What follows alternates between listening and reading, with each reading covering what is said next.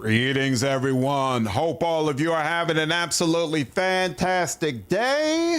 Let me check my camera. Are we good? Oops. And yeah, that ain't actually. There we go. A little bit more like that. Yeah, I think we're good there. Beautiful. I have had a really nice Saturday.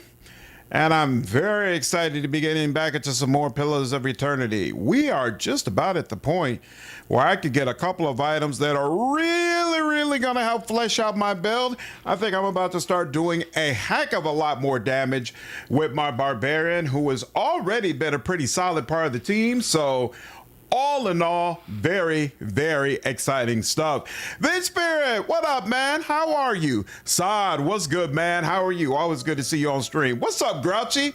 How are you, man? Yeah, Blast from the Past. It's got a turn-based mode update that they added, and so I've been doing a new playthrough with it, and it's been well worth it. I've really enjoyed it. What up, Ryan? What up, Travis? Spooky? Rax? What's good, you all? Enjoying Starfield. Nice, Travis. Glad it's finally working properly for you. So yeah, in the last stream, we went through Wodaka's temple. Cleared through that very nicely, and now why are we standing here? Oh, now we need to start doing some of the different faction quests, unlocking their quartermasters and trying to pick up the gear that we need. What up, Cliff? How are you, man? Locked in for some top tier narration. I really need to go back and do the White March. Oh, you never did the White March? It's absolutely a great DLC. Great DLC. Well worth playing. Give me a second. I don't know my builds by heart. I'm so sorry. Give me a second. I'm gonna have to pull them up one by one.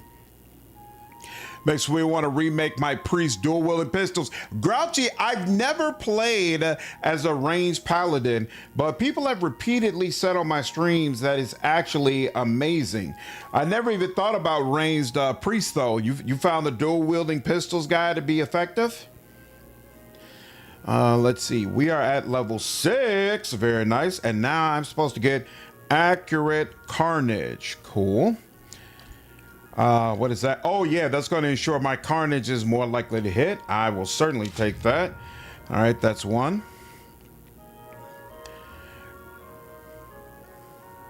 Oh, you finished it. Oh, nice. About a 7. Game is most fun when you're not doing the main story. So it's an all right experience. Okay, nice. I'm looking forward to experiencing Starfield for myself at some point.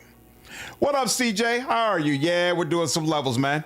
So I want some Pillars. Oh, you never played this? Love Wrath of the Righteous, have fun with that one. If you love CRPGs, Pillars is a much play. Pillars of Eternity is actually the game that got me into CRPGs. Max mechanics, yeah, of course. Keep going with mechanics. And then level 6, we won Lingrath's Displaced Image. And we will also take Penetrating Blast. All right, because we only get one thing here. Yeah, so we'll take Penetrating Blast. Makes our attacks deal, regular attacks deal more damage, and I got that awesome scepter, so that will be cool. Final layer is high enough dexterity, and it was brutal. Yeah, so if I created the character on my own, I'd be able to choose the exact stats, and dexterity is something I can focus on. As opposed with Durance, his dexterity is way too low to make a build like that work. Popping off spells in lead, nice.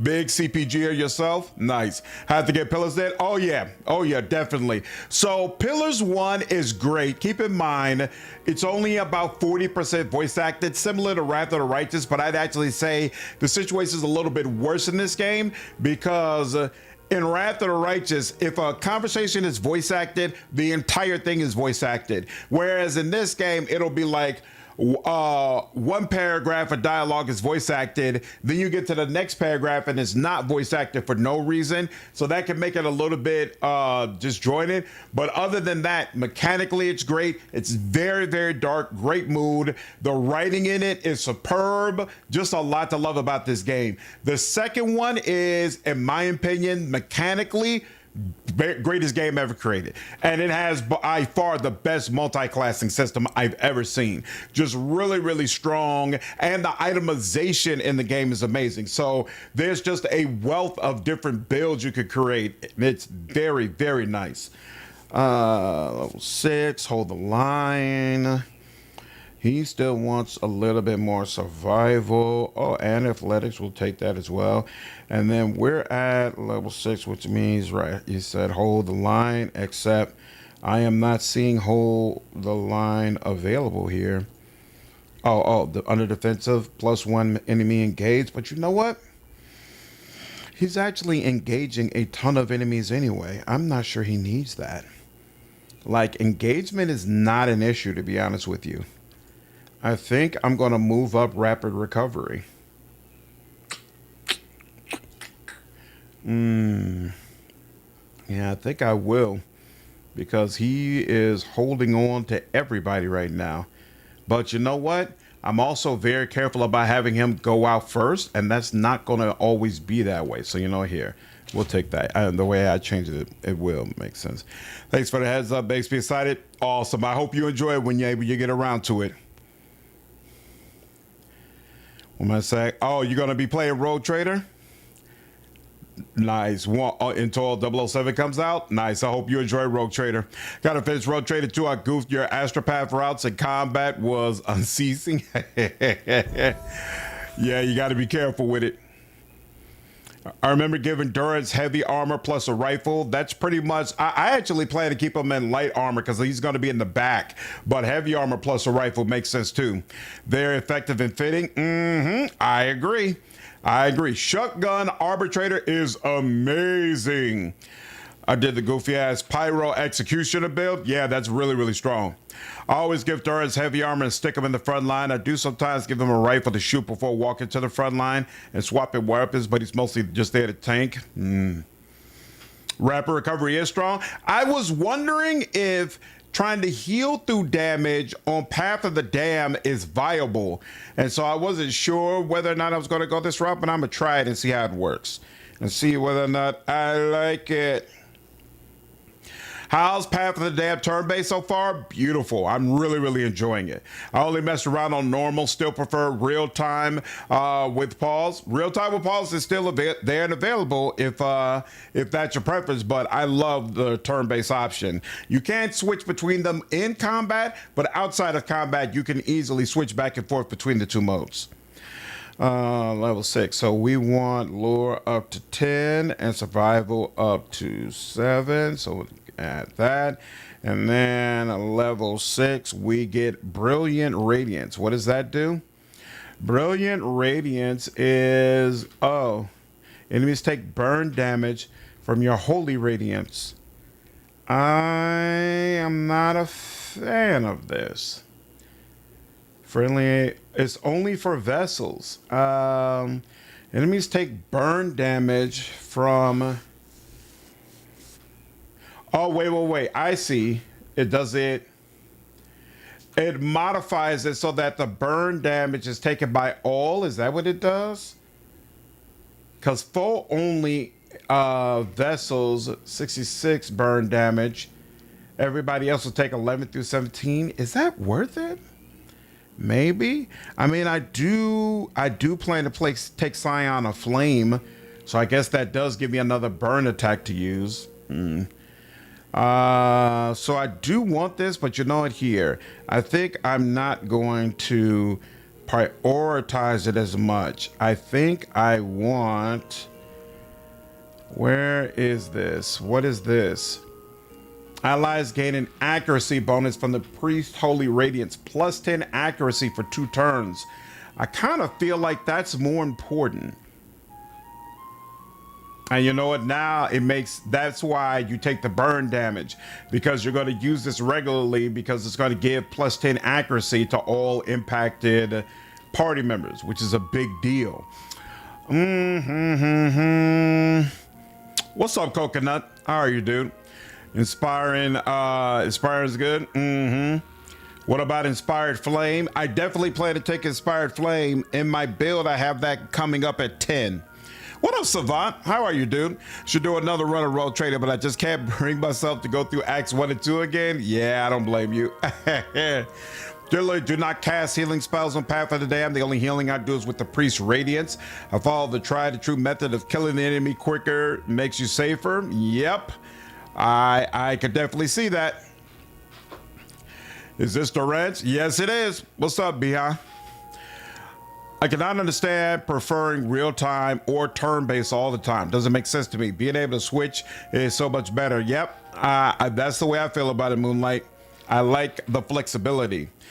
Modifying per and counter abilities is good because you can use them every fight, so you get a lot of value out of them. Yeah, that's what I'm thinking as well. That's what I'm thinking through as well. Inspiring Radius is very strong. So don't know if you can, but they revealed 2 more characters for a Marvel token. Like Black Panther and Hulk. Nice. Does Black Panther look good? Let's see. Okay, inspiring Radius. Yeah, I like that plus 10 accuracy. Which one matters more to me right now? But yeah, I guess I will focus on this. So do I want the accuracy or the burn damage? I think the accuracy honestly matters more to me. So I would take that first and then Brilliant Radius. So let's do that. Boom, boom, boom. And then Grieving Mother. And she is trying to get 12 on stealth. And this is level 6, Secret Horrors. And Greater Focus. Ho, ho, ho. That's going to help.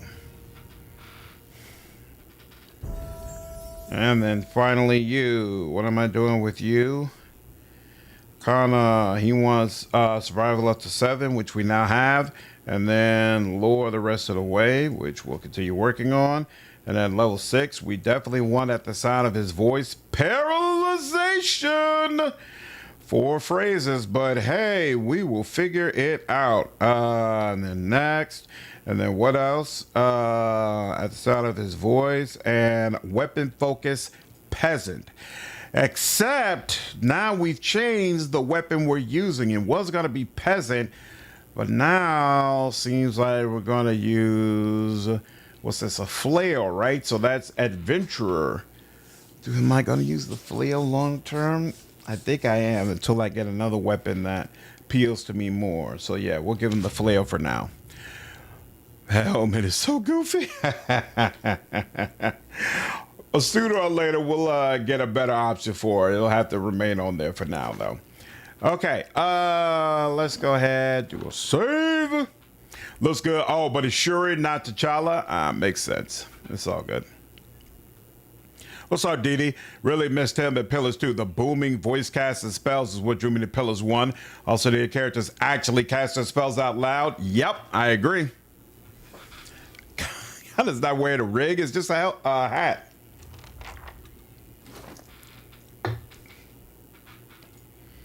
Yeah, see, it's just like a weird cap that he has on. It's a turban, but it doesn't really look like a turban. All right, I assume you're the person I'm supposed to talk to. I'm looking for Viana. I like Viana. She always talking about metalmen, which is strange since I'm pretty sure she doesn't eat snowcap. His brow wrinkles. I don't talk about metalmen either, and I do eat snowcap. Huh. Anyway, she's not here right now. Flew away to Andra's gift to meet her friend Bessia. No, Klesia. Yes, Klesia. Klesia is the friend she's going to meet. And Andra's gift. In a house, not a boat. North house, empty house. Andra's gift has a lot of boats. We should go rowing sometime. He beams at you and nods his head. Farewell. What up, Bruce? How are you, dude?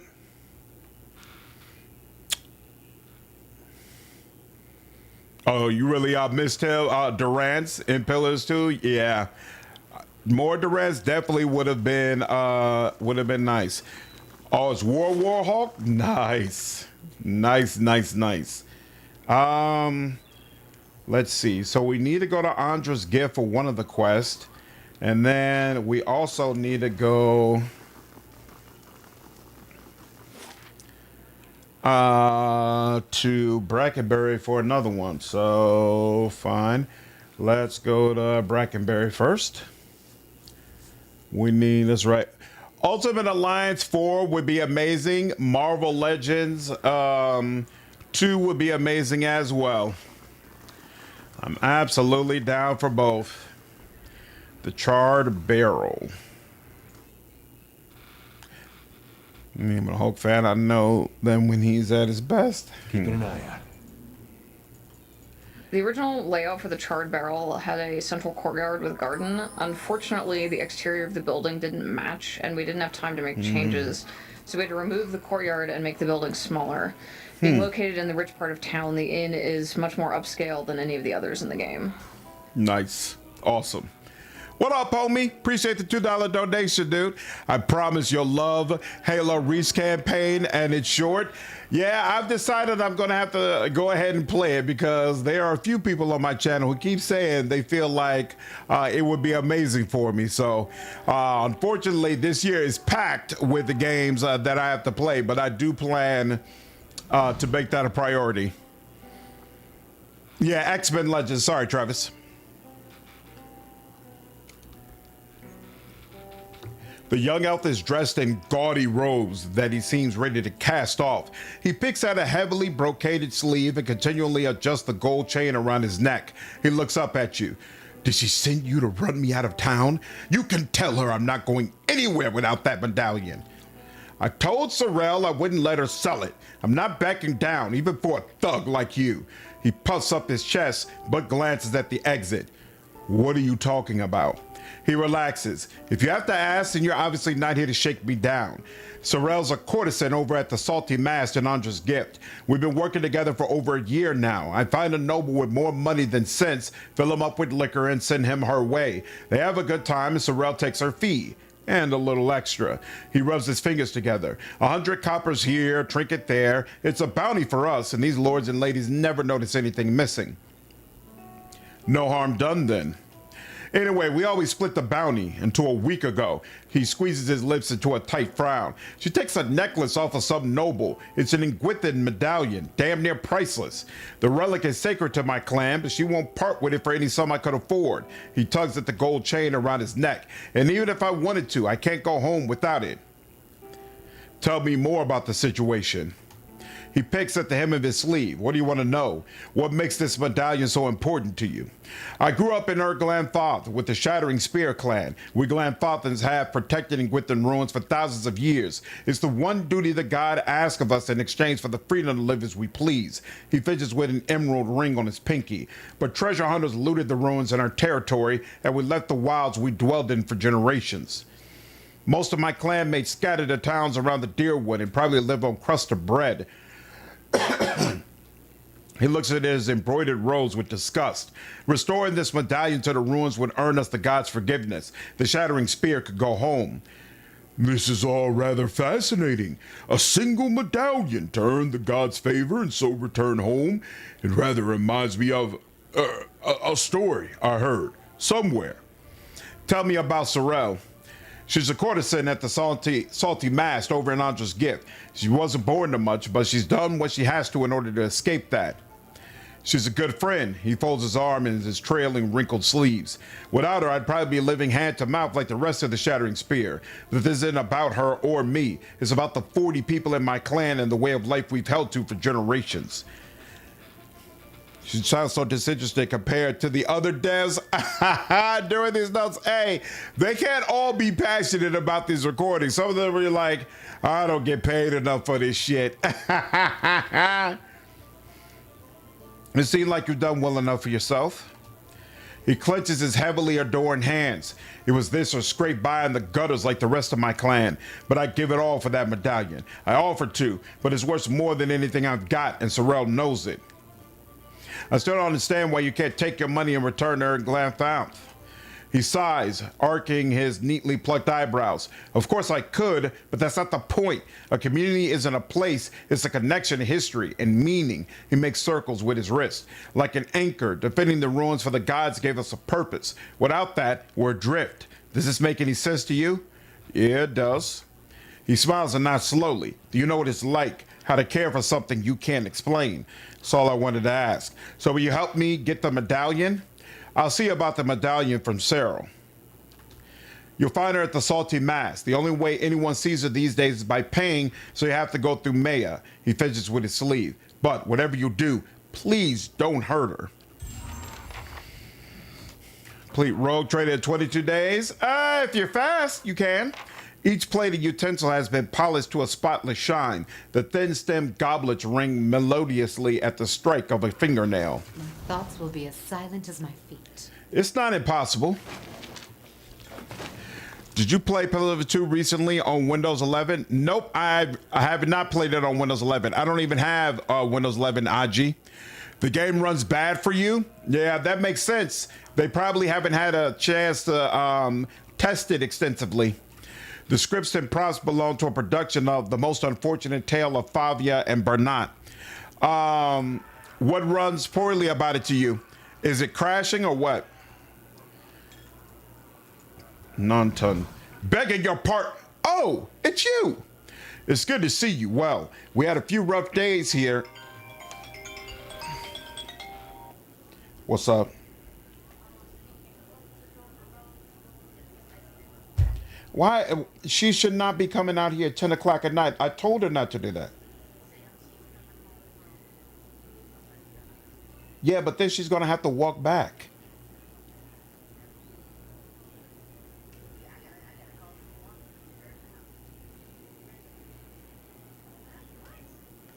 So is she at the front now or what? What's the deal? All right, I'm on my way. Yeah, bye. Sorry, my niece running around when she shouldn't be. 1 second.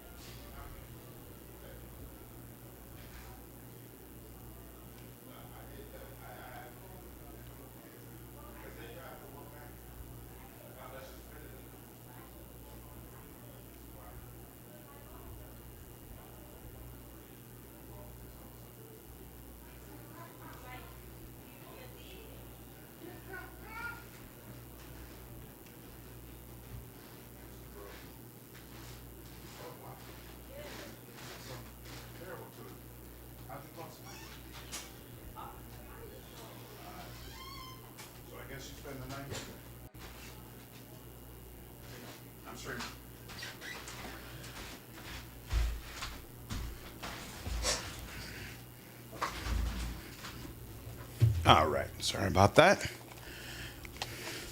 Constant stuttering and FPS drops most of the time. Apparently a Windows 11 issue with the game. Have you sent it to them yet?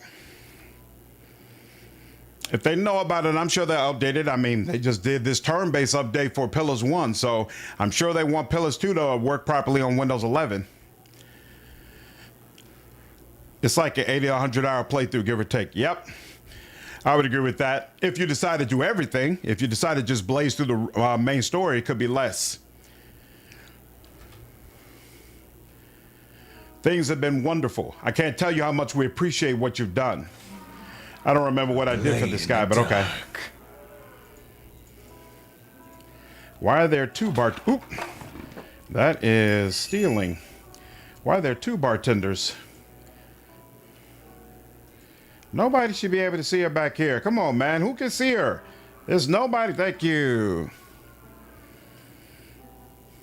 It's a known issue from before, though Pillars 1 works well. That's very odd that Pillars 1 works fine, but Pillars 2 is the one with the issues. That's odd.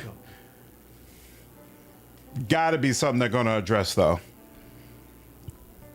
The man is dressed in neat but functional clothes. His sun-wrinkled skin and limber musculature reflect a life spent in the wilderness.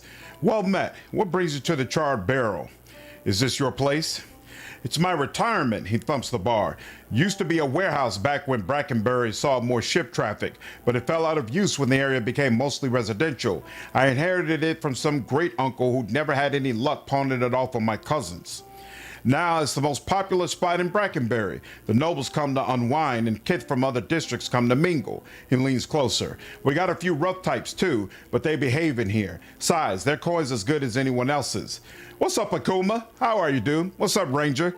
As much as I like Matt Mercer as a dare, he gets too many voice roles.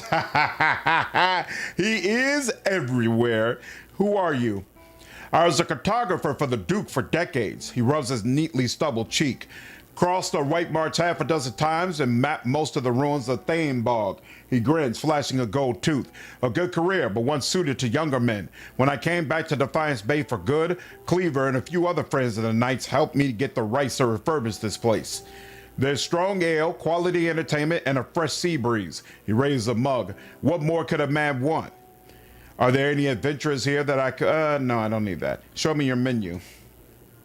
Just curious. Don't need the food, but there are camping supplies here. I'll keep that in mind. And in fact, let me sell some of the things that I don't want. So those two, these I want to keep. Like, oh, no, not that. Fine, great sword. I might need that. Yeah, I'll keep that. Okay, yeah. We don't need the rest of that then. And then what about you? It's hard work, but good wages, can't complain. Okay. Silent as my So you have nothing crazy to say. Oh, and there's a downstairs. Isn't that interesting? The oven smells of roast game hen and baking bread. Chimes. Who's more overused, Mercer or Troy Baker? Well, I play mostly CRPGs, so I'm gonna say Mercer. Because I honestly rarely play games that have Troy Baker as a voice actor. But I play games with Matt Mercer all the time. Mercer's Minx was fine, but Jim Cummings' voice of Minx in BG1 and 2 was more fun and bombastic. And just in general, it was his character. So to me, honestly, it was kind of sad that Cummings wasn't able or allowed to go ahead and have another crack at the character. Especially considering the stuff that he was accused of, it at least appears he did not actually do. So I felt like that should have been an indication that, hey, okay, go ahead and start giving him work again. The proprietor has collected a respectable variety of bottles from around the world, from tart Eder Reds to sweet summer wines of Rautai. Your thoughts must flow deeply indeed. Gotta love Matt indeed. Hey, hate the player, don't hate the game, don't hate the player. Or hate the player, don't or don't hate the player, hate the game. That's how it goes. There we go. I got no issues with Matt whatsoever. Take every penny they're willing to give you, brother. Every one.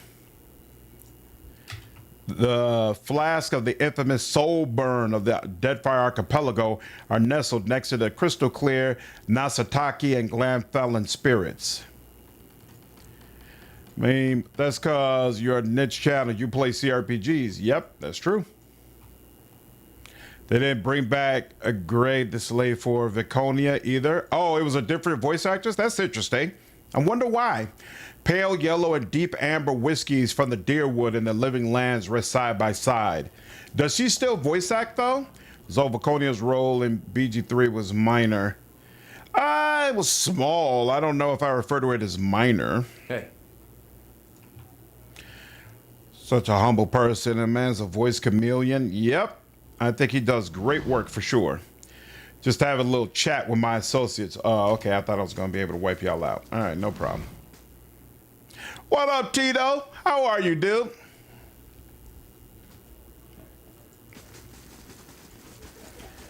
All right, let's go upstairs, see what's up there.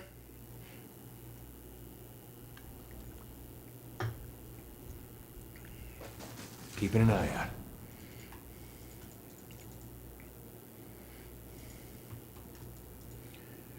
More.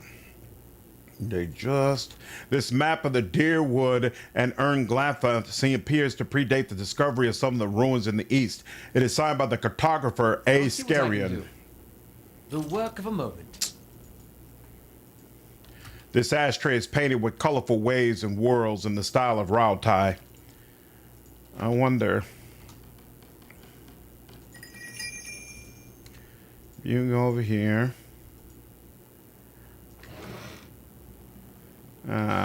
10 shilling is not worth it.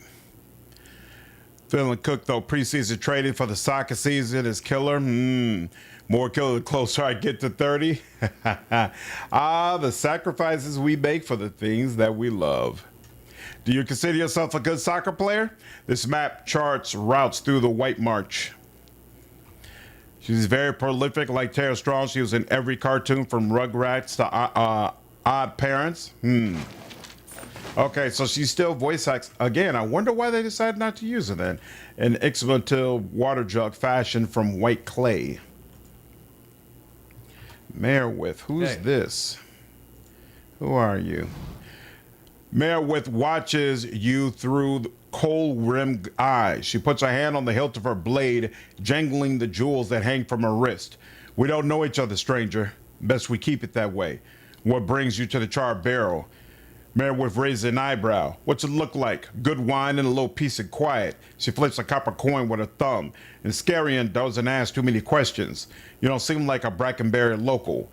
I'm a sailor. She gives you a half smile. And liberator of certain goods. Mayor with casually fingers a large earring. And the nice thing about the snobs here is that they're usually too polite to ask more. I'll be going. All right. Oh, then. she's the one for the Andra's gift quest, right? I think that's it. That's it. Like to think so. Nice. We just beat a semi-pro team in a preseason scrimmage. Hey, that's awesome. That's awesome. What up, Fami? Not on the Wailing Banshee quest yet? No, but I might end up checking it out later today. We'll see. Bring back the feisty one. There's a woman can do some damage squeezing her legs together. It isn't a parlor trick. Besides, she doesn't take orders well. She has backbone, that woman. Does it scare you? No, but I won't be responsible for what happens if you call her whore. But Needs, what's up, dude? Appreciate you using your Prime over on Twitch. I'll see what I can find. Let's see. Isbel. Okay. What is this? Reymont Manor. What is the Reymont Manor for? Oh, that's a place I can go up to if I want to. What's up, Master Bill? Hey, I'm here for background noise while doing my coursework tonight. Nice. Hey. Awesome. Learned of a plot to rob a nobleman. A letter that describes the plan in detail. With initials AD. What's up, Leafy? Love isometric RPGs. Me too. And this art is charming and nostalgic. Pillars has amazing art. Both games. What's up, Lennon? Finally managed to install a Switch emulator. Gonna play the hell out of Fire Emblem Three Houses Peak Tactics game. So what? You got it working on PC? Love the character of the story. We'll see about the gameplay. Nice. There isn't so much as a spot on these oranges. And some beer. Can't ever turn down some beer.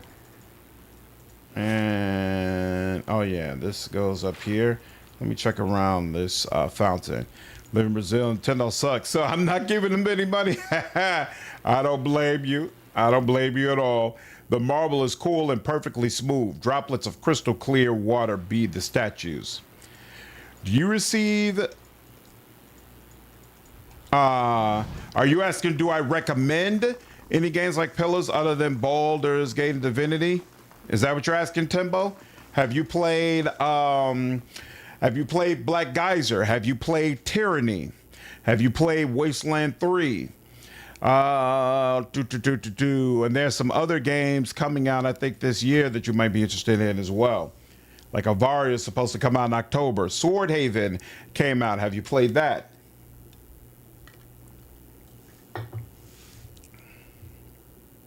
Hello. The burly guard eyes you warily. I don't recognize you. What business do you have with House Doemenel? Donna sent me. Ah, yes. You must be Leonard Smalls Jr. Right this way, please. Mine's filled, edged with copper and knives. Such greed. Did I miss where he walked? Where'd the butler go? Oh, yeah. Oh, is this him? Your business with the Doemenels, not me. A young man leans against an expensive-looking Gao glass cabinet. He holds a jewel-studded goblet in one hand and an inert pistol in the other. He grins with wine-stained lips. My sister has spoken highly of you. No small praise coming from her. We could use someone like you. What is this place? You are standing in the Doemenel ancestral manor. You're either very lost or wasting my time. He takes another sip of wine. If there's nothing else, be on your way. Give letter. I found a note that may interest you. As Abrakan reads the letter, his curious smile fades and the page crumples in his grip. His twisted lips are as cold and dark as the amethyst lining his cup. Same way about I only own Fallout 4 because the dude gifted it to you.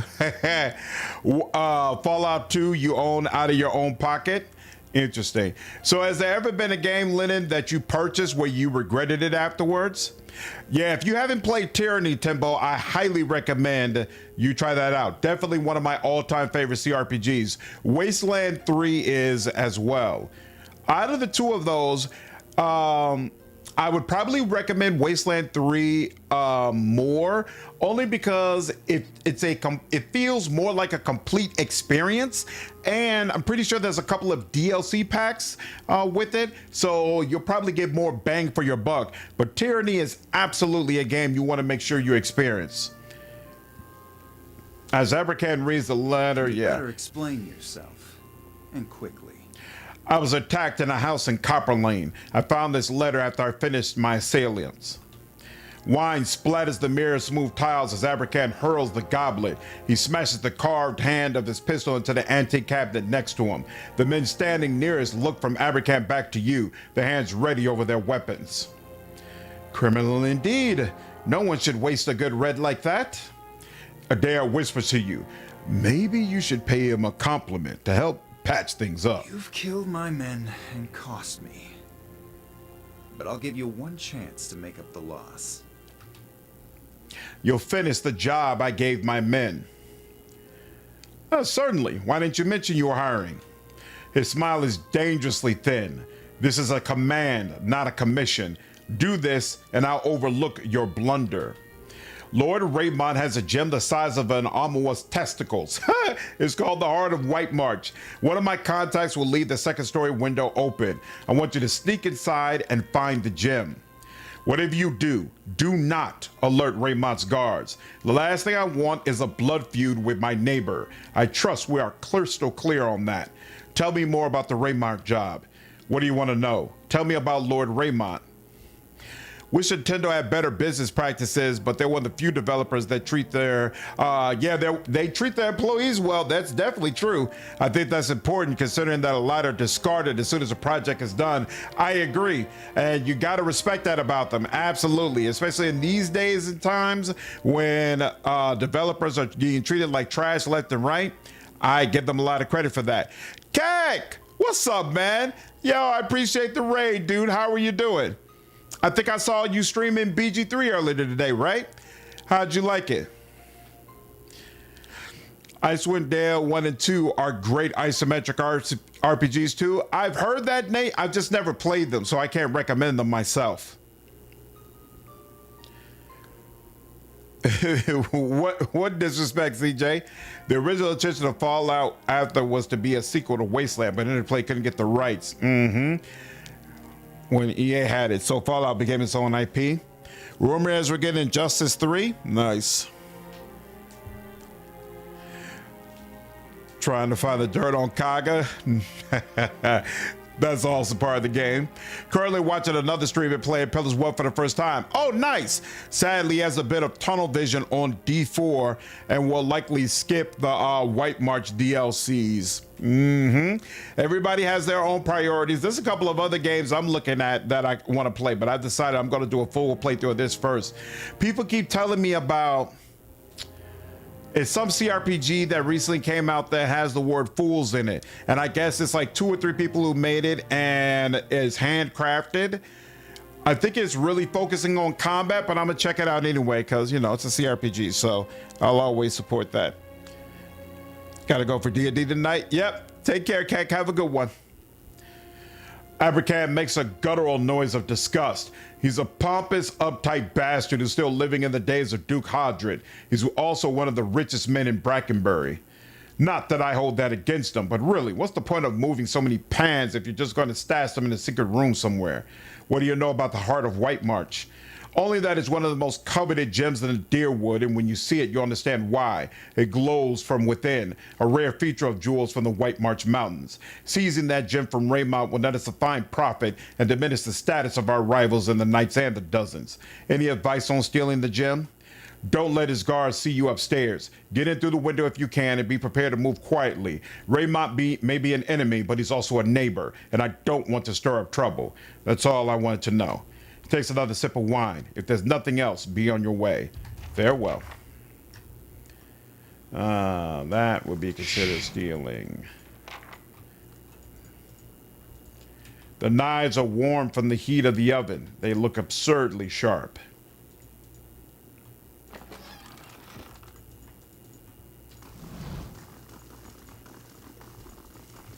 If secrets whisper here, I shall listen for them.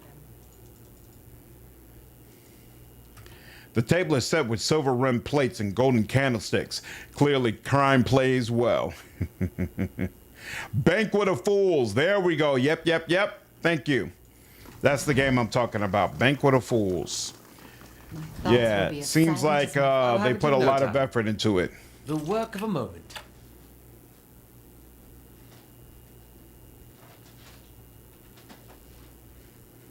Going to bed?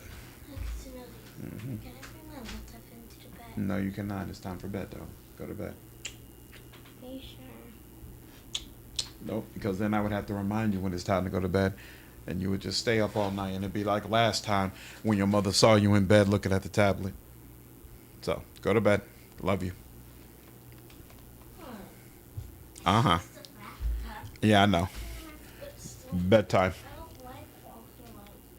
I know. You'll feel better tomorrow. Yeah, I saw Banquet of Fools as a claymation art style. Yeah, that doesn't really bother me, though, so I'm still looking forward to it. Keeping an eye out. I'll see what I can do. The work of a moment. They won't let me get anything over here. Annoying. Yeah, I got a video coming out a couple of days about some of the games I'm looking forward to, and I am going to talk about New Arc Line. I hope we do get it at some point. The coverlet feels like imported of Deer Silk. They were, the developer is Ukrainian, so they were heavily impacted by the war in Ukraine. That's why it's still been going on.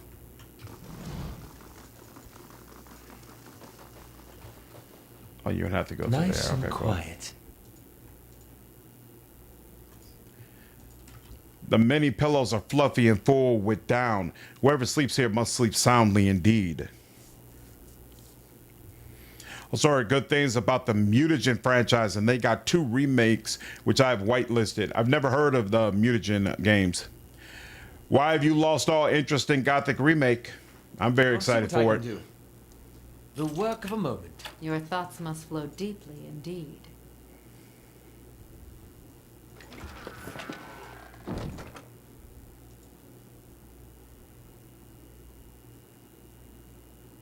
Come on, nobody can see you. Let's go. No, you can't. Go back over there. Yes?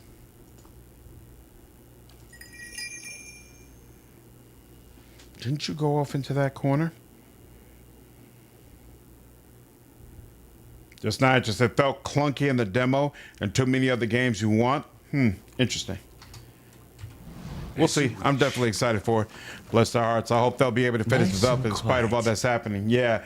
They've confirmed that they were able to get safe, but yeah, it's rough. It's a rough situation all the way around. Good day to you. The woman must be well into middle age, but there isn't a line on her face. Her large green eyes are watchful behind a curtain of glossy black hair. She studies you. I don't believe we've met. I'd remember you. What do you do here? She looks you up and down. Let's just say I'm a merchant. I handle the trade of certain goods that my enterprising children and husband happen across. But I only trade with special friends, and if you want that kind of relationship, you'd have to do a little something for me. What kind of favor did you have in mind? She crosses her arms and watches you out of the corner of her eyes.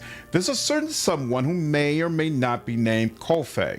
He's insulted me. I'd like you to make an example out of him. Just what do you want me to do to him? I'd hate to stifle your imagination. She wrinkles her nose with a quick smirk. Just see that you teach him a lesson he won't soon forget. Sounds like fun. That's the spirit. She winks. I know that little runt holes up somewhere in Andra's gift. Once you've taken care of him, come back to me. I've got some stocks that I reserve for special friends.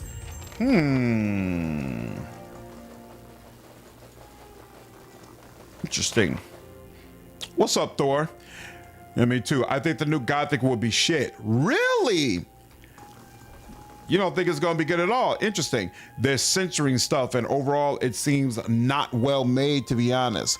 So, what part of it comes off as well made, and what do you feel like they're censoring? Are you talking about like the slave women? Because I know that has been a controversy for some folks. So you got to pay off Anushia. Beast of Reincarnation and Galactic Racing, Fable, Lords of the Fallen.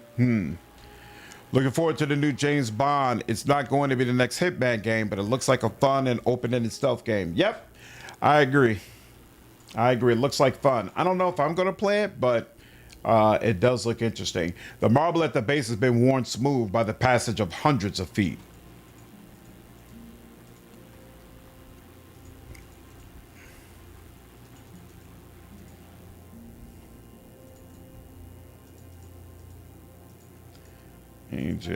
This map shows the environment surrounding the Defiance Bay. Flags mark strategic access points to the city.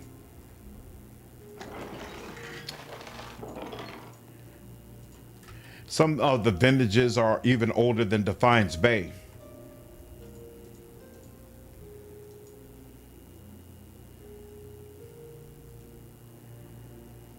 Hey. As you wish. What up, Cardinal?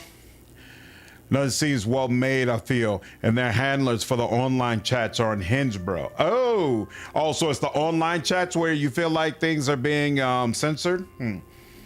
Why do you call them unhinged? I'm still sad that Pazzo killed off Gorham. No more yelling blood for Gorham. Well, now you just change it up a little bit. Now it's just remember Gorham. Looks like Uncharted, but James Bond. I do. I agree. I agree with that. And I think that might be why I'm not all that interested in it, because I played the dog crap out of Uncharted, and yet it's not really my type of game. So it's not the type of game I usually play over and over again. I'm not interested in that play style again. It's just not as appealing anymore. The scrolls are wedged tightly in the shells. Each has a name scrawled along the outside.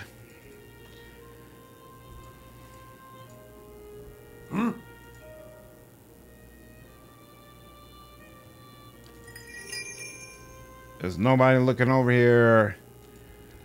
The sensors for... Oh, it's you. I didn't even realize.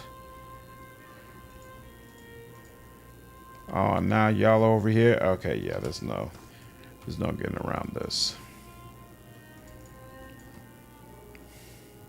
Doing adventure path to resurrect Gorham? A group of notes speculate about the identity and location of a secret sect in Defiance Bay. Either these notes are written in code or the author's handwriting is atrocious. Maybe a little bit of both. The work of a moment. You don't go ahead and get out. What up, Peter? How are you, dude? Lana Del Rey did the Bond theme for the game. It feels like a mix of classic and modern Bond. I'll have it in Nice. Lotita Toner's GoldenEye still your favorite out of the Bond themes? It's hard to beat that one. Let's see though. Thou shalt not take. Uncharted was cool for his time. I don't feel like it's peak gaming. At least not for me, you know. Affixed to the wall are leads in a case involving apparently a caravan that disappeared en route to New Haomar. Your thoughts must flow deeply indeed. Honestly, I can't wait for the new Bond. It looks awesome. Right, because it's not Connery and me to move on. I mean, I don't think I've heard anyone wonder why it's not Sean Connery. Sean Connery's dead. There's no way he would be able to do anything with the game. Uncharted 1 through 3 were great. 4 was just okay.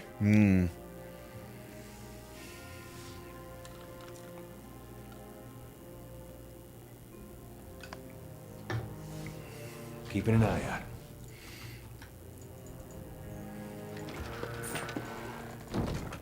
Always need more money.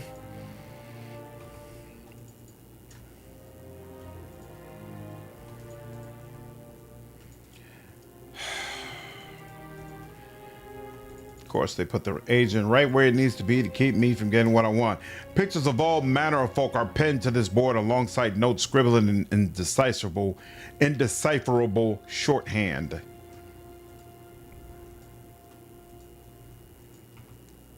Oh, she has to send for me. That's interesting. This is why I hide my form from others. And she's looking right there, so we're not going to be able to get that either. And we already got that, so we're good. People also complaining Eve is race swapped again, but Eve was already black as Skyfall, and Naomi Harris did a good job with the role. I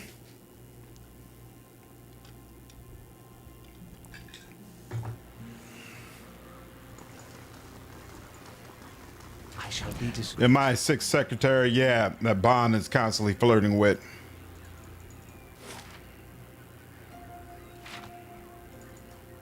The woman is absorbed in a book, muttering softly as she reads. Sanitarium, Animancer. Wait a minute. I just realized. Isn't this where I'm supposed to be able to go and get this looked at? So as I was saying, the studios get too greedy. That's why there's a peak and then slop at the end.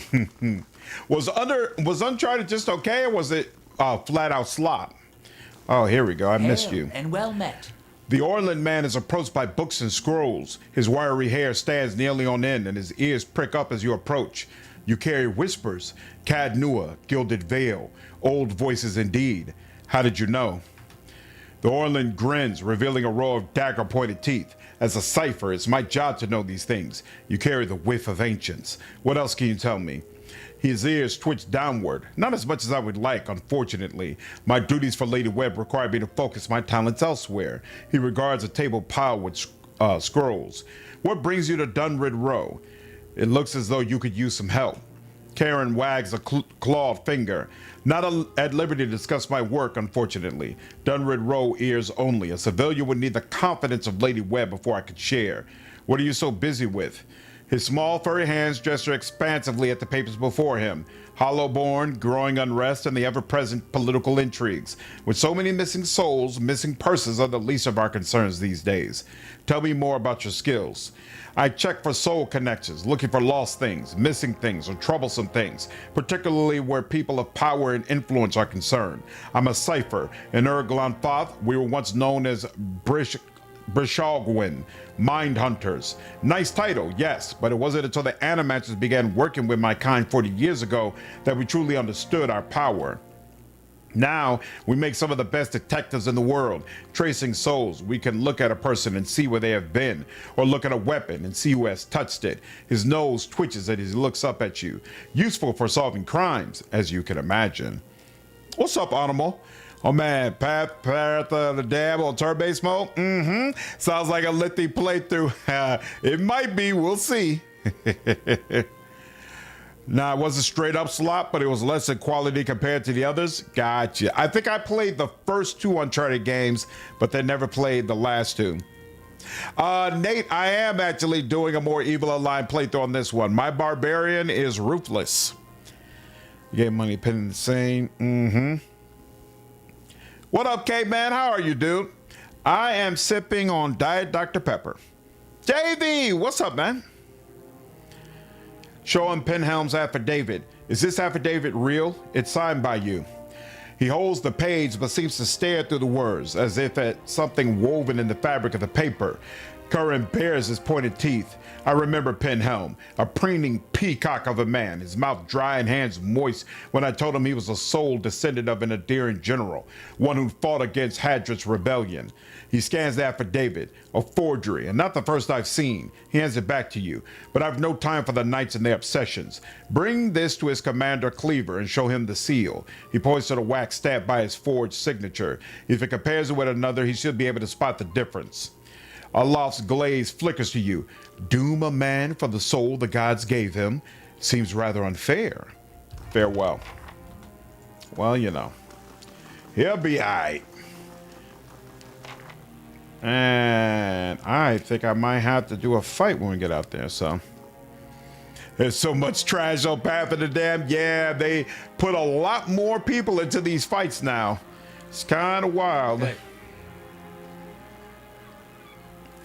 Damn, there's a lot of these guys, but okay. Where is... Oh, this is Leonard. Okay, so this is Eder. So yeah, we're good. Penhelm's face is white. Just talked to that little cipher, did you? One of my novitiates told me he'd seen someone in the records room. He takes a slow step toward you, extending his hand. Give me the affidavit. I've done nothing to you. His other hand comes to rest next to his sword. What does this mean to you? Are you serious? This is my career. I've labored years for it, and it all hangs on some coincidence of a past life. Any deerwooden, witch or poor, can aspire to a position in the Crucible Knights. Anyone can rise to the rank of high justice, except for those of us born with the wrong soul. Tell me how that's reasonable.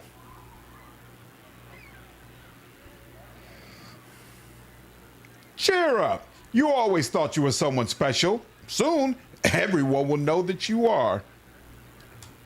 He draws his sword and spits at your feet. I won't let you ruin me over this. I do like that Grieving Mother is very, very consistently first on the list. And now she has enough focus that she can do whatever she likes. Isn't that interesting? Fortitude and will are reduced. That's really nice, but nope. We're going to start with you. Penhelm? Go ahead, let's try it. I like it. Woo! Very nice. Very, very nice. Very, very nice. What up, Billy? How are you, man? What is your honest opinion about Act 3 of this game? I don't know. I gotta ask me when I've reached it and I've re-experienced it, and I'll be able to tell you. Yes. Ooh, you're gonna really, really mess them up with this. They're not gonna like this, not one bit, not one single bit. Oh, you, I guess, sure. Flow deeper indeed.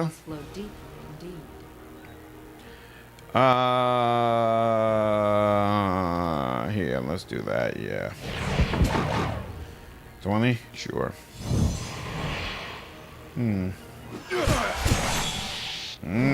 Oh, now he's back to back on his feet, huh? Yes. Ring alone. 18 and 46. Yeah, sure, we'll do you. Yep, that'll work. Ooh, I don't like that. I don't like that at all, in fact. So here. We are gonna need some protection.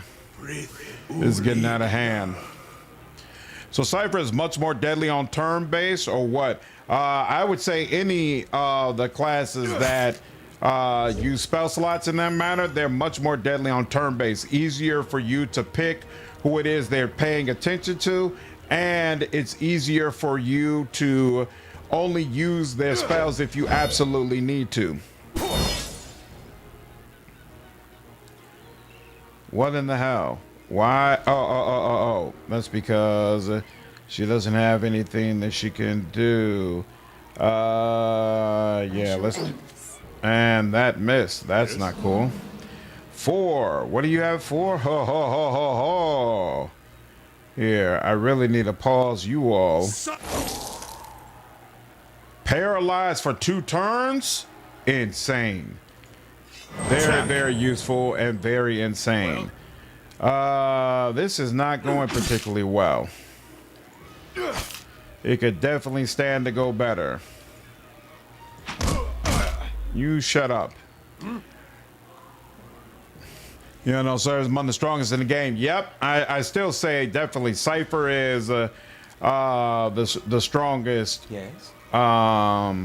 character in the game. What happened? Why is... Oh, did they act like I had already set my power, but I hadn't? Oh, or did they say, yeah, they thought I clicked on him, but I didn't. I'm not clicking on him. I'm trying to click on my spell. There we go.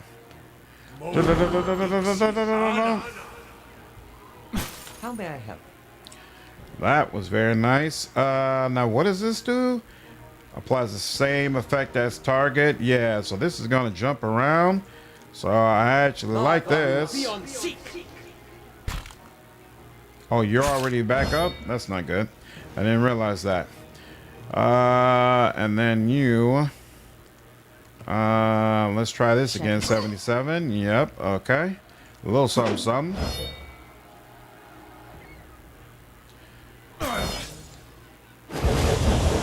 Yeah. How did that work out? Well, it didn't do a ton of damage, but it did some. I like that.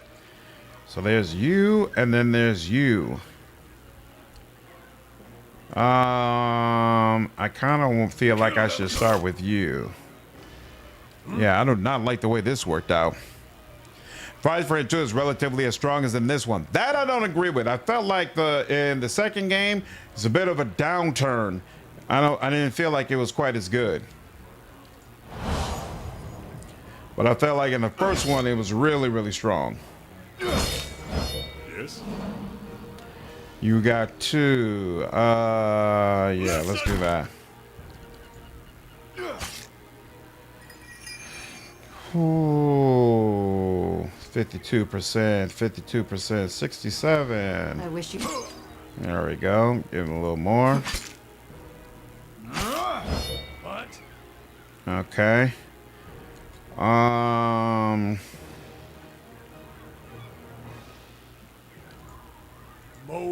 Ixi Ana. There we go. And 68, yep. There we go. Hey. And you're gonna continue keeping all these wonderful guys busy.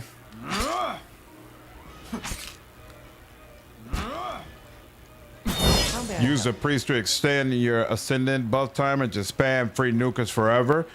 That's true. Like if you're talking about how to combine it with other classes, for sure is going to be amazing. Then try a solo class though, a multi-class in with a paladin in it too. Right? Okay. I played Cypher single class and didn't feel like it was as good. Don't really want to see a proper homebrew of Cyphers to another system like 5e. Yeah, that would be interesting. What up, Shatterstar? I think I'm going to play crap. We were just talking about it. Something Fools. Banquet of Fools. It's a CRPG that came out. People keep talking about it. I'm going to check it out and see if I like it. Need a CRPG to come out that doesn't have a party limit. Just let you use everyone. It seems like that might be what Secret of Weepstone lets you do.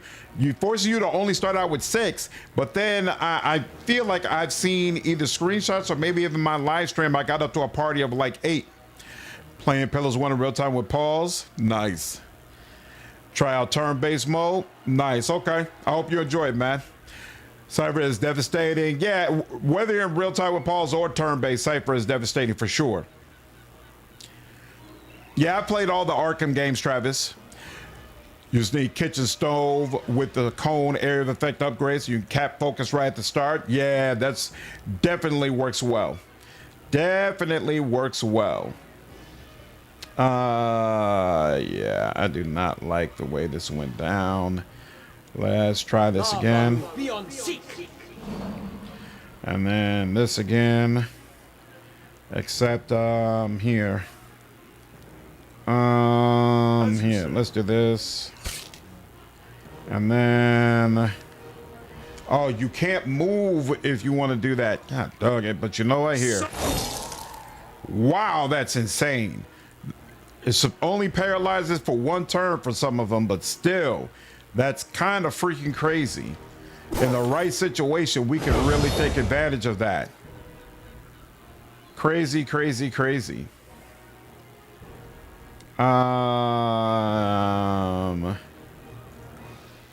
Yeah, 92. What? Okay. That. And then, you know what? We will go ahead and do that. Ancestors memory. Most for the super bosses. Nice. Was Bacon of Fools only made by 2 people? That's the word. That's what I've heard.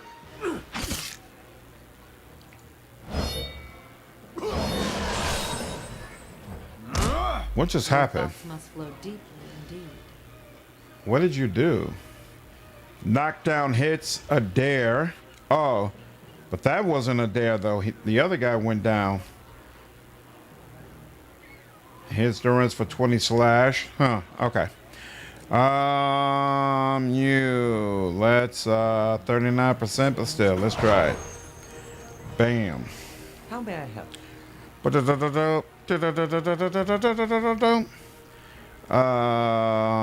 Here, let's do those. That just makes more sense. Yeah, let's do that. Your thoughts must flow deeply indeed. 47%, 83%.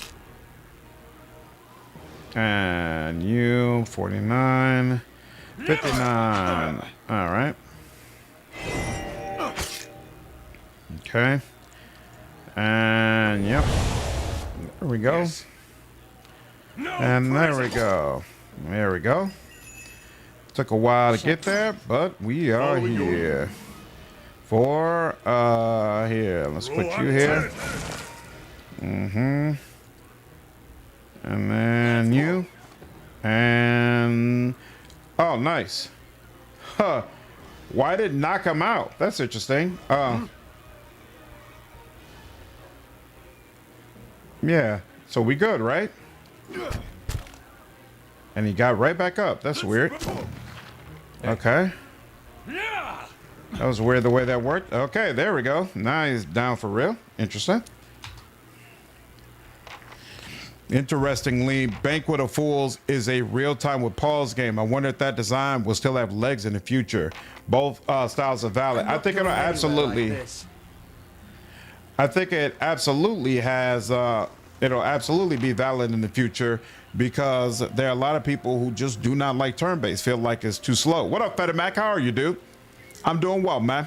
I think I've been wanting to try in this game I haven't done yet is Martial Melee Wizard. It works extremely well. Works very, very well because the summoned weapons scale in a very nice way. We are not going to do this yet because I want the proper equipment before I do.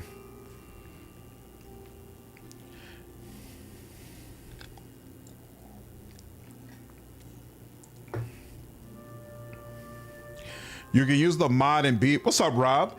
You can use the mod in BG3 that lets you take every party member, but I know some party members are not your favorite, so you might not like it. Thought Midnight Sun's story was awful, but I love the gameplay. Card system was well done and every character felt unique. I agree. And I felt like the dialogue was awful too. A woman stands in the shade of the garden, muttering to herself. She's fixated on the pages of a large and well-worn tome, seemingly oblivious to the blooming flowers and the cool, fragrant breeze. She only looks up when your shadow crosses her page. Do you mind? I'm rather busy. What are you so busy with? She snaps her book shut. I'm studying soul attachment. We all know that souls move into people at birth and out of them at death, but we still have a lot of questions about what makes them stick, so to speak. What do you mean about making them stick? She brushes a stray lock from her forehead. Souls power bodies and give their tissues life, but only when they're firmly attached. It's separation that leads to a whole spread of soul-related ailments, including the Hollowborn. But if we understood how to reattach souls, we could end Wildwind's legacy, maybe even conquer death. She scratches behind her ear. That's the theory anyway. Unfortunately, I don't have all the research I need to put it into practice. What exactly do you need? There's a manuscript called the Theorems of Pangrim. It contains research from Pangrim's experiments on detached souls. The Hall of Revealed Mysteries is rumored to have a copy in the Elder Archives.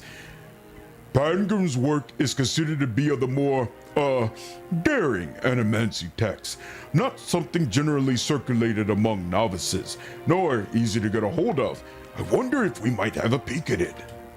The theorems could advance my research by leaps and bounds, but Grimda, the High Archivist, worships Whale, which means she has paradoxical views on sharing and restricting knowledge. And since she's not exactly a proponent of animancy, she tends to restrict the kinds of information that would be useful to me. Maybe she could be persuaded. You're welcome to try, but you wouldn't be the first. She sighs. Anyway, I should probably get back to my work. Tell me about yourself. I'm an animancer in the sanitarium. Currently, I'm researching matters related to Wildwind's legacy. Anything else? She looks eager to return to her studies. What's Wildwind's legacy? Wildwind's legacy refers to the rise of Hollowborn, children in the Deerwood in recent years. Some have also connected to so-called Beowalks that blow through Irglan Thoth. There's hardly any reliable data on those, though, so I can't really comment. She sniffs. I don't much care for the term Wildwind's legacy. It reeks of superstition, but it's too prevalent to change at this point. Personally, I'd like to see people take a more methodical approach to these matters rather than throwing up their hands and blaming the gods. Good to hear someone speaking sense on the matter. Nice. BG3 is already too easy with a party of 4 in my opinion. I mean, that depends on what difficulty you play on. I don't think it's too easy at all if you go for honor mode. So I think party limits boost replayability, although I don't know if that's ever intentional. I do agree that party limits can boost replayability, and I'm cool with that as long as the party is a decent size. Like, I want my parties to allow me to have at least 5 or 6 companions, but the ones that only let you have like 3 or 4, that's when I feel like it's too constraining and you're trying to force replayability. I don't like the feeling of that. Now, I might as well make the game a lot harder. Oh, you play Tactician? Yeah, it's pretty smooth in Tactician. Auto mode is a different beast. I know one game. Excited for Zero Company. Oh yeah, you know it. Griefall, the first game in a long time they tried to do something new real time with pause, and even then it's not exactly something Inquisition hadn't done before. True, but it felt fresh for sure. Absolutely. I asked some questions about the theorems of Pangram, such as, tell me about the theorems of Pangram. Pangram was an animancer working in the Deerwood. He had some interesting theories about essence and some rather innovative techniques for studying it. He was able to reattach souls to bodies after death, although he wasn't able to prevent his patients from degenerating. He was controversial, to say the least, but many are starting to realize that he was merely ahead of his time. What do you mean by degenerating? Nidwin twist our hands together. Well, there seems to be a tiny problem with reattaching souls after death. Their bodies will reanimate and may even retain memories and personality, but they develop a hunger for flesh, living, soul-infused flesh. Without it, they start to devolve, decaying mentally and physically. If the process goes too far, which it eventually does, they become mindless corpses, attacking anything that moves. We haven't figured out a way to avoid that. There's more than an inconvenient side effect. You've reproduced an unnatural curse with little to show for it. That sounds like necromancy. Nonsense. Necromancy is magic. This is science. She emphasizes the last word. Why doesn't Grimda lend you the book you need? Pangram was an animancer working in the Deerwood. He had some interesting theories about essence and some rather innovative techniques for studying it. He was able to reattach souls. Yeah, I see. I'd like to know about the Hall of Mysteries. You'll find it in the Copper Lane district. It's dedicated to the god of secrets and revelations. Most importantly, it houses the largest and most expansive library in the Deerwood. Well, that settles it. We simply must go see it, right?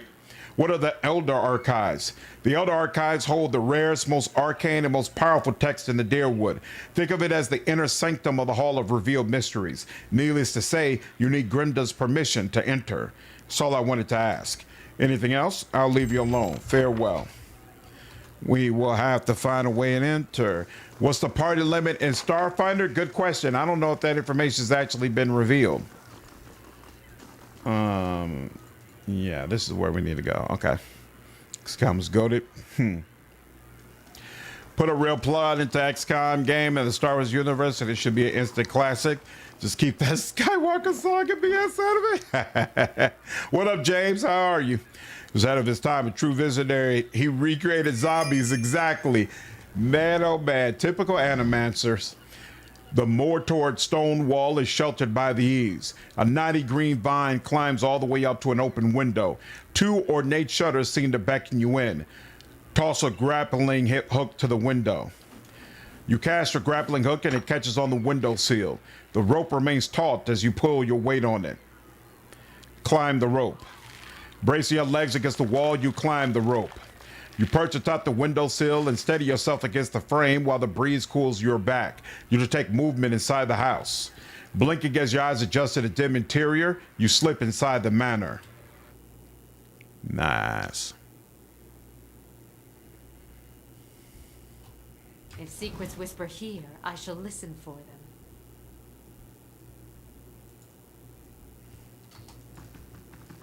I shall be quiet as a calm sea, which is not very quiet.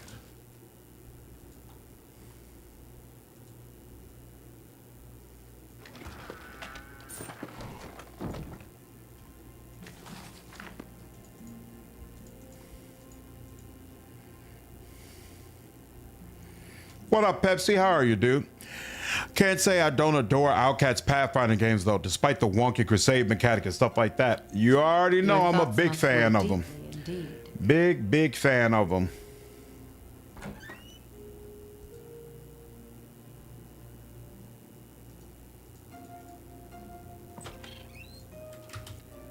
Jeez.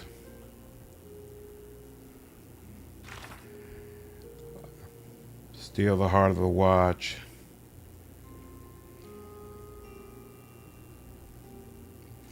Somewhere on the second floor. Okay. Nothing is closed to the perceptive mind. Oh, crap.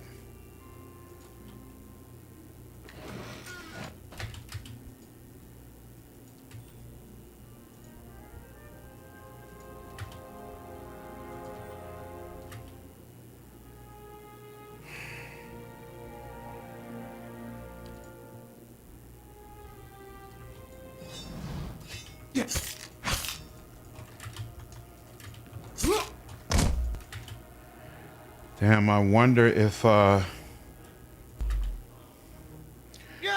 wonder if, it's a failure.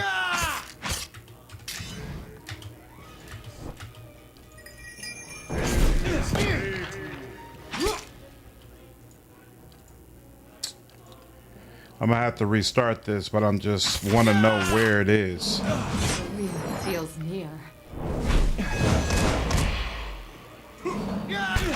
Damn, these guys are no joke. Hey,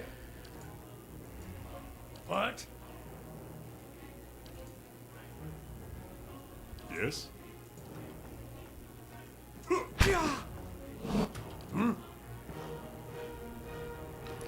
Boom. Ah, thank you.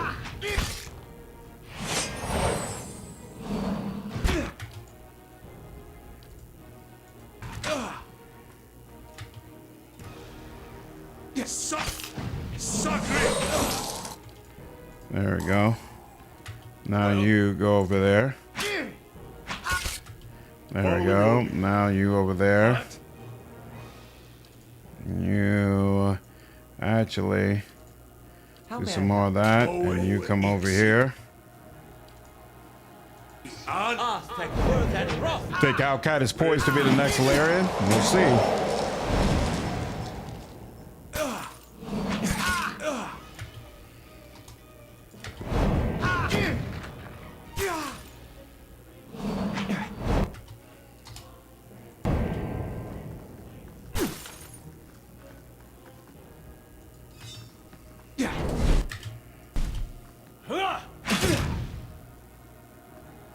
Wayface. What?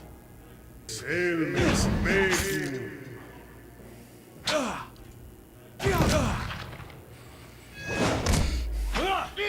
First 6 movies were fine. 7 through 9 are terrible. I don't even think the first 6 movies were fine, honestly. First 3 are bust as far as I'm concerned. Rogue One was great. I definitely agree with that. And people keep telling me that Andor is great as well, although I've never played that. Spence is getting Alcat some good publicity, but I think Alcat is operating differently than Alcat. Yeah, I think Alcat definitely has the potential to really upgrade if they can figure out how to if they can figure out how to do expanse properly in a way that people appreciate. I think that has the potential to really work out well for them. But whether or not they'll be able to get it done, it remains to be seen. Okay. Now, I'm probably going to try to reload this, but I'm just want to make sure I understand. Is this where the heart is? No, that's not what where the heart is. Of course. So where's the heart? That's the way back downstairs. That's a bunch of drugs. Where's the heart? Oh, wait. Is it in? See this. Haha. And there's a trap there that I'm gonna have to be careful about. But other than that, okay, that's the way to do it. No problem. We'll figure it out.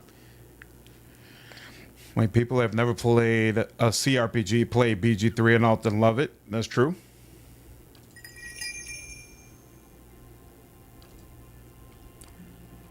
Andor season 1 is very good. Season 2 I found boring until the last 3 episodes. You should watch Rogue One with Andor. They go together. Interesting.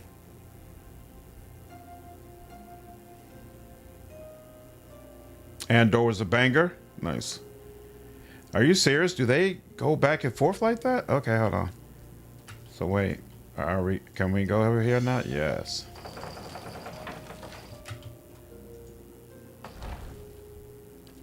What you ask is done. I wish there was a way.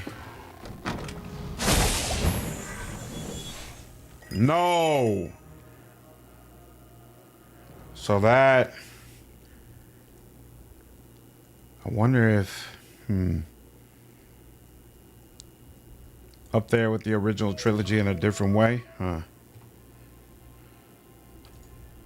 Okay.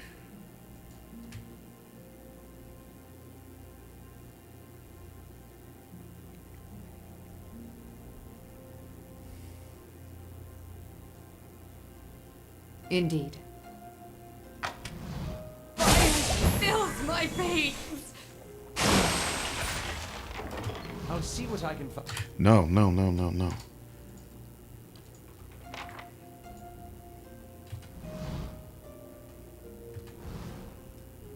Fine. Okay. Progress, I think.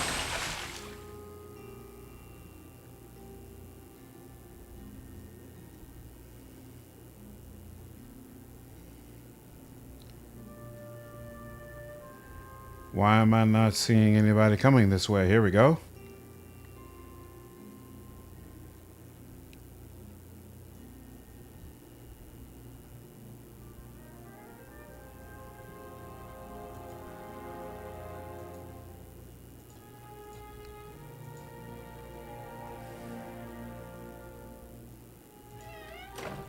Beautiful. And climb down the rope. Lovely. Okay. Andor is your favorite Star Wars? Really? Up there with the original trilogy in a different way? Wow, that's cool. That's says a lot. Makes me a little sad that when people, it's like major RPG studios in exile usually gets lost in that conversation. Yeah, it does too. To be honest, I'm not all that happy about Clockwork Revolution. I really would have preferred Wasteland 4, but you know, I really appreciated Wasteland 3, so I'm still gonna buy it, but it's a very odd choice from my perspective. But you know, hopefully it turns out well. We'll see. We'll see. Let's see. We'll go here, and then I think what I want to do is go ahead and go over here and get my item. When the Star Wars content set 1,000 years before Skywalker. Yep. Something has nothing to do with the stuff we've seen before. Arise, he requests your aid in an upcoming meeting. Okay. Prestigious visitor. No problem. We'll talk with him. Right after we finish this. Where are you? Right over here. Excellent. Rain. What's up, Rusty? Rain turned into your favorite drink for a day. How long? Hey, before it becomes a problem? I would have to agree with CJ. It wouldn't take long at all. Just liberated Varnhold. I'm out for the night. Take care, Matt. Have a good night, dude. Let me see your wares. Okay. Do I want the blunderbuss? No. War Club. I don't know if I want the War Club. I have to look at that too. And then Saber of Seas. 10% chance to cast Overwhelming Wave. Ooh. On hit. Which does a bunch of crush damage that can stun enemies. Oh, so it hits one enemy? Well, no, it says area effect, length 10 meters. But maybe it only hits enemies when it's cast. Plus 20% damage. This is probably a really nice saber for Eder. If only I was going to have them using sabers. And then what? It's a bunch of trash. Except for you and you. I definitely want those two. And all right, that'll work. That.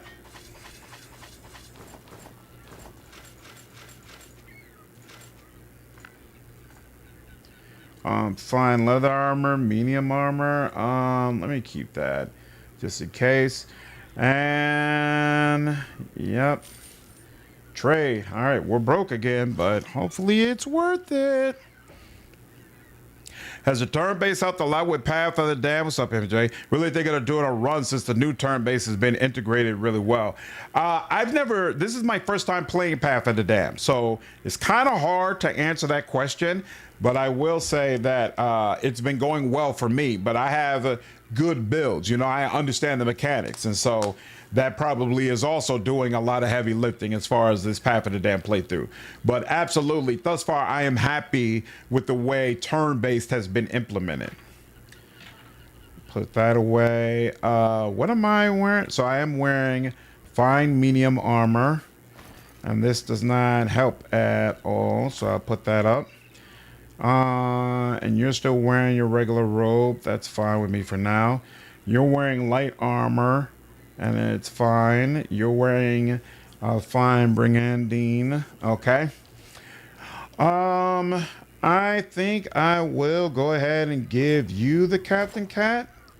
Or, you know what? I was thinking about giving it to Eder, I think, actually. So here, hold on. Which actually makes a lot of sense because I use them as a tank.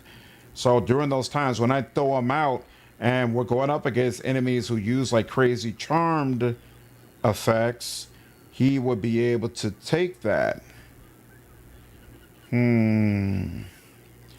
Actually, I don't have him using that. So actually in my build, I take it for myself. But let me remind myself, company captain's hat.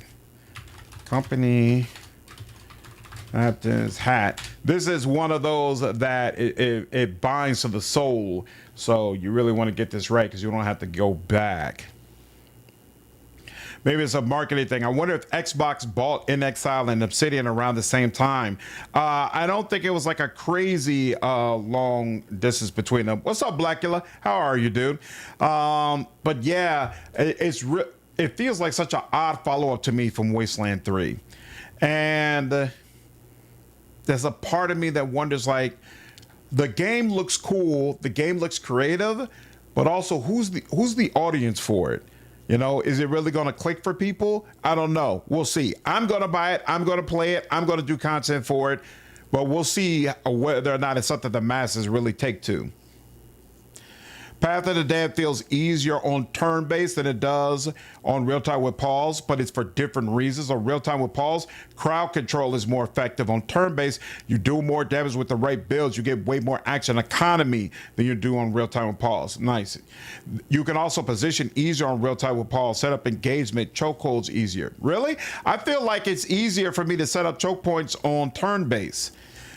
Oh, okay. There we go. So you were saying the same thing. Yes, I would definitely agree with that. It's much easier to set up chokeholds and engagement on turn-based. You know, my build for Eder is set up to give them a bunch of engagement slots, but I feel like that makes more sense in real time with pause because you really need enemies to stick to them while they're running past. I think in turn-based, it's kind of working out that enemies are sticking to him regardless of his actual engagement slots. Retire with pause makes your crowd control abilities have more power though, since they last longer. Crowd control essentially steals a turn from the enemy. Yep. Whereas on turn-based, say I stun someone on my turn and they go next, they're immediately up. Yeah. So you've got to be more strategic with how you use crowd control. Like if knocking someone down when their turn is next up is worthless, so I don't bother with it. But if I can knock someone down and then 2 or 3 people who are going to target that character are about to get a turn, then it makes sense. So these are hard in different ways. Yeah, I agree. Clockwork Revolution is made for anyone that likes good games. We have no idea if it's actually a good game yet. Let's see. So this is spell holding confusion grants confused when hit by a crit. Okay, so he can confuse people who crit against him. That's interesting. Then he's going to get immunity to confuse and daze and charm and dominate. Yeah, I think that's more an Eder thing, something that I want him to have, because I want him when then I could just throw him against some of those creatures that like to throw out dominate, and it's not gonna be that crazy against them. Yeah, bind that to you. So now right now you're dealing damage. Okay, cool. And then I'm going to take the belt, bind that to myself. Beautiful. All right, and then let's see, we got more stuff I should be able to sell. Doug's, what's up, man? Appreciate you signing up with me over on Twitch, dude. What's up, Mateus? How are you, man? I think in a way this is In Exile's The Expanse. It's an opportunity to appeal to casual gamers who aren't into top-down RPGs. Yep, I would agree with that, and that's probably part of the reason I'm not into it, because I'm not a casual gamer, right? So I don't like to like seeing that as much, but at the end of the day, I want them to be successful. So if this helps them be successful, then by all means, do what you need to do. Do what you need to do. I will support it. I am not going to hate it. I'm gonna do my part to try to help make it successful for sure. But I just really hope we do get another Wasteland game at some point. At some point. I saw drug. Nah, that's not drugs. There we go. I don't know what the right does. And then I don't want to sell any of that. So, yep, we'll trade that. Give me a little bit more coin back. Okay, cool. Let me be frank. Wrath of Rights is just Pathfinder 1E, whereas Pillars is it based on a specific tabletop? Yeah, that's true. Always enjoy to watch you play games. Don't always get to. Hope you're well. I am doing well, Dougs, and I appreciate you, man. Glad you've been enjoying the content. Let's see. I will go to Copper Lane now. I agree. I don't think you need a max engagement build on a tank for turn base. Yep. I think I'm going to use Eder, Kana as my front line and not worry about upping their engagement. Just try. Ooh. Consider raising your security. You don't mind if I do. And I forgot I got a visitor I needed to speak with. Oh, crap. They've been sitting around waiting for me. These two would raise it by 4. Can I get something that just raise it by? Yeah. You know what? Here. Just do it in order. It's fine. Yeah, that's fine. We'll do that. But for now. And let me go ahead and head to Cadnua. See what the deal is with this guy. Use positioning. I got to Cadnua before I went back to work, but won't be able to play again until Monday. Better indeed. Speak to the Palace Messenger. Hope we get another Middle Earth game that isn't crap. I've never played any of the Middle Earth games. Want another game like Lord of the Rings, The Third Age? I want a Lord of the Rings CRPG any way that I can get it. I think if they announced a CRPG alongside its development, it would soothe the sting. It would. It would. If you use the captain's hat on a dare, make sure to give Durance an item like the Hermit's Cap that grants immunity to confusion. Healing counts as hits. Actually, I got the Hermit's hat on myself, but once I get a proper hat, that's exactly what I'm going to do. Give it to Durance. Engagement and real-time pause are already kind of iffy if you couldn't hit or deal damage. Enemies will often happily take the damage to beeline for your squishies.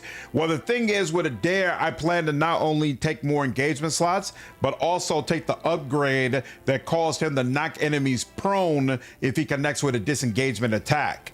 And that was going to be the combo that made it worth it. You hear the Warhorse Lord of the Ring rumor? I don't think so, Billy. What's that? I bear a message from the Ducal Palace. Ooh, and you have something as well. Pardon the intrusion, my lord. Chancellor Warren urgently requests that you meet him at the Charred Barrel in Brackenbury. Is it about Cadnua again? I don't know. My apologies, my lord. I am merely a messenger. You notice a bead of sweat trickle from the messenger's brow. Why is it the Chancellor meeting me at the palace? Perhaps the Chancellor is meeting you in an unofficial capacity. It happens from time to time. The messenger stares at the ground, avoiding eye contact. Remind me who the Chancellor Warren is. He's a legal arbiter for Earl Badamar, Lord of the Grasp. I believe you've made his acquaintance at the Ducal Palace. I'll meet with the Chancellor when I can. The messenger bows stiffly. As he exits the chamber, he gives an audible sigh of relief before the door slams shut behind him. Okay. What was that? Palace, leaves the Stronghold, no problem. Still need to hit that attack though. Eder really needs his accuracy. True, but he also can get something that improves his accuracy with disengagement attacks. Engagement in pillars works well enough in my opinion. Now, tyranny on the other hand, yeah, you can't tank in tyranny, unfortunately. They got rumored a couple of times that the KCD devs were planning on a Lord of the Rings RPG. Yeah, it got rumored, but it seemed like they kind of shut those down. But maybe it turns out they are going to be able to do something. Found the Shadow of War Mordor duo to be pretty boring once you got into it. Story was weak and used the same combat as the Arkham games without the other stuff that made those games fun, like the gadgets and things of that nature.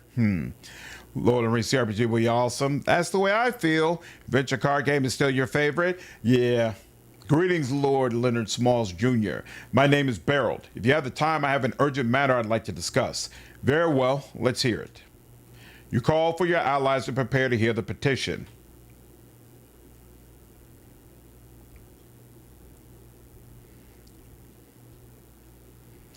I have been tasked with meeting with representatives from the Fisher Crane tribe near Thane Bog. It is my hope to come to peaceful terms. Unfortunately, I haven't had much practice with the Glanfathan language, and the Fisher Crane are, by nature, very reclusive. I fear that the circumstances are ripe for a misunderstanding. You yourself, I hear, have had some dealing with the Glanfathans. I will welcome any assistance or advice you may offer. I'll see to it you have safe passage through Glanfath. Not that I have any doubt of your considerable resources, but how, my lord? I'll insist that you're given a right of passage. I doubt they'll argue. Nice. That is very generous, my lord. Thank you. I will put this to good use. And I gained some prestige. Excellent. And I have some XP. Oh, and that's my treasury. Good day to you. Greetings, my lord. Fancy a new blade, maybe an axe? I've plenty here to take the fancy of any man of action, or perhaps some ingredients and spices for the road. I've oil and tinctures for the alien man, too. Want to have a look? Show me your wares. Regular stuff, regular stuff, regular stuff, regular stuff, regular stuff, potions, rope and grappling hook. I will take that. And regular stuff, okay. Did I pick up anything else that I wanted? Yeah, you can have that.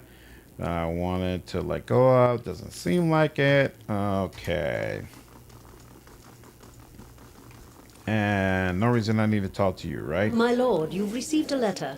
Delivered with some urgency as it happens. I thought the messenger might swoon, poor dear. So if they would take Star Wars, especially after the sense of how they handled the Warhammer IP, that would be amazing. Problem combat in those games, Arkham is fun because of everything in addition, not because of the combat. Same with Assassin's Creed. I don't think Disney will give much creative control if Outcat tackles a Star Wars game. I don't know. I feel like some of the other devs who have done Star Wars games had a lot of creative control. The Star Wars Dark Souls game, I felt like they were very creative with it.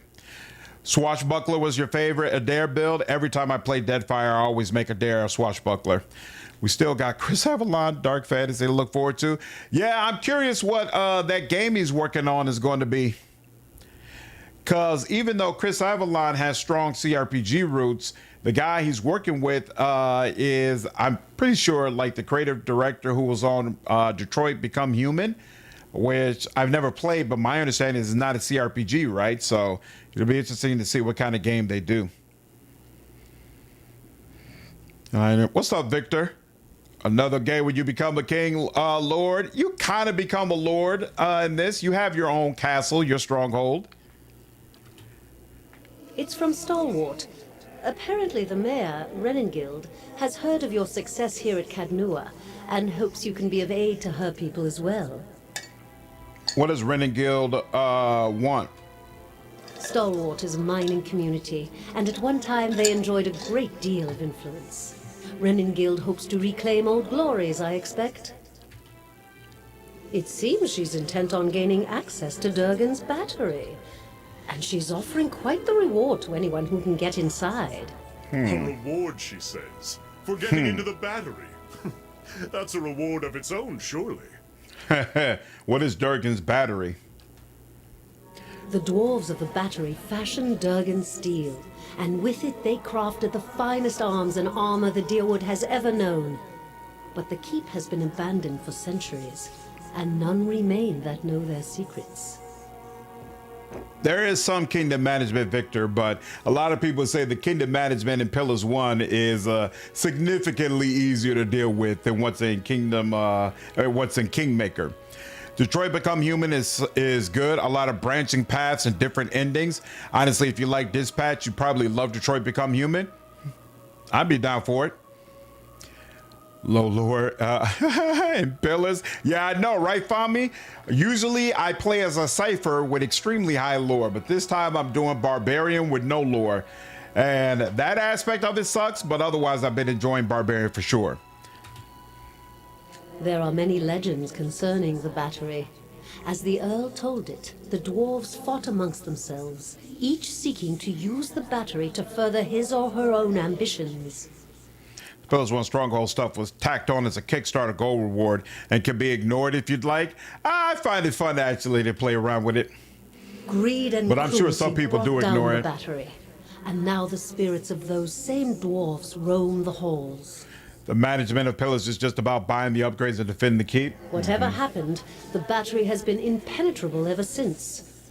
A shame. I don't doubt that there are great treasures still within those halls. Perhaps I'll play Star Wars a visit. Oh, just think! The greatest of the dwarven strongholds. Ours to explore. I've never done a playthrough with Kana before, and it's interesting to me how much banter he actually has and how much he chimes in. I should mention that among those rumored to have answered Reningild's summons is a certain group I believe you may have an interest in. Followers of Woodaka, intent on reaching Stalwart and the battery. I do not know what they seek there, but I thought it worth mentioning, given your interest in the ruins at Defiance Bay. Me too, Cube. I already have one unique guard, and I plan to get more. Now that I've delivered Reningild's message, there is also a local matter of some concern, my lord. A mercenary band has been sighted to the northeast. Consulhoff's I believe they Tower. mean to take Consulhoff's Tower, and I don't expect the Archmage will go quietly. That's a late game Consulhoff's stuff, one of right? the greatest wizards of our generation. Aloth fidgets and flutters, vacillating between anxiety and excitement. He appears to be at a loss for words. The Torn Bannermen are a deadly fighting force, and Consulhot himself has sent many travelers to their graves. I would caution you to stay clear of the region if you do travel to the White March. It is not that I doubt your courage, my lord, but Consulhot alone boasts power of a different scale altogether to those foes you have faced thus far. Given more time, perhaps, you will match him. So it would be awesome if you could get a Sven interview talk. We'll see what's Divinity is closer to release. I don't know how Larian feels about me, considering my strong statements regarding AI in games. I have no idea whether or not they would hold it in against me. I know their director of publishing is pretty active on Twitter. We talk back and forth a couple of times. I know he's cool with me. I have no idea how Sven feels about me. So we'll see. I might try to connect that, but there's a couple of other devs that have games coming out this year that I'm trying to discuss with and see if I can get interviews with them. Step fangirling over the Lich. The issue with Kana is his singing in lore and in real life. I don't think I've heard the singing yet. You should at least take the ogre troll. Don't remember fits with Barbarian. You know it. Your favorites are Herveus and the Devil of Karg. I love both of them, but in both cases, I get them so late that I never put them in my party. But Herveus and his druid spells constantly stunning people would be really, really freaking cool. Herveus is underrated as hell. I kind of brushed him off before, but I ended up really liking his personal quest. Yep, he's fun. If the Bannermen succeed in their efforts, I fear they may turn their attention to Cadnua. I will keep you apprised of the situation, my lord. Who is Console Hot? What is the level for White March Part 1? I thought it was around 8, right? A famed archmage. I am given to understand that the Brackenbury Sanitarium puts much stock in his work as regards the manipulation of the soul. His spells are widely circulated. Is that right? But he is poorly regarded in many circles. Some call him a madman, or else cruel and barbarous. He must be very old by now. Perhaps that is why the Torn Bannermen believe they can best him. 8 and upwards? Okay, so you're pretty much safe to start at 8. Just remember your interview with Jean. Totally devastated. Yeah, sorry, Victor. Not the way I would have wanted Spiders to end. What up, Paul? How are you, dude? Do you know anything else about these mercenaries? Little enough, I'm afraid. The Torn Bannermen are well supplied and well organized, and there are rumors that they are backed by an unknown benefactor. They have proved remarkably effective in the past, and they are certainly a threat now. Damage gets awesome at level 12, Brandon. I'm looking forward to it. I've been pretty happy with what my Barbarian is doing thus far, but I think he's about to get a serious power boost right now, so we'll see. So whatever you do, don't turn on level scale. Oh no, I'm not doing that. Not Safe doing travels, that my at lord. all. I'm letting that go. 2+2 survival, sure, why not?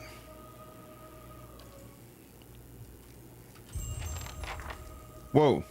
You awake to see Durance, his staff held in both of his hands before him. A flame flickers at his top end, casting long shadows across his face as he stares in contemplation. Still, for all the light of the fire, your eyes can't focus on him. Perhaps it is awakening from sleep or a trick of the light, but he seems indistinct, blurred around the edges, everything except for the staff. The staff, he seems to be studying its engravings. As you watch, the engravings glow thinly red, like through the cracks of heat-sufficed wood.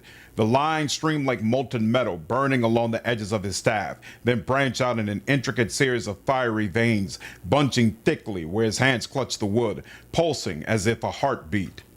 As you watch, the veins spiral into a dozen separate circles, circles that spiral again until they are arranged in a circle of their own. They pulse, wait, and all is strangely silent. And then, suddenly, there's a great light from the fire, a rushing of air, a great flash, and you awaken again to see Durance in the same place, still holding his staff, but he is solid, real. He doesn't seem to have noticed you or reacted to what occurred.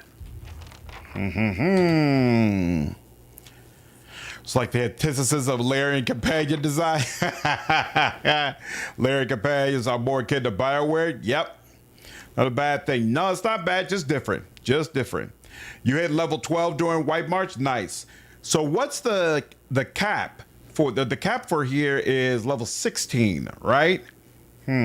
So I know White March 1 is 8. I thought White March 2, it's like 14, right?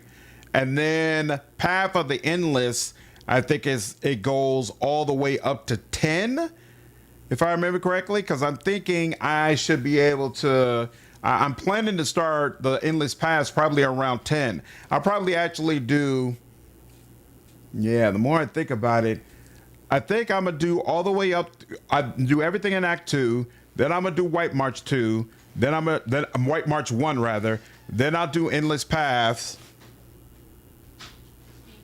Oh, what's up, darling? Huh? Is Rose in there? Sleep? Yes. Huh? Okay, cool. I don't like her out and about at night. I don't. So. No. Yes. Unless she wakes up, and then you can go back. I mean, tomorrow's a Sunday, so she could just get up in the morning and go back. That's fine. For a little bit, but she went to bed in like 5-10 minutes. She always lays in an uncomfortable manner. That's what she does.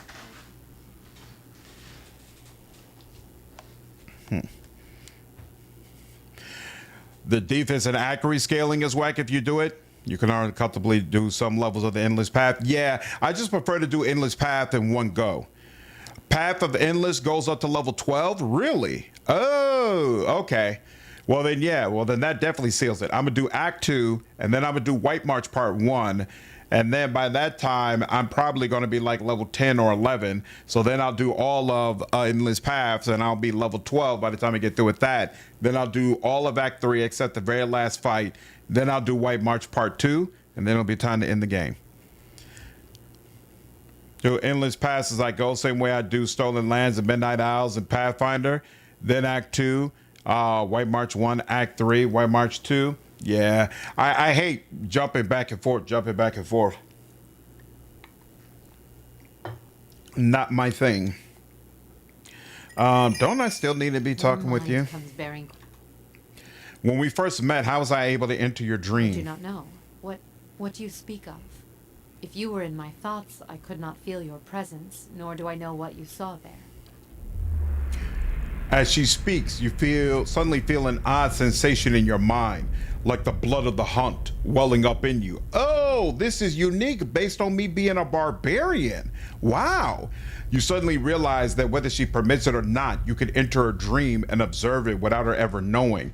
There is something about her mind, like a weapons rack, where you could reach in and draw forth a blade if you wished and keep it as your own. No. I had thought you told me you were gonna call him. Oh, okay. No, I didn't tell her father. I didn't call her father at all. I didn't know that would be an issue. Yes. It's all good. Okay. Love you. That's the reason I bounce off Larian companions a bit. They don't feel fully defined without input from the player. I definitely prefer Outcat companions over Larian ones, but I do still find Larian companions fun. Just don't like steamrolling through 80% of the endless path due to being over leveled. That's true. And I actually agree with that. I do find it kind of annoying. The early levels feel worthless if you don't go there to like level 10. Maybe I will do this one earlier. We'll see. And suddenly you find yourself back in your present thoughts, though you're away for but a moment. She seems unaware of your diversion of thought. It may be one of your gifts, an ability to walk in memories as easily as someone walks upon the ground. What up, Dapper? How are you, dude? 6 people standing in a room talking to a statue. Perfectly normal, perfectly healthy. You know it. Perhaps you'd like to hear what I saw in your memories. A mixture of curiosity and fear wells up between you. She raised her left hand, the chiming at her wrist, quelling the rise within her. She is frightened, but curiosity anchors her. I don't want to watch too much. I'm still on episode 1. Just want to catch you live. Yep, take care, Brandon. Have a good one, dude. And what did you see in my memories? I would hear you speak of them. The dream, the memory I saw upon meeting you. It was you helping give birth to a child. There is silence, and as your breath falls still, you hear the faint cry of a child in the distance, a newborn child, almost exactly like what you heard in the dream.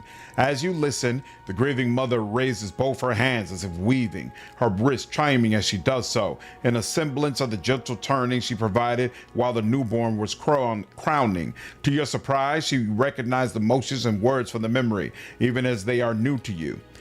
As she weaves her hands through the air in front of her, the child's cries grow still, yet the sound of the chimes weaves almost hypnotically into your thoughts. The sky seems sharp and clear, and you feel as if you are towering over your surroundings, as if kneeling atop a great pillar, just as she did in the memory.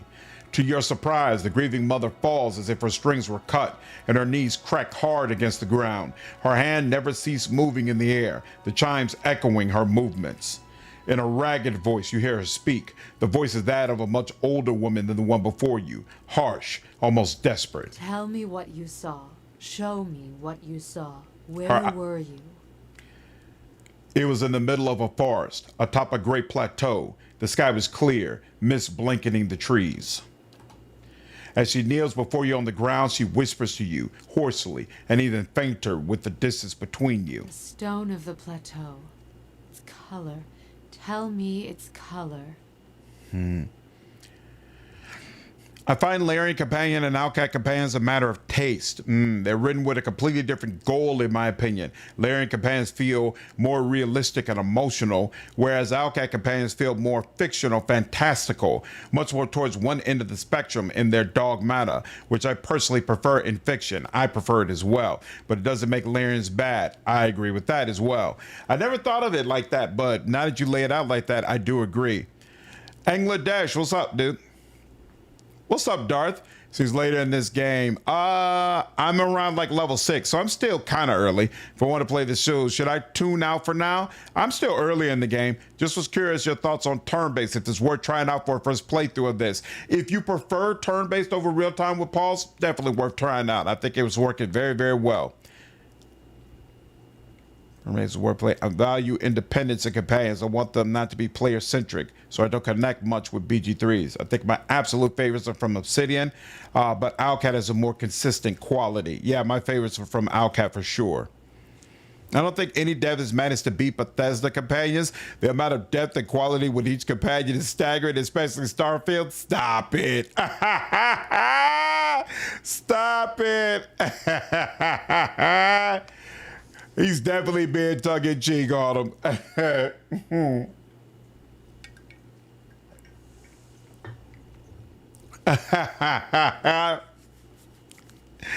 Hilarious. +1 Audible. Nice. Okay. It was Silver Audra. Its surface warmed by the sun.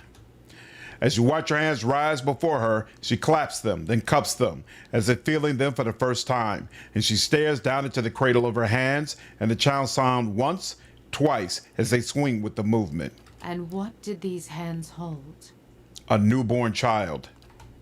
There's a sudden intake of breath and then a release. Her eyes blur closed, forming into slits. But in the brief glimpse you have of her changing expression, the rippling pain in her features seems to have smoothed. She swallows once, twice, and then you feel her again in your thoughts, the rasping husk of her voice swallowed and drawn within her.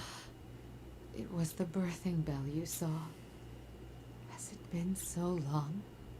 Have I forgotten so much? With the words come a river of impulses, thoughts, as if loose from a breaking dam. As your mind wraps the impulses into words, you realize it is her muscles and her hardened thoughts relaxing and breathing again.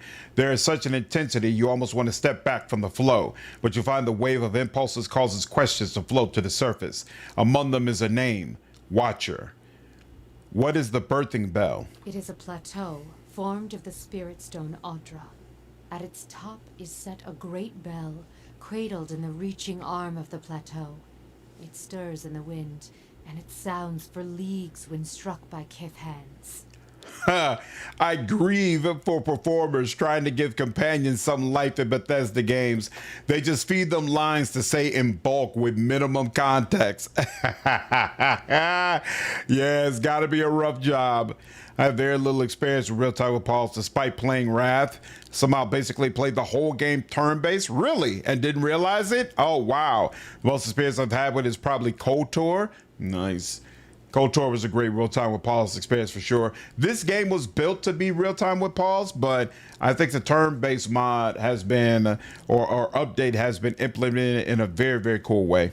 You can switch back and forth between the modes, but not while in combat. So you have to switch back and forth outside of combat. Unlike Pathfinder Wrath of the Righteous that'll let you switch back and forth while you're fighting. Take care, Tito. Have a good night, dude. In distant times, the great bell served as a Glonfothan watchtower, perhaps. Why they abandoned it, I do not know. Other men came in time, settlers, and claimed the tower as their own. I, in turn, claimed it from them. The pillar became a cradle where I could draw new souls into the world. In your memory, were you helping a woman give birth? Yes. Yet, I believe you only saw a small part of the birthing ritual. It is not all in a moment, nor in a day.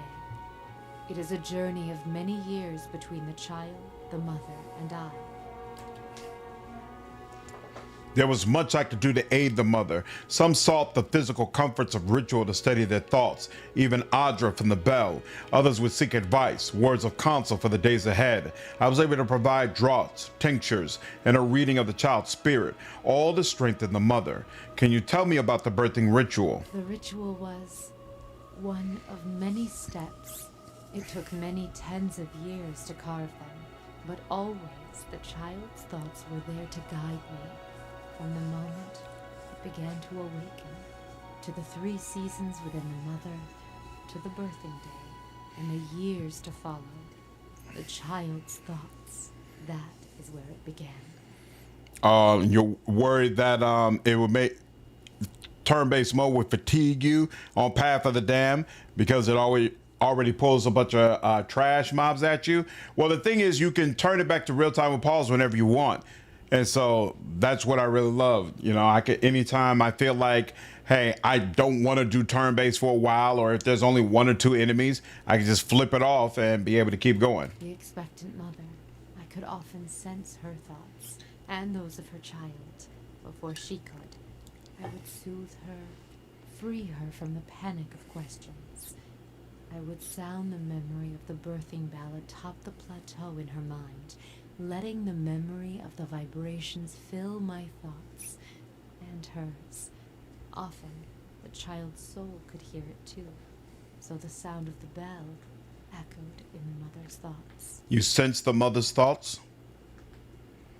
Sharing memories and thoughts can bind lives together, as can hardships, and most of all, the sharing of what is familiar. The bell itself provided shelter for such thoughts, opportunities to see deep into the crevice, hollows in the rock where one could find shelter, clefts where you could feel the Adra all around you. As she speaks, you feel your legs bent, crossed, and the warmth of walls around you, and blankets woven thick beneath you. Such shared images can bond souls even tighter and allow them to draw strength from each other. You mentioned the ritual lasted years. What would happen after the birth? Once the pain is channeled away and the mother and child breathe again, I sound the birthing bells on my wrist and allow the mother to hear the child's thoughts, the ringing echoing in each other's thoughts. The bells open the way between them. Let her feelings pass into the newborn and let her feel the child in return. And when the feelings meet, that is where I weave another memory and leave it tied in their minds. Do these bells play an important role in the birthing process? Yes, and for years after, I gave a set to the child after delivery. It is a reminder of the memory the mother and child shared. You feel an odd sensation, a warmth, and you can feel a smile being shared. Then it flickers and is gone. As the bell coaxes the child forth, so they accompany the child onwards, fastened about the wrist, to care for him in mind and body. There's no magic in it except the magic of practicality. If a child sought to leave their cradles or escape their cribs, the mother could know through the warning of the chimes alone. At times, if the bond was strong, so would I. The sensation of a smile comes again, slower, more knowing, between you. If not watched, children, much trouble may be had from tiny hands. The chimes are kept until the child needs them no longer. When I no longer can hear them sounding in my mind, I know their spirit has changed, and the bonds we shared are long gone. This shedding may last many years, or a few, but it is necessary. You watched over these children for years after their births? Children are fragile things. Even the ties of blood and mind may not be enough. They must be watched, and even then the body may fail the mind. But if watched, even the most sickly child may cling to life if determined enough, and many of their souls were tied to me. If a child's spirit failed, I could sound the chimes in their mind and grant them strength, even from afar. It did not always serve, but it gave hope. It sounds like you've seen tragedy too. Enough to never wish to feel it again. In the times before the bell, children who died were cast upon the waves of the lake beyond the bell. Sometimes, while alive, if their pasts and futures were deemed weak. It was a different time. Children were treated carelessly. Those times are past. I have other questions about the birthing bell. Ask what you will. I will provide what answers I can.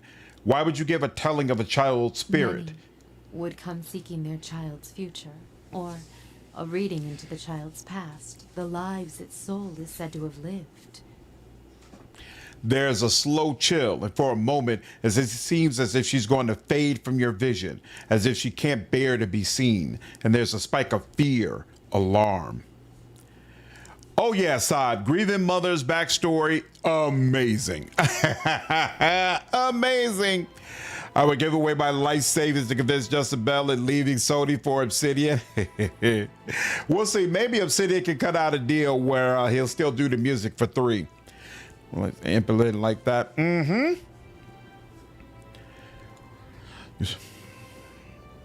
it's hard to voice act if you don't have the whole picture. Yeah, and Bethesda just throws the lines at him. It's very odd. Are not mine to see. I meant no offense. Oddly enough, it feels like she's not speaking to you. It feels like she's speaking to an audience. The air takes on a curious edge, a chill, which persists for a sharp moment, then fades into a dull fear. You feel the word watcher resounding in her mind. You're frightened, something about watchers.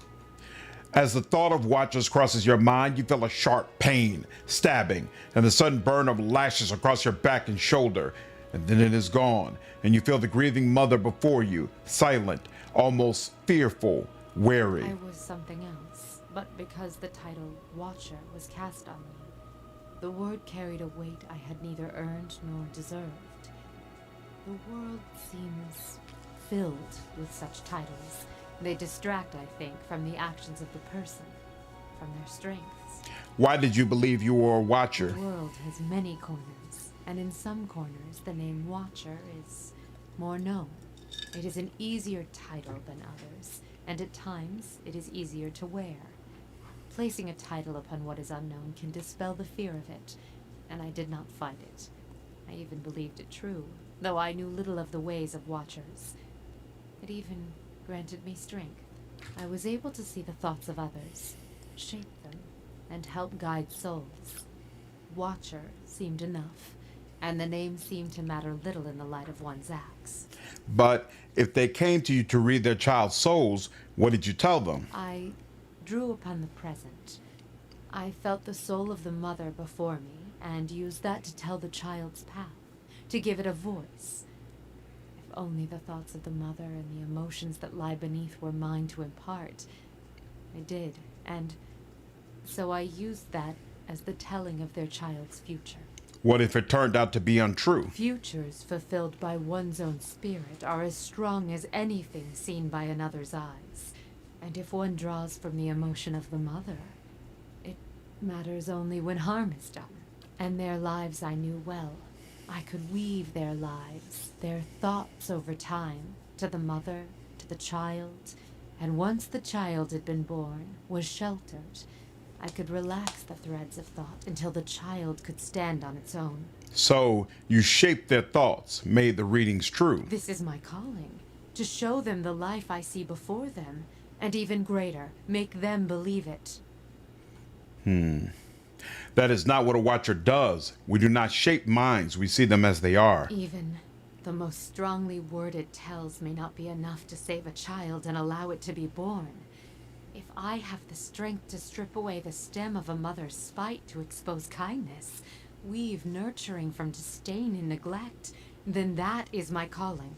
And with the weight of Watcher behind my thoughts, these tells gain strength. Strength I never possessed on my own. They believed. And what they believed became the truth. With each child that was set upon that path, the title of Watcher became stronger. You must understand. Without such weight upon my words, many lives would have been lost, drowned, cast in the lake beyond the bell. Now the trail to the lake is lost and reclaimed by the forest, as was meant. A Watcher was not there to look over us, but it was a Watcher that saved them. And with a Watcher's strength, children were born, were cared for, and grew strong. So I remember this. This is the conflict between her, right? Does she sink further into this Watcher role and into manipulating the thoughts of other people, or does she accept that certain things are not within her control? Now, kind of conflicted. I've actually never done the route where you have her sink further into who she is right now, but something tells me the ending for that probably jacks her up in all kinds of ways. And I don't think my poor little heart can take an ending for Grieving Mother where she is not okay. So unfortunately, I think I'm going to have to do the squeamish thing and go with a more good aligned option. To inflict your will on another, that is not reading, that is control. What use is a frightened will when a spirit is at stake? Would you let the fears of a mother end her newborn's life? Who is our voice actress, Darth? Nah, I'm not letting us sink, Billy. The importance of the child's life. It was a memory we shared. Did we share that memory, or did you inflict it on me?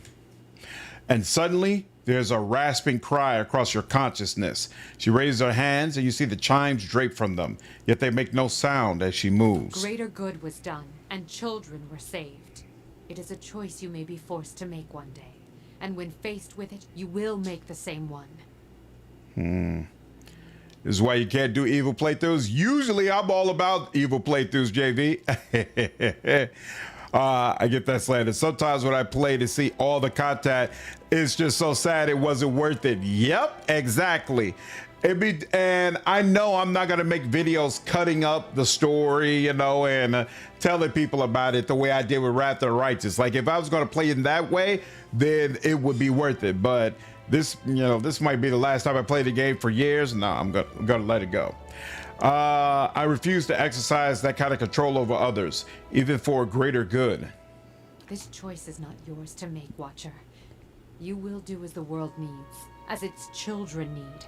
It is greater than you and your twist of sight. Want to discuss something different. I heard the name Watcher in your thoughts when you remembered the birthing bell. Why? It is because I once believed I was one, and others believed I was one. There's a slow chill, and for a moment it seems as if she's going to fade from your vision, as if she can't bear to be seen. Do you know anything about Watchers? I feel that they were once marked, hated. Such hate feels dim now. I can feel it. Others' hatreds have risen for other titles, but they burned bright in the past. Now hate has shifted focus, and they may fall on the same again, either you or me. There's another name for someone with your abilities. I see the word cipher in your mind and see its meaning. Although I did not train in such things, and the title feels more of a cloak the world casts on me and judges me for. It is curious how a title such as that can define one and at times be the source of such emotion that comes from no one but the voices of others. It is a curse of the world. Why did you believe you were a Watcher? Soft spot for GM. If there was romance in this game, I would definitely strongly advocate Grieving Mother should have been a romance. She's Edelgard from Fire Emblem. Oh, okay, I've never played any of the Fire Emblem games. Yuri from the Sony Spider-Man games. Never played the Spider-Man games either, although I really want to. The girl with the blue hat for Persona 3. Never played the Persona games, but I really want to. She's done more, but my brain is smooth. It doesn't hold information well anymore. All good. But it sounds like she's a pretty prolific voice actress. The world has many corners, and in some corners the name Watcher is more known. It is an easier title than others, and at times it is easier to wear. Placing a title upon what is unknown, yeah, we heard that before. I was able to see others' thoughts, spell them, and guide souls. Okay, let me ask you something else. Can you tell me about the birthing bell? The birthing bell. It is where I could draw new Where is it located? The birthing bell lies deep in the great forest of the Deerwood at the borders of Glenfathan lands. Surrounding it, barely a town, not one you would find on any map, but it held an important place for those there, even if we were far from the beaten track. Small families tied like a knot, joined at the wrist in mind and thought. All were welcome. All had purpose. It's not possible to visit her birthing bell, right? Edelgard? Okay, so you know who it is as well, Sod? Nice. And what must you say now? Questions I want to ask you. And curiosity plague, I saw you're something skinning your strange. knuckles You were on sitting the by the wrong fire, door. and I saw a great light from your staff. Tell me what you saw. It was a flash like an explosion, a rushing of air, incredibly bright. It is the light of the Godhammer you saw. The Godhammer? What about it? It was a weapon of Deerwood's people, a symbol of their independence. It saved the Deerwood. What do you know about it? It brought the Saints' war to an end, knocked a god from his perch. There are few that would deny Aothis overstepped. The Godhammer reminded Aothis of it.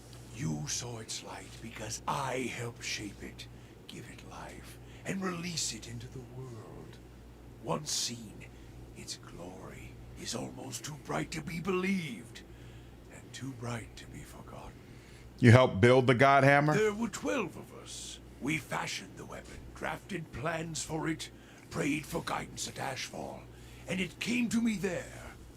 Each of us were given a staff made from the forest of black trees around us, glowing with embers and fire far greater than this branch you see now.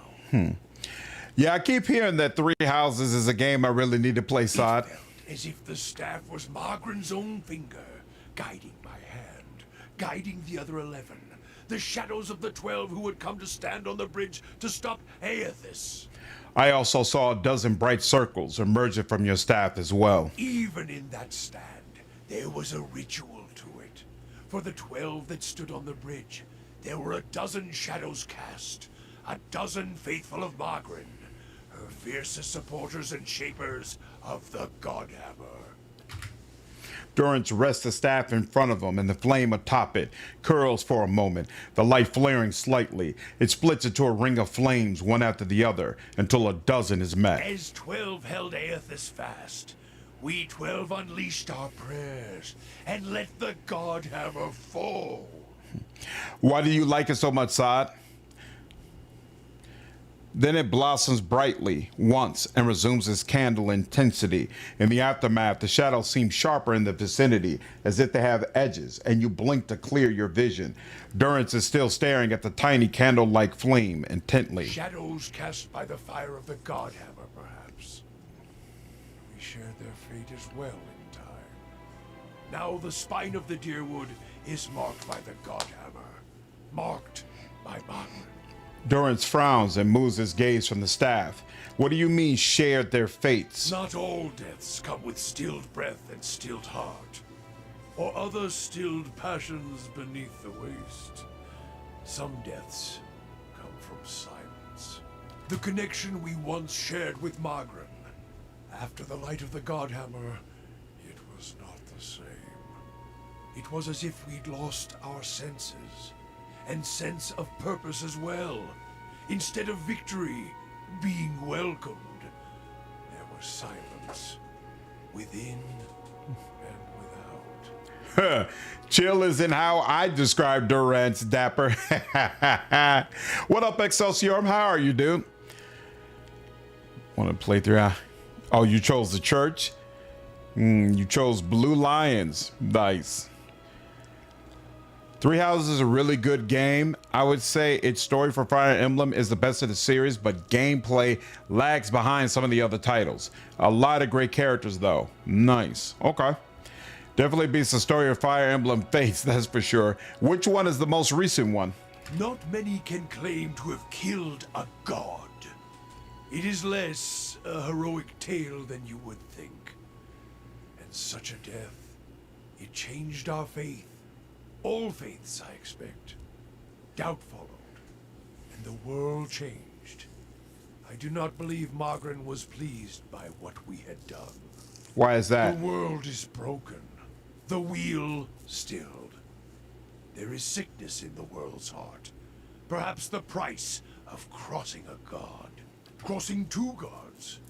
Even as Margaret shaped our hands, perhaps we carried her will farther than was allowed. Just as Widewind did. Saint Widewind. Mortal arrogance to match mortal arrogance. Watch the Three Houses, the Three Kingdoms grow from teens to adulthood, and the storyline is incredible. Especially what happens with the Blue Lions. The game system is fun too, but for you it's the story and characters. Wrath of the Righteous or Warhammer? Did you enjoy overall? Which one did I enjoy more overall? Wrath of the Righteous is my favorite CRPG all time, period. So I would say I enjoy it more than Rogue Trader. However, if Alcat does it right, there's a real chance that I'm going to enjoy Dark Heresy more than Wrath of the Righteous. And that's very, very exciting. What up, Zach? How are you, man? Engage is amazing in the gameplay, terrible in the story. Engage, please never play that shit. Chicken Little has a better story than Engage. Damn, is that bad, y'all? But it's amazing in the gameplay, though. There's something to it, at least. That sounds like the way I feel about Mass Effect Andromeda. Best gunplay in the whole series, but man, the story and the dialogue. What up, Redfield? How are you, man? Stream is going well, dude. I got no complaints whatsoever. So we call the game's more serious celebration title, though. Doesn't do anything crazy in the story front. Three Houses is a bit different in that it's way more focused on the story and characters than its other titles. Interesting, and it's the one you all bring up the most. What weapon am I using with my barb? I just got my belt finally. So from here on out, I will be using the, I I forgot what is the spell that allows you to summon a flaming greatsword, but that's what I'm going to be using and basically have a flaming greatsword in each combat. That's my plan. What up, Ravi? How are you, dude? And is the new game sequel? It's not a direct sequel to Rogue Trader, but it is in the same universe, so it's possible Rogue Trader characters will show up in the game. So you said Wrath of the Righteous over Warhammer? Yep, I did. Game's decent, but it cannot beat Three Houses. We need that Outcat Warhammer Fantasy CRPG. Hey, man, when they release those surveys, keep putting that question in there. Let them know that you want it. Had changed, then I sought to change with it. If I had forgotten some of Margaret's teachings, I would find them again. I would make her see me again. Without question, I'll be playing Divinity when it gets released, Redfield. What did you do? I remembered Margaret's teachings. How reminders on the flesh were more important than the death of a vessel. And I wondered if killing Aethys, if that had simply set him free. Had it allowed him to escape his punishment and be taken on the wheel? Like a mortal? He shakes his head. As I stepped from the now blessed Godhammer Bridge, I thought of Ashfall. I thought of the War of Black Trees. Wondered if I needed to be burned to find myself again. That is Margaret at her heart. At least that is my hope. These are the doubts that befall me.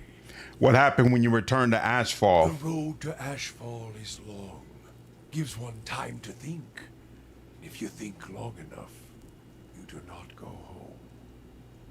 I left without telling anyone, with only the robes I wore at Halgot, my staff, and my name, which is long buried.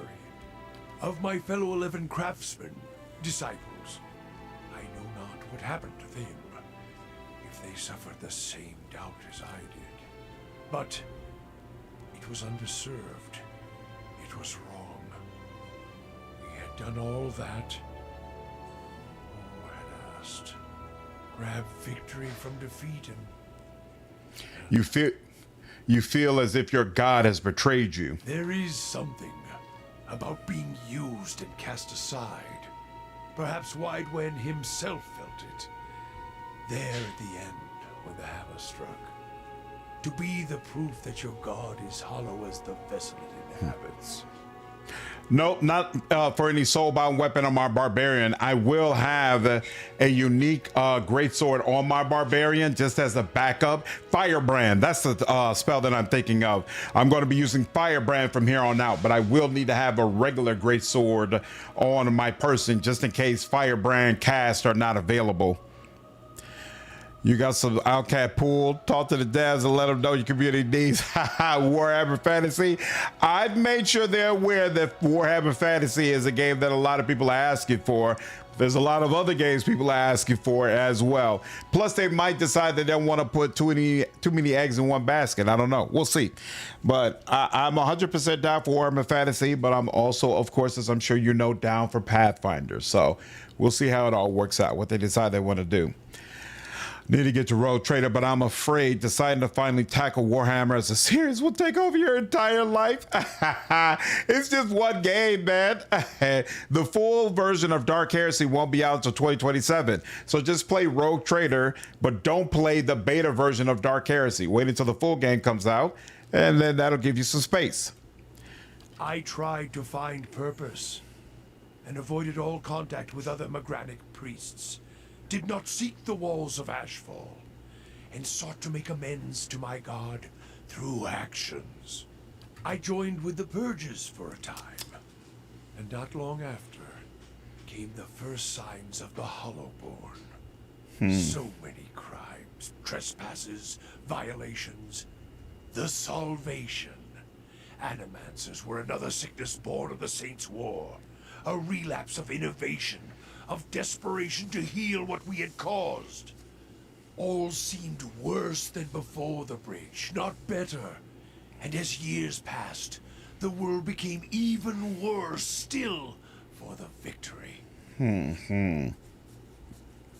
Now I see why you call your goddess a whore. She jilted you and you still pine for her. Sweat collects in the sooty creases of his forehead and runs down his ruddy cheeks. It drips from the tip of his nose. His mouth moves, but his utterances make no sound. He is, for once, at a loss. Feeling your gaze, he quickly composes himself, wiping his forehead with the back of a dirty hand. Worship the whims of some fickle bitch, and you'll never be more than dirt beneath her feet. Worship what she worships, on the other hand. Take her fire for your own, and her esteem comes on its own. Of course, by that time, you no longer need it. Trial and transformation, sure as Durance taught. Three Houses has huge replayability due to your choices of which house you join. I have done all three, but Dimitri's Story of the Blue Lions is just so good. Yeah, someone was telling me it's a game where you have to play it more than once to really see everything. That sounds similar to Final Fantasy Tactics and what's the other game? The Tactics game that we played last year, where you really needed to play it more than once. Choose between male or female lead and a teacher the students to whom you choose which house you'll join. Nice. Okay, interesting. Maybe after Dark Heresy, they'll tap into Warhammer Fantasy. Anything's possible. Keep filling out them surveys. They pay attention to it. Durance glares at you and stares into his eyes, giving you the feeling of peering over the edge of a great cliff. You think to put the coals to my feet, but what's burned once will never burn again. These talks are your trial. You cannot deflect the truth to one who has already been purified by it. Tell me what happened on the bridge. We chose the bridge because we could control it. Durance's hands tightened at the top of his staff, as if holding it by the neck. It was a place where we could choke Aethys in his own footsteps, where we knew his feet would fall, a narrow neck of stone. But it was more than that. It was the spine of the deer wood, symbolic of its backbone. Such symbols are important in the construction of a weapon. Durance steadies his staff, his eyes traveling along the etchings. Any weapon. Durance's face hardens and his eyes burn, his eyebrows narrowing. I suspect Aethys knew that as well, and so did this vessel and its arrogance. His hand tightens on the staff. He intends to walk upon the path, upon the bridge as if walking on the backs of the deer wood. And we intended to burn him with the light of our faith and his. 12 on the bridge, 12 in the shadows, and gave ourselves to it. Gave yourselves to we it? Put much of ourselves into the Godhammer. Such a device is not simply a machine. There are elements of the spirit in it. Even Widewind's spirit. Elements of the spirit? Each of the 12 who brought the Godhammer forth would have done anything to save the Deerwood, save its people. It is why we were chosen. Each of us hated this pretender. That rage, that spirit, that rebellion went into our work and went into studying him as well. Tactics Ogre. Yes. That's the game I'm thinking of. Tactics Ogre. Can't wait for Divinity as well. DOS 2 was so good. Just finished the run. I mean, Laird is at a point where their games, without question, you have to play it. You have to play it and check it out, because if nothing else, it's going to give you an interesting experience that you haven't had before. Three Houses has 4 routes and then a DLC that ties in as well. That's insane. That's a lot of replayability. Widewin, why? We all studied Widewin. He was our enemy, and he had provided the flesh the god wore as a cloak. That flesh made him vulnerable. I knew what fields his hands had tilled, his family, what he had harvested, where he had been born. We sought to know him, what had led him to fight us. Why was that important? You don't kill the god. You kill the man it inhabits. And you leave that man a ruin. Burn him to ash. The weapon was meant to not only burn his flesh, but it would burn his soul. And it did. Damn. At the cost of our own. And at the cost of our goddess's favor. That whore be damned. Is that why your image was blurred in the dream? Durance frowns, glances at you with a sharp look. Perhaps your eyes were blinded by the Godhammer's light watcher, he snorts. I may feel half a man at times, but even that is twice that of most If you others. fear for my spirit, your fears are baseless. The Godhammer, seeing its light, only fueled my anger and made me stronger. Made me re-examine the teachings of Margaret. Put them in a new light. It looked as if there was only part of you, as if your spirit had been sheared in half. I do not need you to cast any more questions on me, Watcher. Nor did I ask you to look upon me without my leave. Get gone, and leave me be. Beautiful. Progress. Of course. Once I discovered you with your YouTube videos on Pathfinder. They are amazing. Oh, thank you, man. I'm glad you've been enjoying them, dude. Hope they've been helping you through your own playthrough. That's a good reminder. I really need Stones to... and the spirits in this place have begun to heal. Yes, they have. I really need to get to work on some Kingmaker stuff, but I think I'm going to try to finish out this Deadfire series, ranking all the classes first. Then I'm going to circle back to Kingmaker. Where were we? I think didn't we have something we needed to update at Copper Lane? Oh, that's right. We can go back and turn in our quest with the dozen. So let's do that.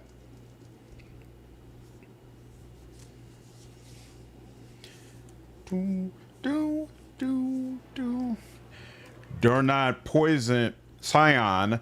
Well, consider raising. Next Yes, time we I'll get the raise it. chance, I'm buying you a pie. That means a lot, Eder. Oh, do you want one too? Sorry, I've made Grissom. I'll get you one too. That's so terrible. Hey, that's so terrible. You. Actually, let me look at my quest real quick. Make sure I'm up to date on everybody. So let me see. Name error. Having a little trouble. Thanks for writing passage. Okay. And then 23 hours. Cool. 8 of 8. Cool. So now let's do that quest through Deathgate. Don't know where the ruins are, but Direford Village, right? Undying Heritage. So that's letting Key Acolyte show me an ancient tower near a cemetery in the neighborhood would run down estates, right? So that's Hermitage Hill. The Man Who Waits, I know what that is as well. Durgan's Battery, we'll get to that at some point. Siege of Cragholt, long time before we do that. Chancellor Warren, he wants to speak in Charred Barrow. We can do that. Copper Lane, we're going to do that afterwards as well. We haven't went to Andra's Gift, need to do that. Okay, no problem. Long time before we do Five Sons. Cinders of Faith, what's this?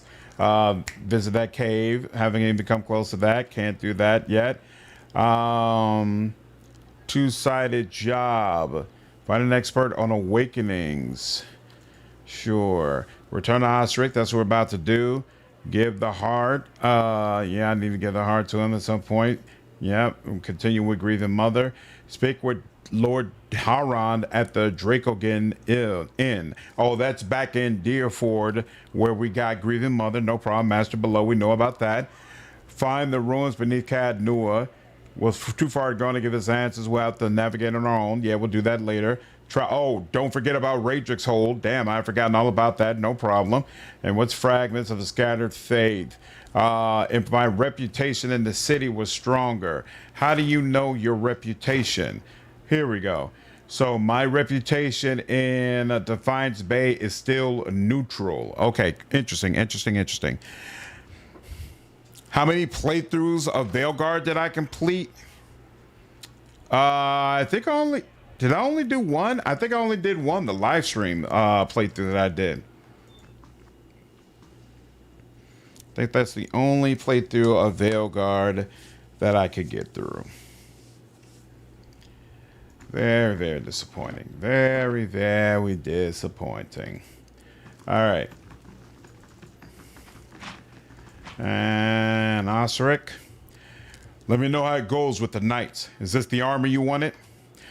Osric wavers a moment in disbelief. He looks at you, then back at the breastplate. He reaches for it slowly as if expecting it to disappear before he could touch it. How did you manage this? You were right about the affidavit. Unfortunately, Penhelm forced me into a fight. A shame it ended like that, but he's a lying weasel who started this. You did all I asked and you're owed much. He withdraws a leather coin purse from his pocket and hands it to you. Stop by Sunil's shop on the other side of the hall. She sells some of the best gear in the city, and I'll see that she opens her inventory to you. What is this armor to you anyway? Osric looks around, trying to appear casual. It's nothing really, just a keepsake. He tries to look you in the eye, but when he does, he appears to reconsider. He sighs. It commemorates the Order of Mogren, highest order of valor, awarded to the dead, never the living. Us Deerwoodens, real Deerwoodens, we don't have nobility or birthrights, unless you're some copper fucker from a deer. All we got's the honor we bring to our family name. The Order of Mogren is, well, they don't give it out too much. Not often you see a member of the Dozens whose revolutionary ties are as good as he says they are. So this, he pauses, considering the weathered metal, a pale image of its former self, but still catching the light, is something to live up to. Got business with me? Farewell.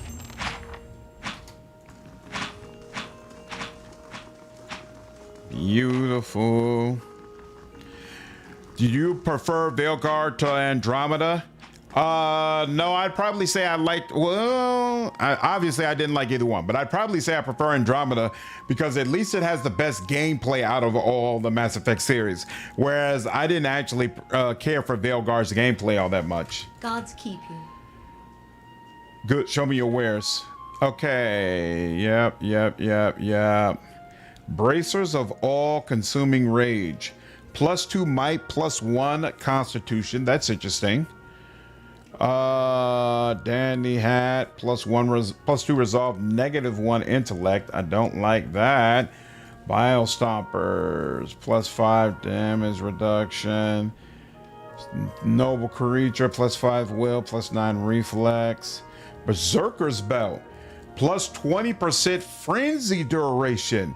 If only I wasn't wearing the belt that I have. Damn, that would be nice. Grants Whispers of Treason, 3 per rest. Ooh. And then +12 will. I actually like this. Whispers of Treason is working out very, very well for me. Okay, but actually in the end, there's nothing here that I really want. That's that crazy. All right, so we'll let that go. And yeah, I don't think we well, no, we'll have to come back here one more time to turn in what? Oh, turn in the zombie area. Drama's better than Veilguard by a wide margin. Yeah, I would say that I preferred Andromeda. I don't know if I prefer it by a wide margin, but I do prefer it. Okay, there was somebody in here.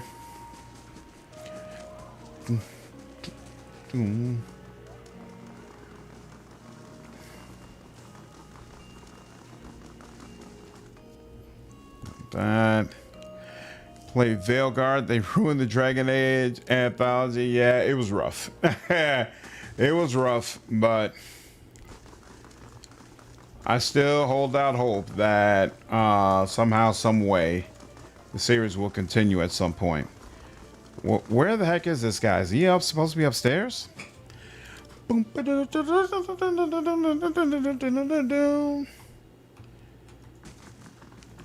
All the bodies that I took care of, they're gone, huh?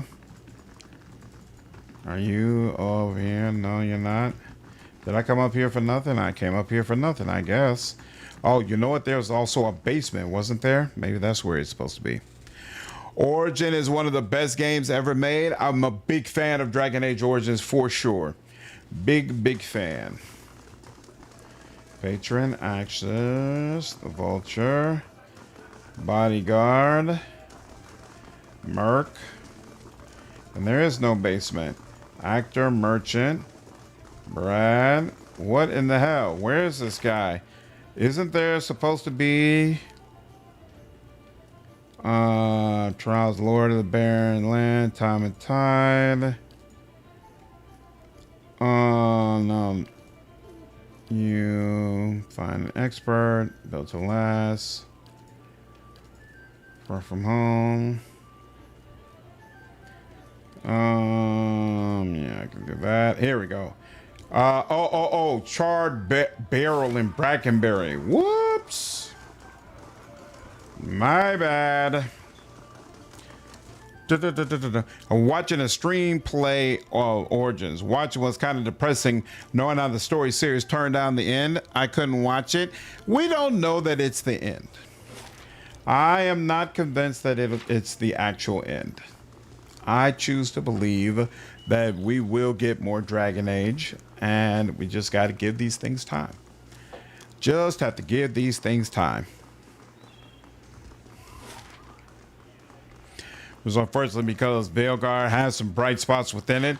Hoping the next Mass Effect is at least better in companion and world building writing. Yeah, we'll see. It's being developed by a very different team. So we'll see if they're able to pull it together. Usually I tell Grimda that somebody wants to steal from her, but I guess in this case, I will go ahead and just take the book. How do I take the book though? Okay, so first let's do this. I'll see what I can do. There we go. Elder Archives, cool.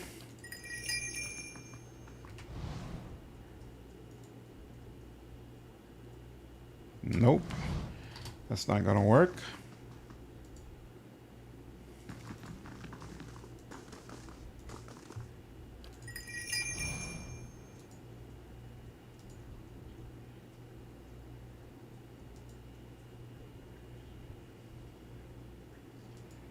Come on, man.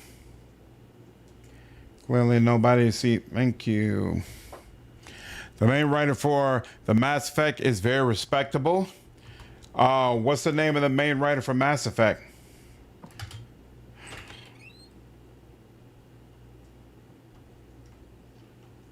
Huh. That's interesting.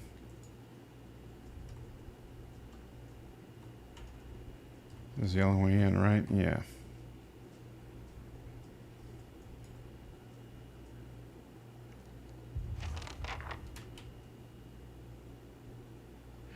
The letters, I would normally wouldn't condone theft.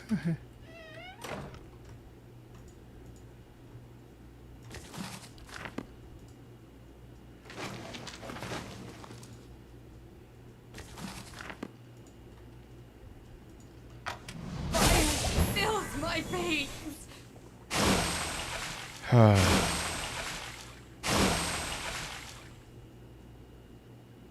Well, nobody's coming in here.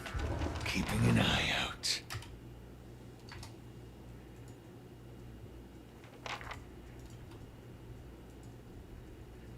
Tactics collected. Lost 421 to bandits. Earned 202. Isn't that nice? Interesting. A blade in the dark.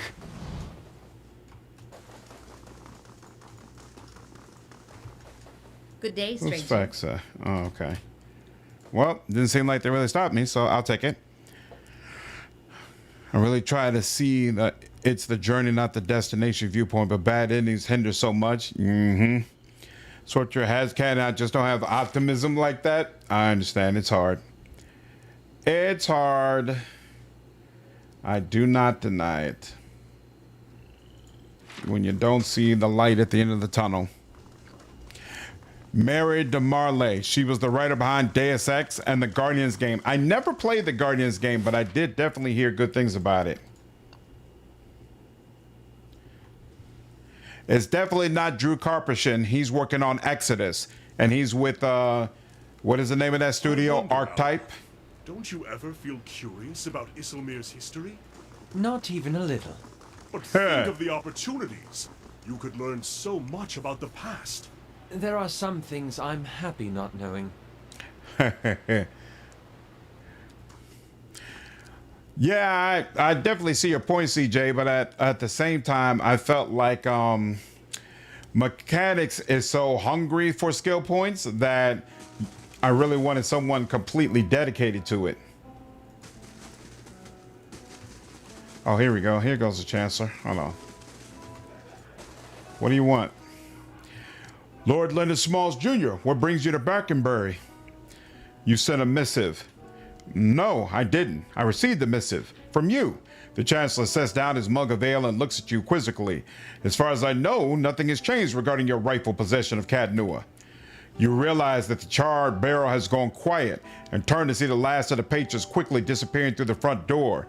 A moment later, a group of armed men and women stride into the tavern. Oh dear, the Chancellor quickly ducks behind the table.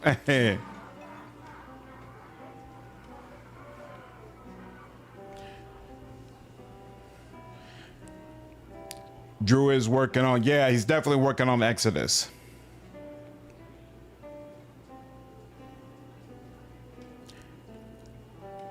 Right, they're talking about Mass Effect 5. Who's writing for Mass Effect 5 right now?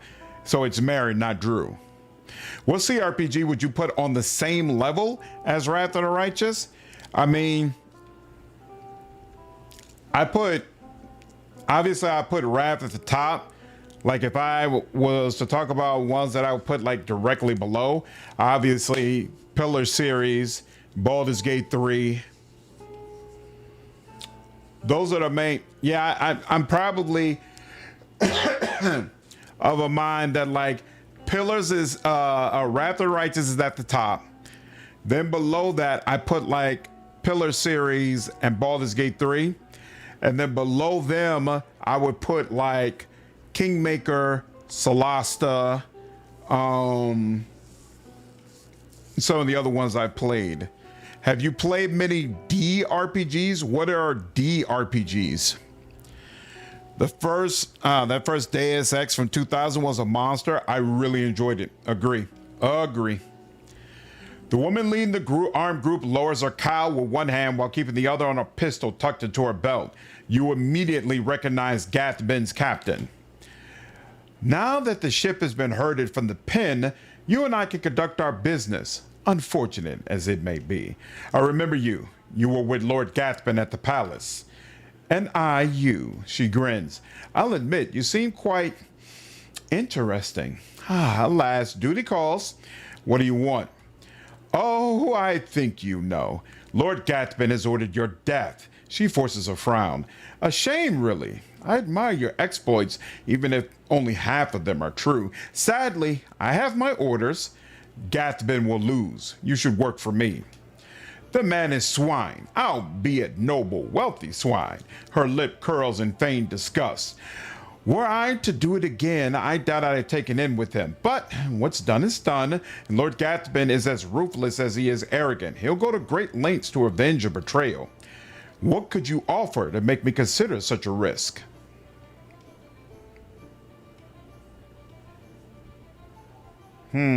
I wonder. A lot less pain. Attack me and I'll make you suffer. I figured. There's some way to get her on your side though, right? Because if you pay her off, she just leaves. But isn't there a way to recruit her? Solasta needs better writing. I hope 2 is better. Me too. From what I've seen, it feels like it's going in that way. What is the issues with the writing? It's horrible in every way you can imagine, Billy.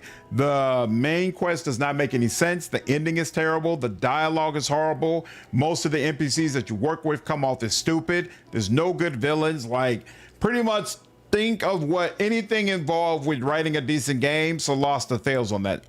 Fails the test. KOTOR 1 and 2, Kingmaker, BG3, Dragon Age Origins are in Wrath tier. Yeah, I don't agree. KOTOR 1 and 2 are both only 20 hours. Wrath is 100 hours of content and 100 hours that you can replay 6 or 7 different ways. I don't consider the KOTOR games on the same level. I don't consider Kingmaker on the same level either. Wrath is vastly more refined. The mythic paths make a big difference in the kind of mechanics that are available to you. And there is more companion content. The companion content is stronger and there's more voice acting as well. So I consider it like another tier above Kingmaker. I don't enjoy Baldur's Gate 3 nearly as much as Wrath either. I think Baldur's Gate 3 is a game that really only has 2 playthroughs, and really, if I'm being honest, I would feel like more like 1.5 playthroughs. So it doesn't have nearly the level of replayability that Wrath of the Righteous does. Dragon Age Origins, it has a similar amount of replayability, but it's a significantly shorter game, significantly buggier game, doesn't have nearly the production values, and there's nothing that from a mechanic standpoint that gives you that same feel as the mythic paths you have available in Wrath. So I don't feel like any of those are really on the same level. Mechanics is honestly the most critical skill in Pillars. Yep, that's true. Enough money, enough good equipment, and you're way ahead of the curve. Yep, so it's really important to me that I'm able to open up everything and pick up all those nasty traps too. Getting them enough money for the obsidian lamp get you across the early to mid-game hump. I don't think I've ever purchased the obsidian lamp. What's so great about it? I remember you. What do you want? Got to lose.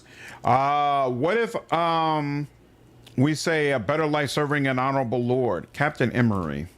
Tempting, but why won't it let me just reload directly from there? All right, Captain Emery, I'm just curious.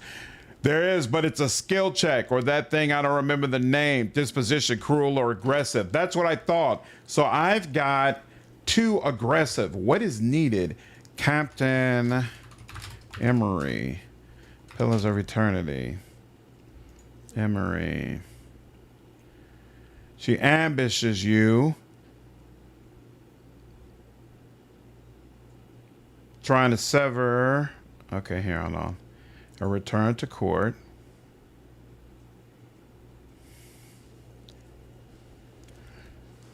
Go to the charred flank. You can fight them or talk your way out of it. If you have cruel or benevolent of 3 or higher, you can sway her to your cause. She will then switch sides and betray Gathben in the battle. $2,500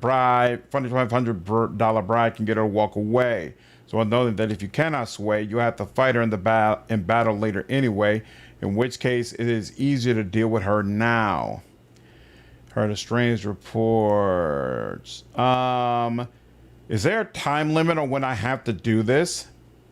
Sometime after, talk to him in the Great Hall. The messenger nervous as you meet. Go to the try and talk. Who is standing? If asked why he summoned you, he acts surprised. Okay, so it seems like I don't have to do this now. In fact, it's got XP level 13. So actually, it looks like it's expected that you would not do this now. So I'm going to wait until, what does it need? Cruel or benevolent 3. I have cruel 1. I need to show some more cruelty, huh? I thought I was being plenty cruel, but apparently not. All right. Of course. Well, that gives me something to work towards. I've officially clocked 4,000 hours on BG3 with 12 playthroughs. I'm still getting new dialogue. That's just me. You do you. Yeah, it doesn't work for me. Siblings? That's right. Between the 6 of us, I don't think the house has known a single day's quiet. Of course, a little chaos makes it far easier to get away with mischief. I can imagine that comes in handy.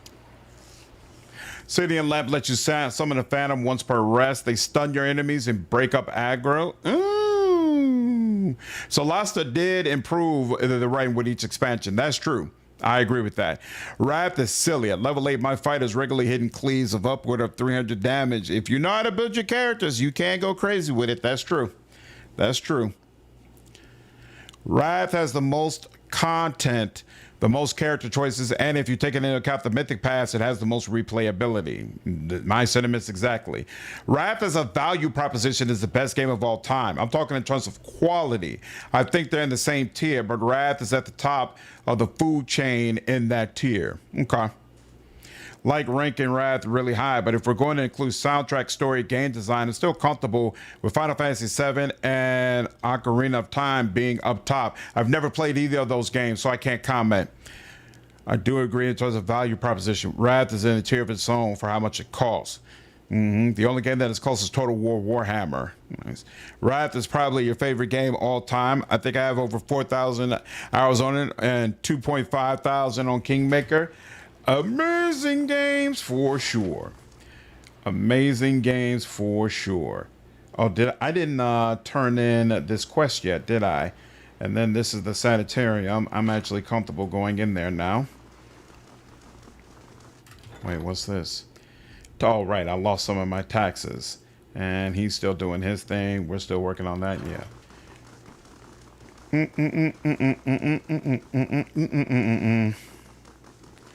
And yeah, so we'll go in here. And actually, I'm going to go ahead and guard. You have something for me, I hope? Here it is. Already? And without so much as a sneeze from the guards next door. Oh, very discreet indeed. He nods at you. This should keep the knights and the dozens in their place. A rare prize indeed. Take this. You've earned it. My father, Gedmar, will be pleased to learn that I've acquired such a gem. And an ally. Go and speak with him upstairs. He's been looking for someone with your skill. Tell the guards you're a distant cousin. They'll understand. I have some questions, and I have no answers. If there's nothing else, be on your way. Well, if that's the way you feel about it, fine. What now? Skulls for the mother. For mother added. The quest expires in 1 day. Skulls for mother. Somewhere in the deeps of the ruins of prey on travelers and offer up sacrifice to their mother. In the past, travelers simply knew to avoid all trails, but in recent years, they've been in the range of their hunts. Travelers have been abducted or killed on the roads. Glanfathans are reticent to enter the well due to the religious significance of the ruins there. That hasn't stopped the residents of the affected towns from requesting help from within the Deerwood. A sign. A sign. And you will take care of it. Okay, remaining 2 turns.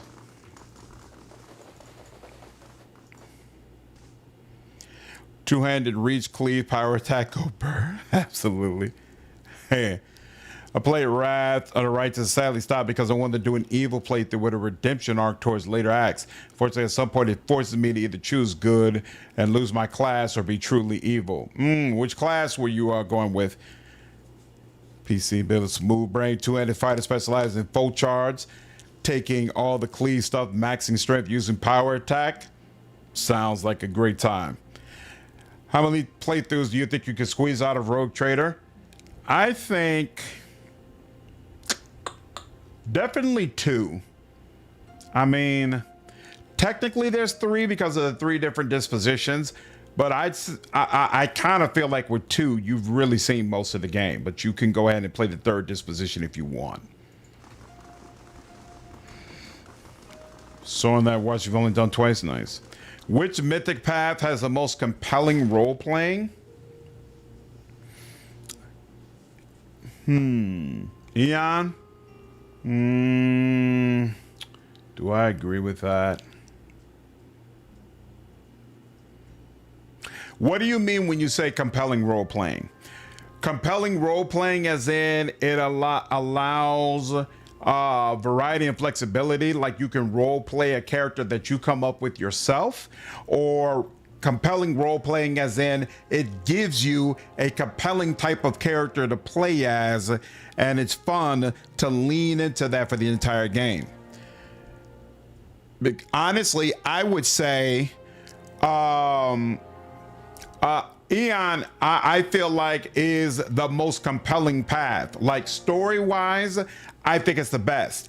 But it also, if you're going true Eon, it requires you to be lawful stupid, basically. And a lot of people do not like that. And I feel like to get the most out of that, you really have to have already played through the game once. On your first playthrough, it's not as compelling. It's great still, but it's not nearly as compelling. It really, really hits if you've already played the game once. But if we're talking about which path gives the player one single path, one single way to play and lets you really, really lean into it, to me, Lich. Lich is the one that really goes all in and says, hey, screw your companions, throw them to the wayside. Your entire playthrough is really revolving around you becoming an undead lord who does not care about anybody else. You're a tiefling with wings. Oh, so were you a reformed fiend? Is that the one that might have broke for you? Still in Fort Joy and Dulce too. Nice. I mean, having the most imaginative story and dialogue. There's a lot of imagination in Eon for sure. If I ever finish my goody Wrath run, should I do Demon or Lich in a second run? I would say Demon is, I think Demon is more enjoyable than Lich, because if you really play Lich the way it's supposed to be played, you basically lose your companions. You replace them with undead companions, and your undead companions don't speak. And so the playthrough is not as fun, in my opinion, because you don't get all of the reactivity and the interaction from having companions who will actually voice their opinions. What's up, Pumi? How are you? I'd rank the paths Aeon, Angel, Demon, Azada, Lich, Trickster, Gold Dragon, Devil, Legend, Swarm that walks, but you should play Angel first. I agree that Angel is the best path to play on your first go round. You rank Devil pretty low. Have you played Devil since the updates were added to it? Okay, now, yeah, I think I will go ahead and go into the sanitarium. Oh, wait, no, I'm going to talk to you. Give her the theorems. You'll never believe what I found. You, Lady of Lament, you really found it. Ned cradles the musty tome like a newborn. I can't believe it. It really exists. She looks back to you. Thank you so much. This will be invaluable. She almost turns to the book, but at the last moment, she remembers herself and gives you a bag of coin. Is that all? Ah, of course. She pulls a ring from her finger. It may not look like much, but I've always been able to use this ring to generate a little extra money when I was between stipends. It's critical for someone doing research without the benefit of a wealthy patron. She smiles weakly and hands it to you. Please, take it. You've certainly given me a resource I couldn't have found on my own. Anything else? She looks eager to return to her studies. I'll leave you alone. Farewell. Beautiful. That's done. Okay, so complete all of that. First fires. There's nothing more for me to do there. I have to come back once I finish Andra's gift. So let's do this. What's up, Pops? How are you? Can't wait to see me some Slatty gaming play full release Starfinder. Excited about the game. Me too. It's going to get a beta release this summer, so I'll be circling back to it later on this year for sure. Zada, in my opinion, isn't really tied to the story. The island Stronghold is nice though. Isn't really. I feel like Azada is only second to Demon as far as an enjoyable Act 4. Playing Act 4 as an Azada is amazing. The late game Mythic Paths suffer from not having enough content. I agree. I really wish we could have had those earlier in their own path instead of late game options. Yeah, Owlcat has mentioned they might be willing at some point in the future to go back to Wrath and do like a 2.0 update.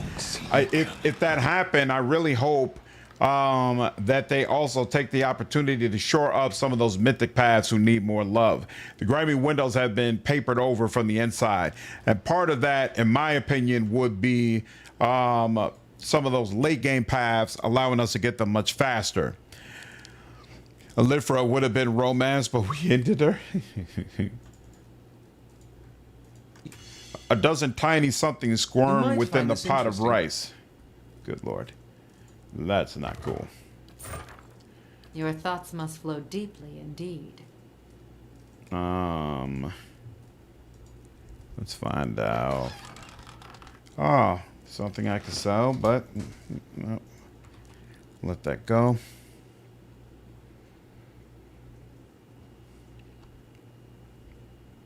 What's up, Stefanos? I am a barbarian. I've never played barbarian in this game before. And so I figured since I'm trying the new turn-based mode, I go ahead and give something different a whirl. And this worked for me. Legend, Gold Dragon, Devil was selectable from the start. That would be incredible. I agree. I agree. Ooh, that was a nice little bit of cash.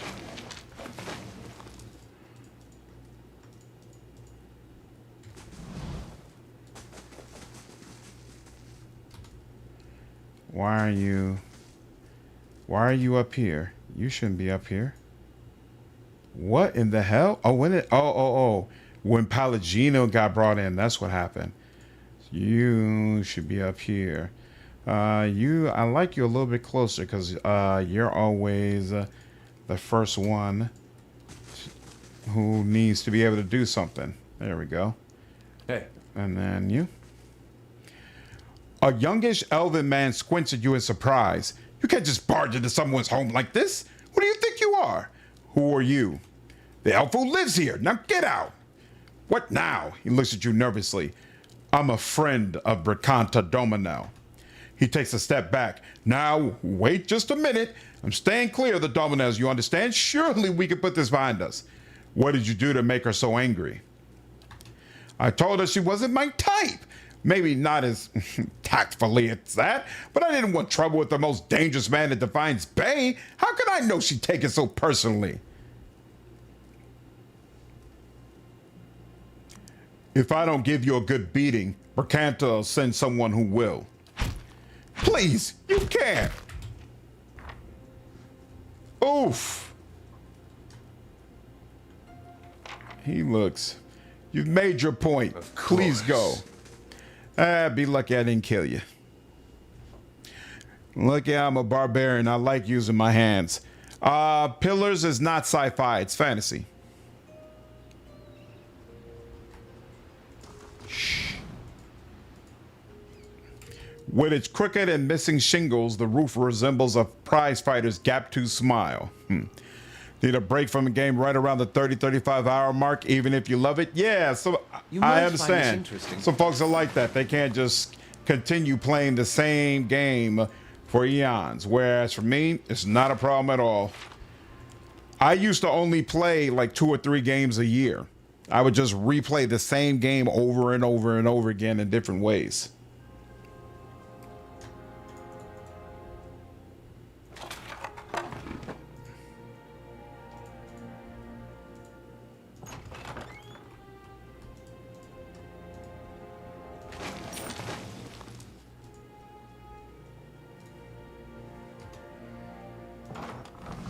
Ooh.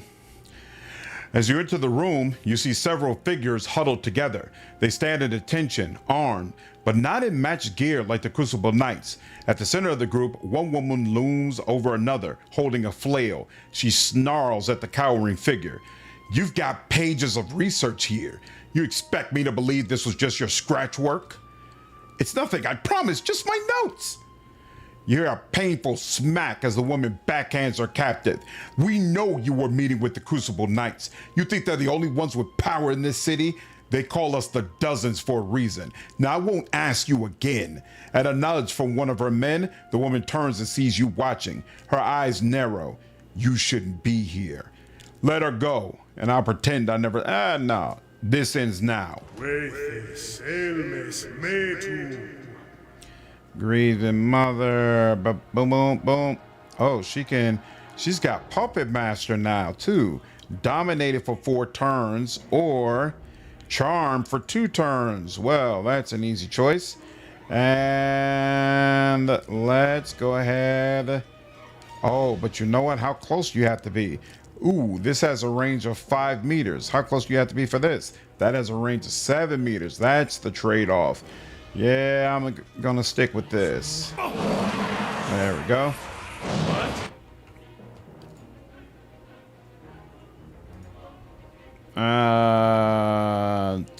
Let's start with Dire Blessing, actually.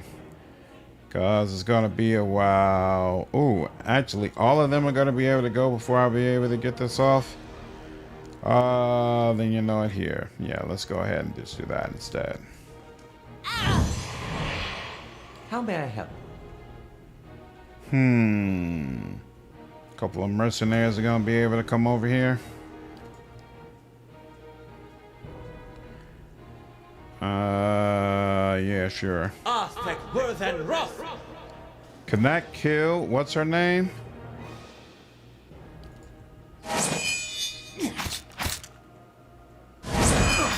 Hey.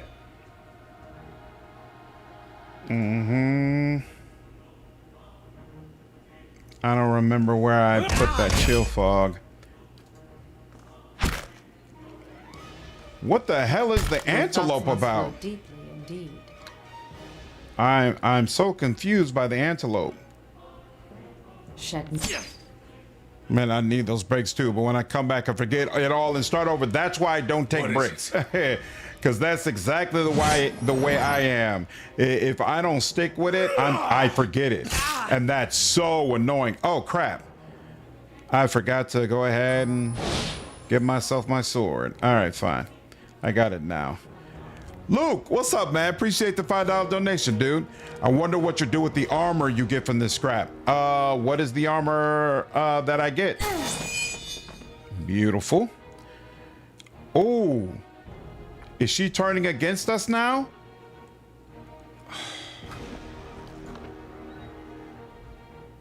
All right, so no chill fog, I guess. Okay, fine.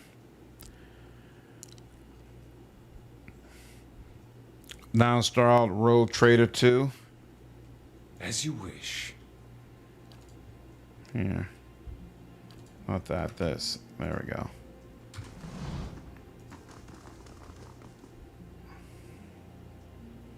Hey. Attack. All right, now. Let's try this again. Now you. Beautiful. We'll go over here. And then you.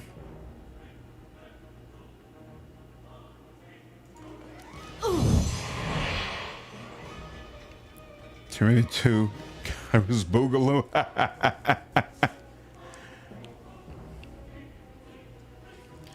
Play stream library simulated these days. More than anything it seems. You get R-Rule Breaker from this fight. Good pierce resistance. Doesn't have super high recovery time. I don't think that's meant to be the final armor for any of my people. I'll probably throw it on somebody, but I don't plan to keep it for long. I'm annoyed. I'm annoyed that...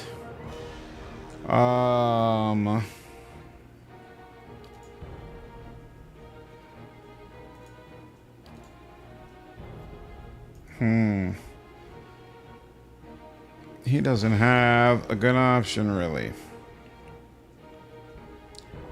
There's really nothing here that I like for him right now. Lava. Well, that'll have to do.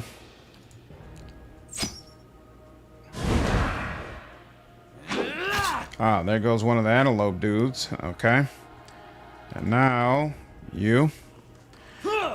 How do you feel about balancing a single player game? Should devs release patches to balance things? I think they should, but I think they should, well... Your thoughts must flow deeply indeed. I'm not one of those people who feels like they need to worry about nerfing things, right? But if something comes off as like broken in a bad way, then yeah, I feel like it should be addressed.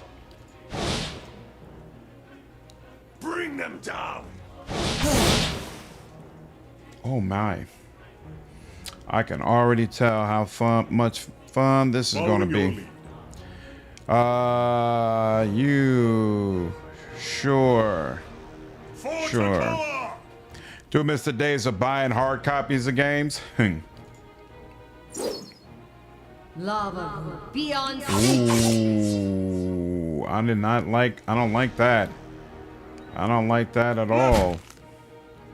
Hi?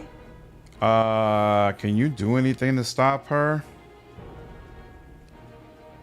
If you do this, nope, Dodwin is going to be able to go before then. Yeah, no matter what, I guess Dodwin is going to be able to go.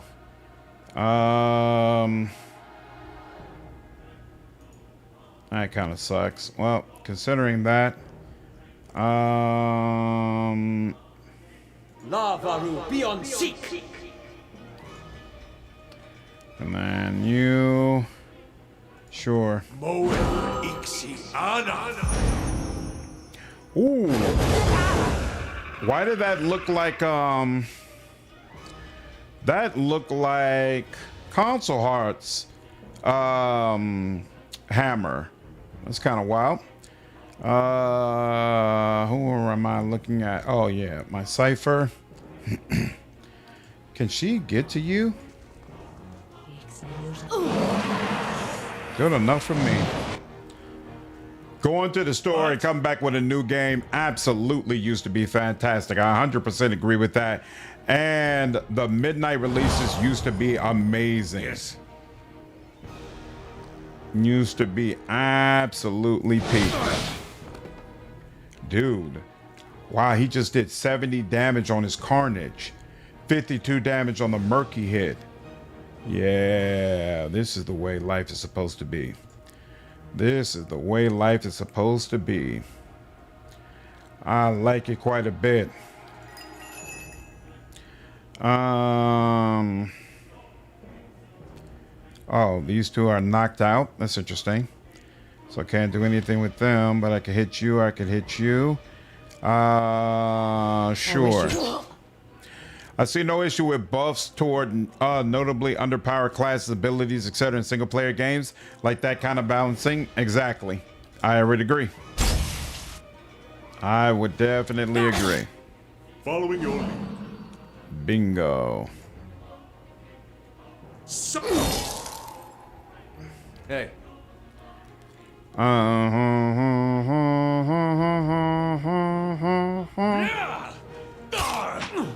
What? Let's burn. Ooh, oh, they're connected. Oh, that's interesting. So it was a mercenary. 43 damage. Yes. Good lord. Absolutely obliterated that man. Yes. Bring them down. 54 burn damage. I shall.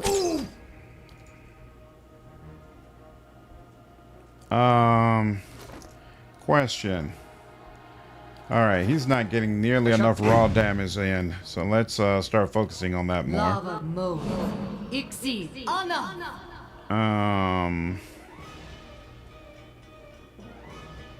Let's end this. What is it? Kill them. Ooh, he's going crazy. He's going absolutely crazy. I like that. And there we go. There we have it. Turn on Dragonfall is very good. Good story. Yep, I really enjoy the Dragonfall games. I reviewed both of them and did a bunch of guides on the channel for both of them as well. As much as I like Outcast Pathfinder games, the one big thing that tips the scales towards Pillars for me is the way buffing is handled. Yeah, buffing can get really annoying in Pathfinder for sure. Stand in line at Best Buy at midnight for the game to spend the rest of the night loading it with something, but I used to love it. I had strong positive memories of standing in line for Mass Effect. All the Shadowrun games are playable, but Dragonfall will spoil you and you won't feel all right with the others. I liked Hong Kong. I don't understand why so many people didn't like Hong Kong. What up, Ganja? Isn't the game too easy now in turn-based mode? Not for me. This is my first time I've ever played the game in Path of the Damned, though. So I can't really compare to what it would have been like if I had played the whole game Path of the Damned in real time with pause. I'm dreaming for the Odyssey to have a top tier CRPG implementation someday. Really don't like when a lot of builds or things are nerfed in a single player game just because something is overperforming though. Yeah, it doesn't seem to make sense in a game that is not about being competitive, you know, unless the only time I feel like it makes sense is when a game, when the challenge is supposed to be part of the appeal for the community. Like it's supposed to mean something if you say, I finished all of Elden Ring, or I finished all of Infusion. You know, those are supposed to be badges of honor. And so if the community feels like, having particular mechanics available to you cheapens the overall experience, that's when the devs have to step in. But for a game like Dragon Age, you know, or like Witcher 3, yeah, I don't understand the nerfs really don't make sense to me.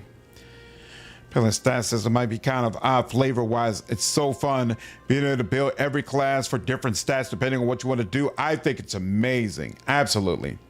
I think it's amazing.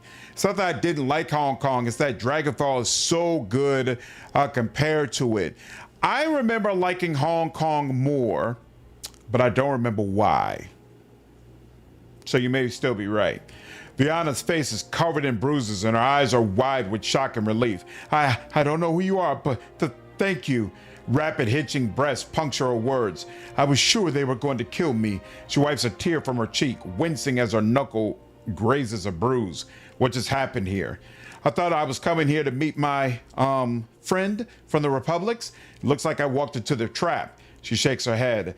The dozens must have been watching me for a while. I've been working on a special project for the Crucible Knights, and they weren't exactly subtle about contacting me about this project. It deals with rather rare bunch of animancy. No offense, but I probably shouldn't get too specific without Commander Cleaver's permission. He commissioned it after all. She laughs nervously, and you can see the trouble a little indiscretion has gotten me into. Tell me about yourself. I studied animancy in Ozia back in the Valiant Republics. I came to Defiance Bay to research local advances, but instead of going to Brackenbury Sanitarium, I found a position as a scrivener at the Temple of Whale. I've had access to many rare manuscripts that most animancists never see. She shrugs. Of course, I've had to keep my head down. I've been careful not to let the head librarian or my colleagues know what I'm working on. Let's get out of here. She gnaws on a split lip. Commander Cleaver of the Crucible Knights is waiting on my research. Not that you haven't already done a lot for me, but maybe you could take it to him. I kept it with me to prevent it from falling to the wrong hands, but you can see how well that worked out. She nods at Doemenel's corpse. She took it from me when I arrived. She takes a deep breath. Anyhow, don't wait on me. I can make my own way out of here. Beautiful. Keeping an eye out. Anything to discover over here? The water in the pail is murky with blood. The rope coiled around the chair feels painfully scratchy. Lots of things to sell. I appreciate that. Okay, and we're good. And you know what? Can I rest here? Nope. Otherwise, I'd take those campus supplies. But nope, I can't rest here. Thing with Elden Ring, though, is there's a ton of cheese builds that make the game easier. Really? I suggest giving Stormcaller to Grieving Mother. That's on my build list. That's the plan, Paul. And they just took my wages. I thought y'all had just taken my wages before. What is going on? Recall, release. Yeah, you're doing your thing. And 11 more hours for you. Okay, fine. They won't see me coming. Yep, I plan to give her Stormcaller for sure. One shot most boss. The thing with Elden Ring, there are a ton of cheese. Elden Ring is arguably easier than every other FromSoft game because you can easily get a build to one shot most bosses. Really? That is possible? That's interesting. The way people talk about Elden Ring, it certainly didn't seem that way. What we got going on here? I could have went down that middle path. Okay, so I can come around here and then come down that path. And then we'll get to here. Then I can search all through here. Come back up, go all through here, and then come all the way around. Then we can search this area. Okay, cool, that works. Want the game to be harder, you don't use those cheese builds.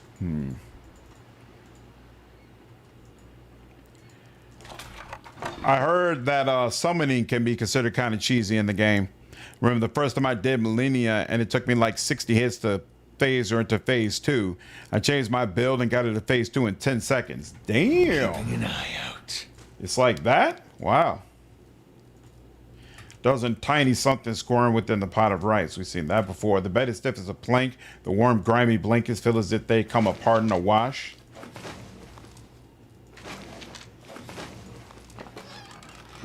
Yeah, I don't need that. In terms of overall story, Dragonfall is better, but both are very evenly matched. I would highlight two very well-written characters, Rector and Gloria. What is the name of the character who had the android that he created that he kind of almost worshipped? I thought his storyline was amazing, and honestly, if there was a Shadowrun 3, I'd want him to be the main villain because it felt like I was watching the origin story of a mega villain. With its crooked and missing shingles, the roof resembles a pride. We already read that before. I'm pretty sure I know what you are, but we'll talk to you. Shove off. We got nothing to talk about. Yeah, we don't have anything to talk about yet, but we will. We will in due I'll have it time. in no time. The work of a moment. There we go. I would love to see Slander play Hong Kong and Dragonfall. Hear thoughts on both characters. Nice. I wouldn't mind revisiting the Shadowrun games again. You might find this interesting. I think. I wonder when Graft is supposed to be announced. Harebrained Schemes next game. What's up, Jinx? How are you? Pillars 1 has a ton of content for sure.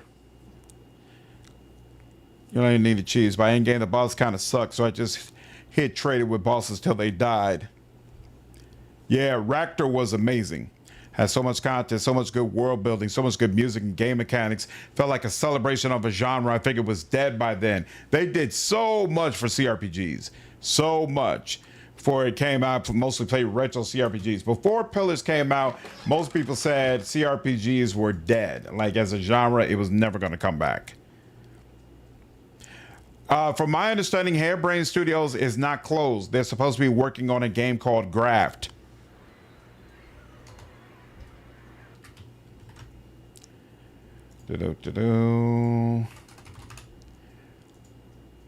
Yeah, this is it. Graft. Graft transform, survive, escape a dark, decaying space station the size of a continent in this story-driven survival horror RPG from the makers of BattleTech and the Shadowrun trilogy. Yeah, that's supposed to be their next game. So, not the type of game that I have any interest in, honestly, but it's Harebrained Studios, so I'll probably end up giving it a whirl at some point.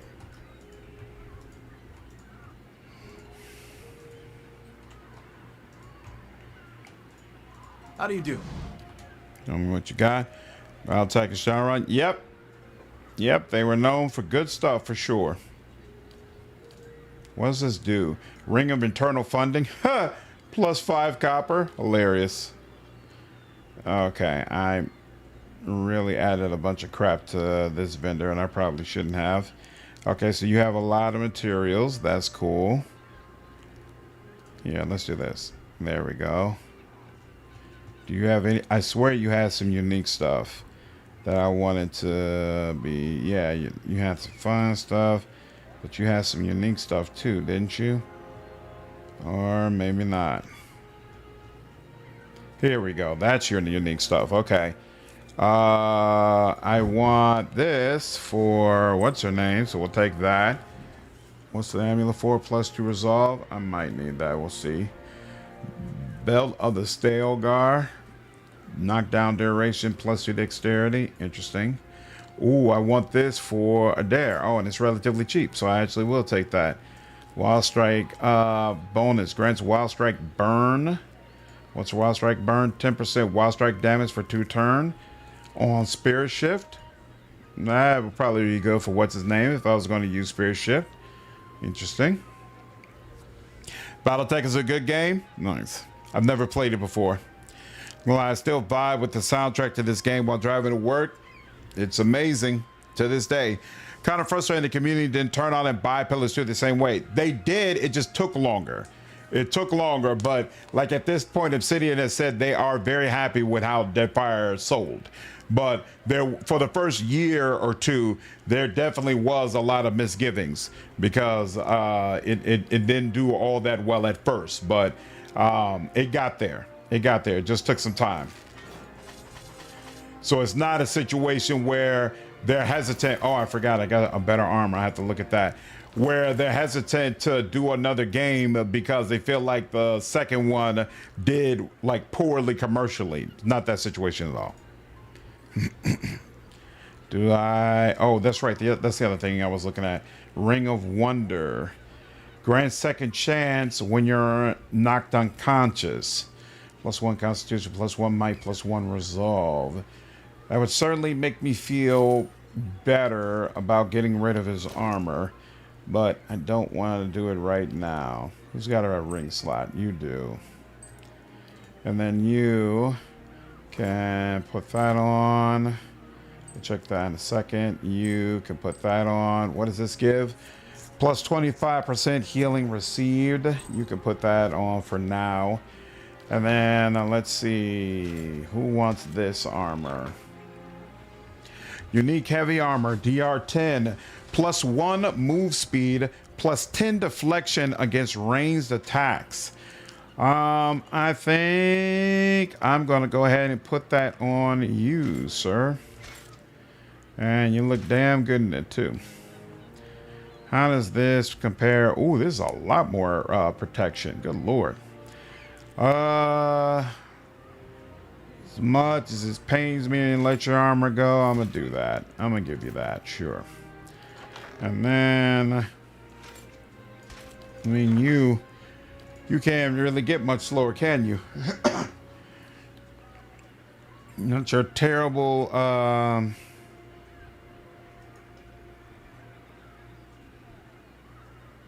when Lord initiative values will act before other characters, right? Okay, so it's plus 45%.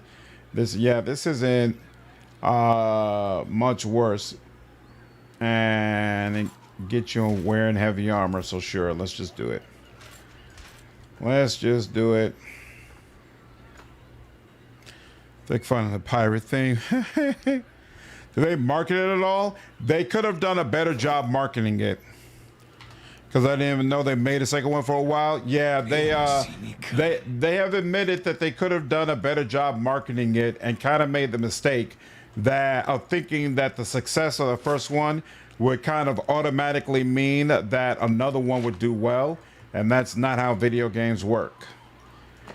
So there's been acknowledgement, you know, that there's blame to go around, and it's not a situation of just people not supporting the game. Then didn't go to Kickstarter for funding. Instead, they went through Fig. Apparently, when you pledged a certain amount, you became like a shareholder to the game. Interesting. Larian did good, but it's clearly Larian's take on BG instead of a faithful sequel. I would agree with that. Surrounded by scattered planks, it isn't clear whether this skiff has been half built and abandoned or cannibalized for lumber. I would definitely agree with that, but I would also say that, you know, what they did was incredible. And I don't think they should be, you know, nice and quiet. There should be any shame on their part about it whatsoever. Because even though it was very, very different, it was also amazing. Amazing. Battletech and the Shadowrun games are currently on sale. Interesting. I wonder why.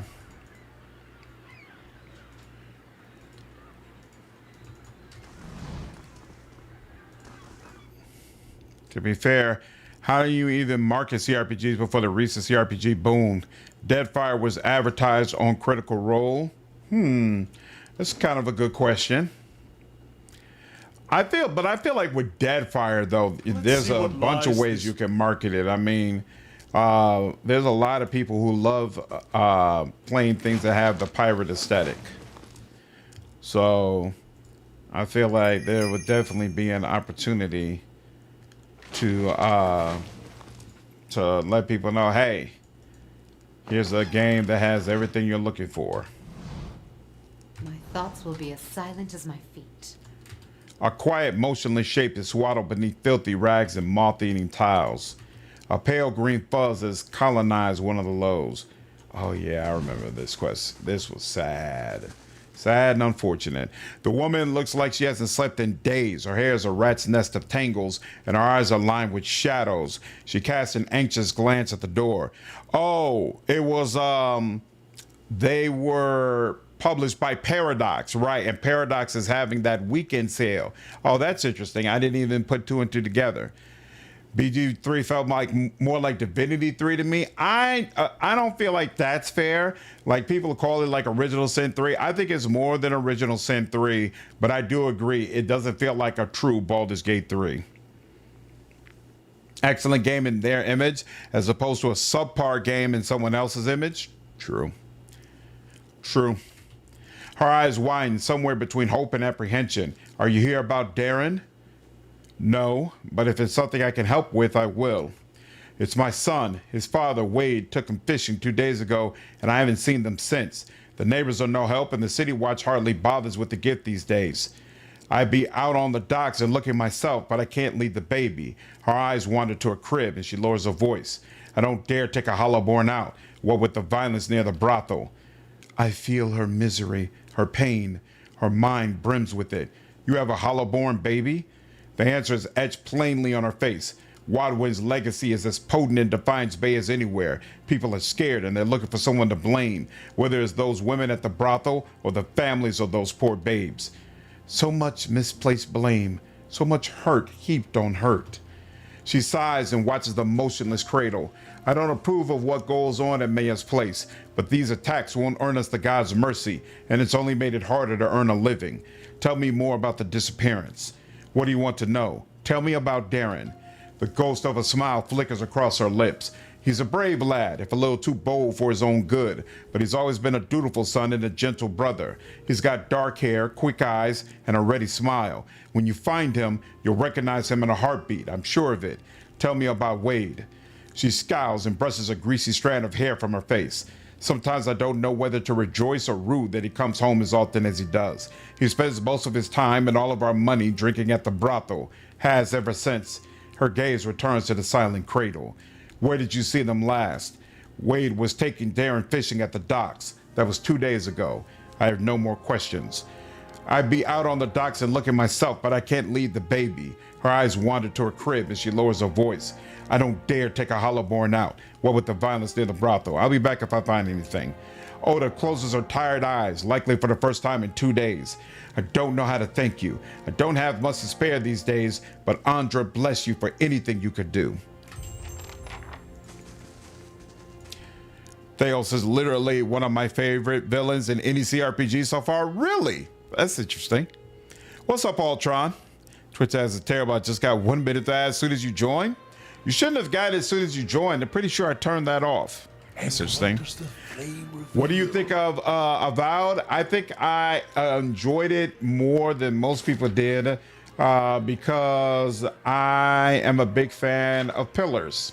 And so if you love Pillars, you love that lore, I think it's really cool seeing it brought into a video game format the way that Avowed does it.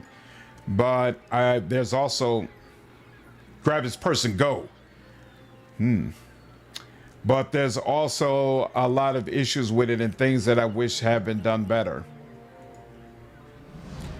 This man's fancy clothes are ripped and blood flows from a fresh cut above his eyes. He tries to push himself up, but his arm is shaking. He winces painfully. What happened? He carefully dabs his bloody nose with a silk handkerchief. I was just on my way to the club. He slowly stretches out one leg, grimacing at his scraped knee. It's a rough part of town, but the rabble's never been violent. Even a night with the Quelly isn't worth this. He limps away. A blade in the dark. I don't remember how you get the tide to go down. Pretty sure there's a way to search through all that. The salty mass.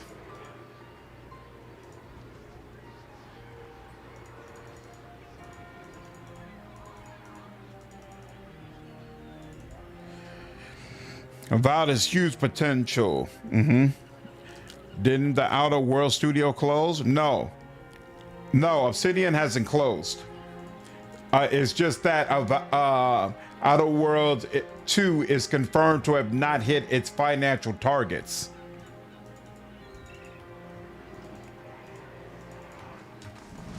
But it hasn't closed. For advantages BG3 has over every CRPG is that it has the budget for cinematic cutscenes. Those look amazing in marketing. Isometric gameplay didn't. This is true. I'm not sure if my issues with BG3 is because of the game. This in Gilded Vale. Just Wallaruna the milkmaid. She knew what she was doing. Overfried cod, watered ale, and prostitution. A bastion of Deerwood and culture.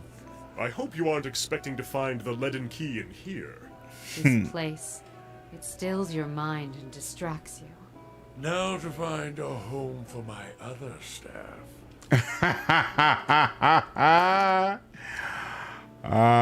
Durance. All right, put that there. Cool. What was I looking for? Making sure I didn't have anything else unique sitting around. Do any of you use? Okay, no. None of you use medium armor, so we're good on that. And then this is ranger stuff, so no need for that. Everybody should have something summoning related. Oh, these are the shades you all were talking about, right? So I got one of these as well. Pull that out in a tough fight. So you should definitely have a summon. I guess you should have a summon too. In fact, you go first in most fights, so I'll let you have that first. And for whatever reason, you're going early at a lot of fights as well, even though you don't have very much dexterity. So I'll give you one also. And then is there anything else I want? Valor, Legends, Binding Web, Untamed Wild. No, I think the rest of this I'm good on. All right.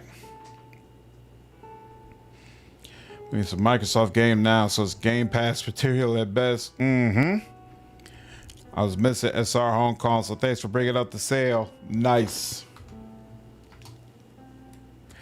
Yep, if nothing The else. Salty Mast went through quite a few revisions during development. Originally, it was named the School and had a fighting pit. This was removed in favor of a second floor and more space for the brothel workers. We also made sure that there were many flavors and varieties of brothel workers to choose from. I also made sure you get bonuses depending on whose services you choose to partake of, and I added some other extras regarding the brothel workers that the player should enjoy. Overall, I probably spent way too much extra time working on the Salty Mast. That's crazy. I didn't know you got bonuses based on who you sleep with. That's hilarious. The Amua woman watches you suspiciously. One hand is tensed at her side, but as you approach, she relaxes and gives you a friendly, if wary, smile. I don't see many outfitted like you who aren't looking for trouble. You aren't looking for trouble, are you? What kind of trouble are you having? Do you have a bill for the Cosmic Balance Aeon for Wrath of the Righteous? Just finished watching your rank video. I think I did like a Judge Dredd Aeon build, maybe. But don't quote me on that. Yeah, do like a search of Aeon and build, and that might come up. But I don't think I focus very much on Aeon. A frown ripples across her blue facial markings. The kind that's bad for business. Local rowdies have taken her harassing my hard-working boys and girls and our customers. They started showing up after this rash of Hollowborn, and they've been driving my regulars away. She looks you up and down, scratching her chin. There aren't too many who care about what happens in places like the Gift, but word is you're an exception. The Knights are too busy sniffing around Duke Avar to bother with us commoners, and I just as soon not deal with their bureaucracy anyway. Tell me, I can investigate as long as there's coin in it. You restore my business and there'll be plenty of that, all right. Maya draws you closer. These thugs tend to roam in groups, which suggests to me that these aren't random incidents. She places one large finger on your chest. You put a stop to these attacks and I'll find a real nice way to thank you. She winks. Got me? I'd rather just go chat up that guard with the wide hips, personally. But we ought to stop our people getting thrashed, at least. Can I ask you about something else? A knowing grin warps her blue markings. Now, just what can I do for a strapping lad like yourself? Tell me about this place. You're a sharp one, aren't you? I thought that was clear as the crystal waters below the docks. She laughs. This here is the Salty Mast, the most famous house of pleasure in Defiance Bay. We've got drinks, beds, and good company to help you enjoy both. So many minds here, filled with lust, gaiety, but also with worry, heartache, terror. She looks around at the talking, laughing, drinking crowds. These rooms have been filled by despair at the Hollowborn as much as by anything else. Her gaze returns to Maya, ashamed that one would so readily profit from it. Of course, the Club for Refined and Prestigious Gentlemen is upstairs. You'll find several of the hardest working boys and girls in Defiance Bay up there too. Any of your regulars interested in earning some coin? Actually, no. Is there someone here named Sorrel? She laughs. You must be new in town, dearie. She's only the most sought-after girl in the district. You want to spend time with her, just ask. She's 1,000 for the night, but she's worth every pan. Or so they tell me. Fancy a go with her? She nuzzles you in the ribs. Best money you can spend in the gift. Maybe another time. She winks. That's what everyone says at first. I'll order some refreshments. Anything interesting here? Nope. Cool. We could rest, but no.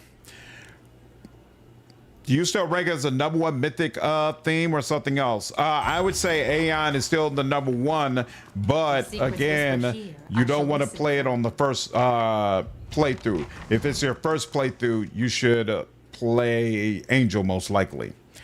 The Orland man seems to walk with a slight limp. He doesn't say anything, but he stops and regards you with interest. What's wrong with your leg? He laughs and shakes his head. How much? Oh, he's one of the people. Got you. No, I don't need to know how much from you. I shall be quiet as a calm sea. Wade. Which is not brothel. Laying low. Patron, and you. Welcome. Not from around here, are we? The young woman's voice rolls with the saucy cadence of Andra's gift. You need a local girl to show you the highlights. Lucky for you, I'm one of them. You're a local girl or a highlight? She laughs. Both gorgeous. What else can you do with that clever tug of yours? And what local attractions would you recommend? Jafer winks. I'd rather show than tell. How much? It's 200 for my time and worth every copper. Maybe another time. Yeah, they tried to charge $80 for Outer Worlds. It didn't go over well. They pulled it back, but it was already too late. It was already too late. There's a rather graphic declaration of affection for someone named Sorrel. Older drunkard. His robes are torn and stained with vomit. He turns his eyeless face towards you, wiping his mouth. Come for a story? His speech is slurred and his voice ragged. I told all the best stories. He slaps his chest. It's my club anyway. What club? The club for refined and prestigious gentlemen. He prods your shoulder. Wait, if you don't know about the club, you must be. He heaves, catching at his chest. After several precarious seconds, he recovers. Where was I? Oh, you must be here about the ring. The ring. He shoves it into your hand. Have to have that to get into the lounge. He hiccups. They don't let just anyone in, you know. He wipes a hand on his shredded robe. It's the most exclusive club in Defiance Bay. He slaps you on the back, and whatever you do, don't tell them you knew, or... He turns away, overcome by a fit of dry heaving. $100 US is the same price for any game. That's the way a lot of people felt. A lot of people felt that way. Smells of fried fish and oyster hung over the stove. The counter is splattered with grease.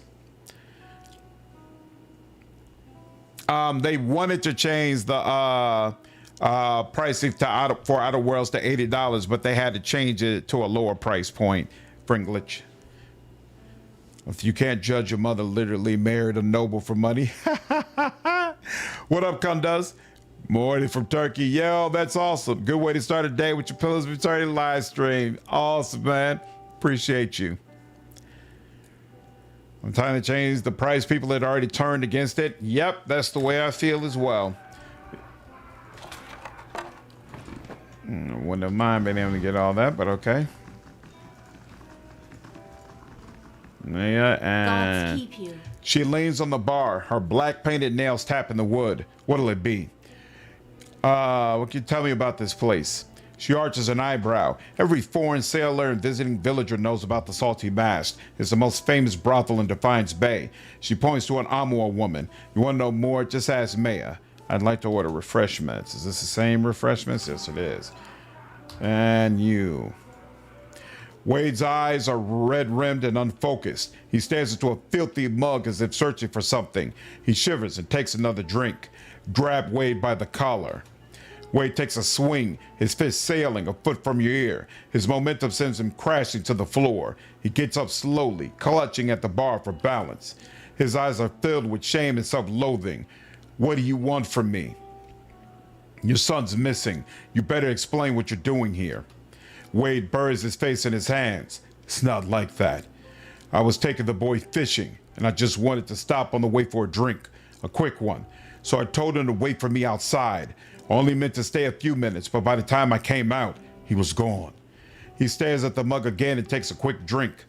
I don't know what I'm going to tell Oda.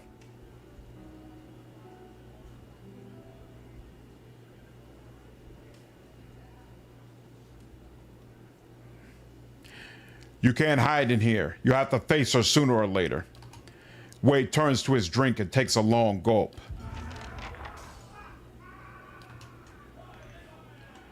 Isn't there, hold on, Brave Darren, isn't there, there's a specific way you're supposed to deal with this, hold on. Brave Darren, pillars. When you talk, ask about Darren at the dock. Talk to Wade. Or pay attention to the cry to get a clue what it's all about. Search for Darren. Oh, okay. Talk to optional. Talk to Wade the Salted Mask. Tell him about the fate of his son and convince him to return to his family and become a better person. You've got to have 16 resolve? Damn. 16 resolve is a lot. There's a pre-spell that gives you resolve, but I don't know if you can cast it outside of combat. What's the pre-spell? And it probably doesn't give 16 resolve any damn way. I don't remember what that spell is called. This is +7 resolve. I don't know where I get a 16 bonus from. What's up, Moonlight? What a scumbag of a father. Yeah, truly. Love the clever, refined, and prestigious gentleman Easter egg. Resolve is the best stat for conversations generally. I love taking it. I always dump resolve. I have never done a playthrough where I had high resolve. Hello?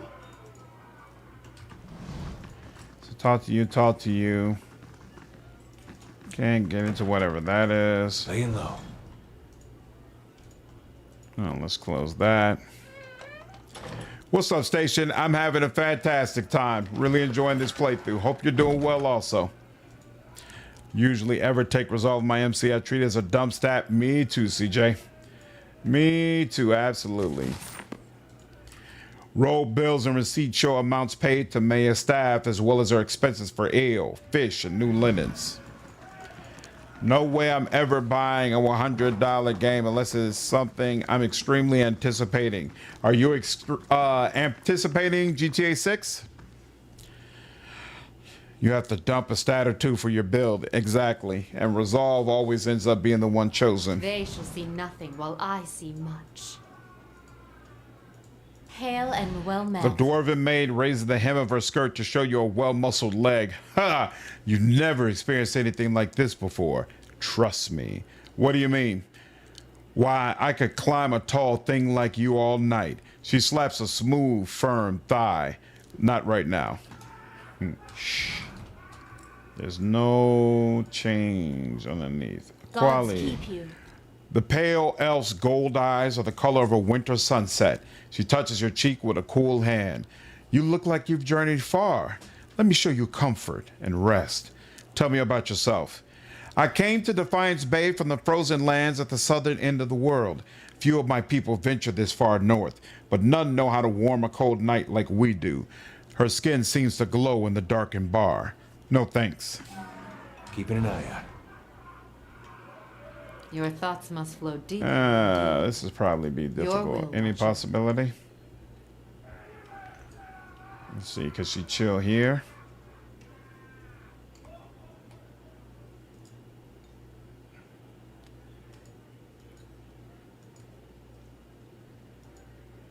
Yeah, that's not gonna work. All right.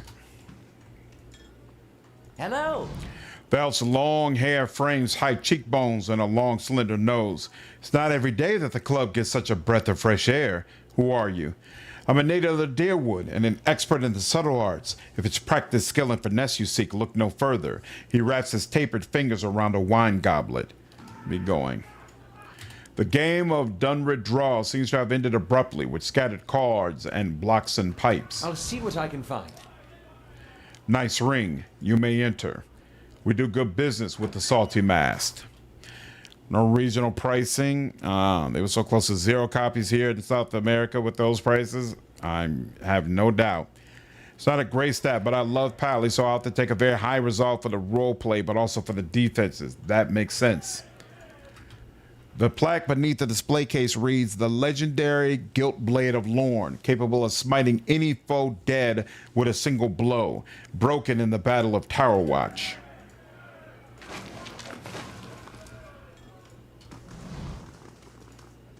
Your first time at the Club for Refined and Prestigious Gentlemen, sir? The man looks down his nose at you. So, you are a member, I see. Are you here for the exclusive club equipment? Tell me about this place. He folds his arms. Broadly speaking, you're in the Club for Refined and Prestigious Gentlemen. One of you said this is an Easter egg. What is it an Easter egg for? On the upper floor of the Salty Mass, he tilts his head. More specifically, you're in the members only lounge, which means you've been part of the club for at least a year. He eyes you suspiciously. Our rules are strict, but they keep the riffraff out. Mostly. Show me your stock. I've been collecting the finest equipment for over a decade. I guarantee you won't find a superior collection.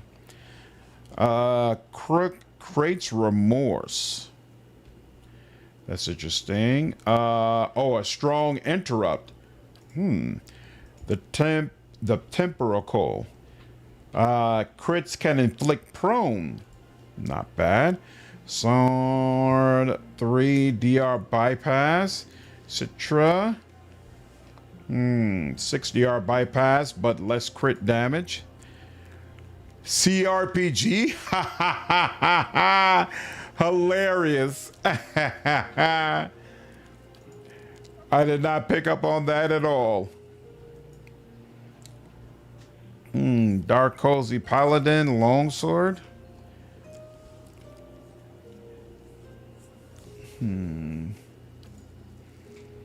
Jarpy, Lysandra's Blade, Sword of Pricks. Good lord, there's a lot of stuff here. But I don't think... Willowstone.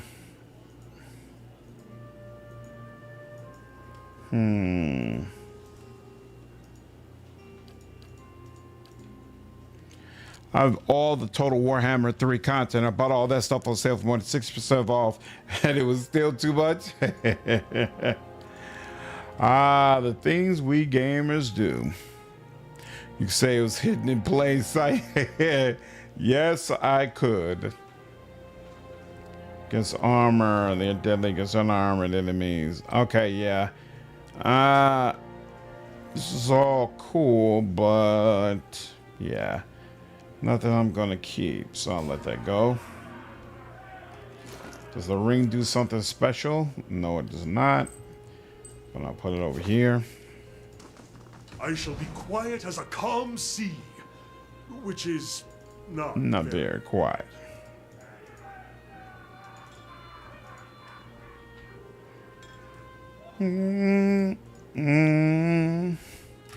Up close, these look more comfortable than one might expect.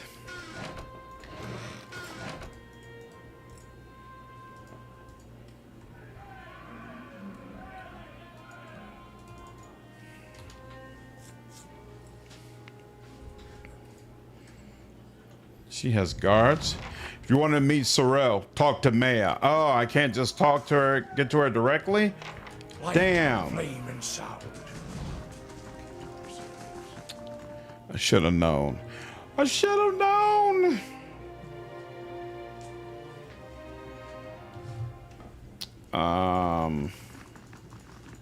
You, Maya. Yeah. I'd like a night with her. You'll find her quarters upstairs. She lays a large hand on your shoulder. And keep that temper of yours in check, or the burly fellows at her door will have to get rough.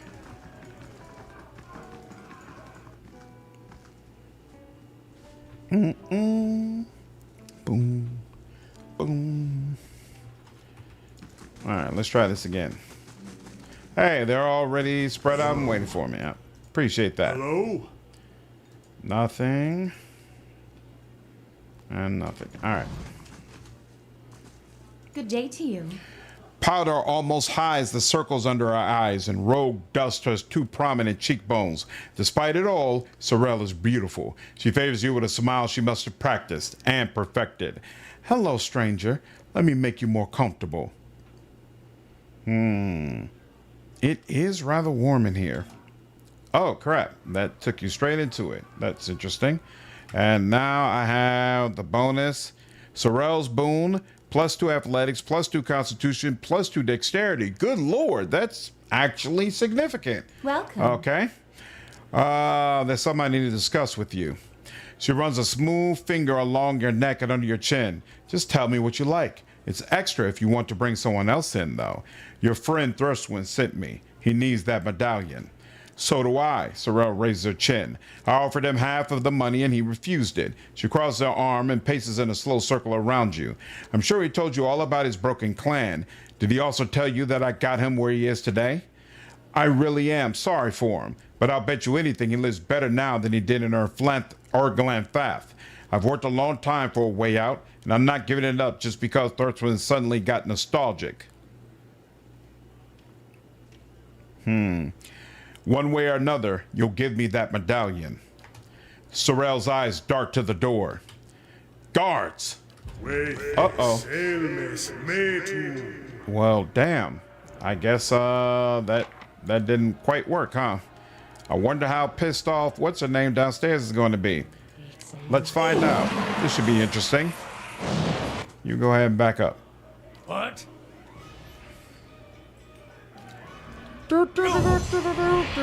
Hi?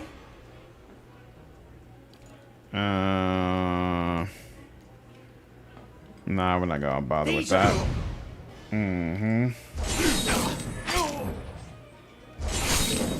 Your thoughts must flow deeply indeed. Grieving Mother. Yeah, let's do that. Hey. You're not getting through me. What is it?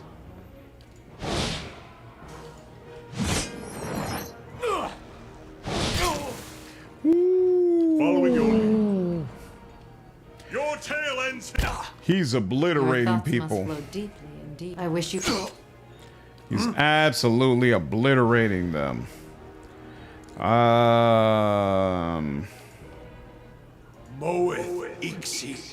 So the others just stand there and watch? not king shaming or anything. Excellent question. Yes. Excellent question indeed. He just did 102 damage on a crit. That's kind of insane. More than a little bit insane.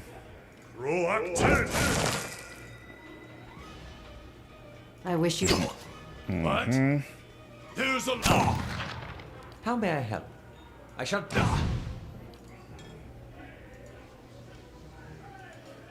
Really?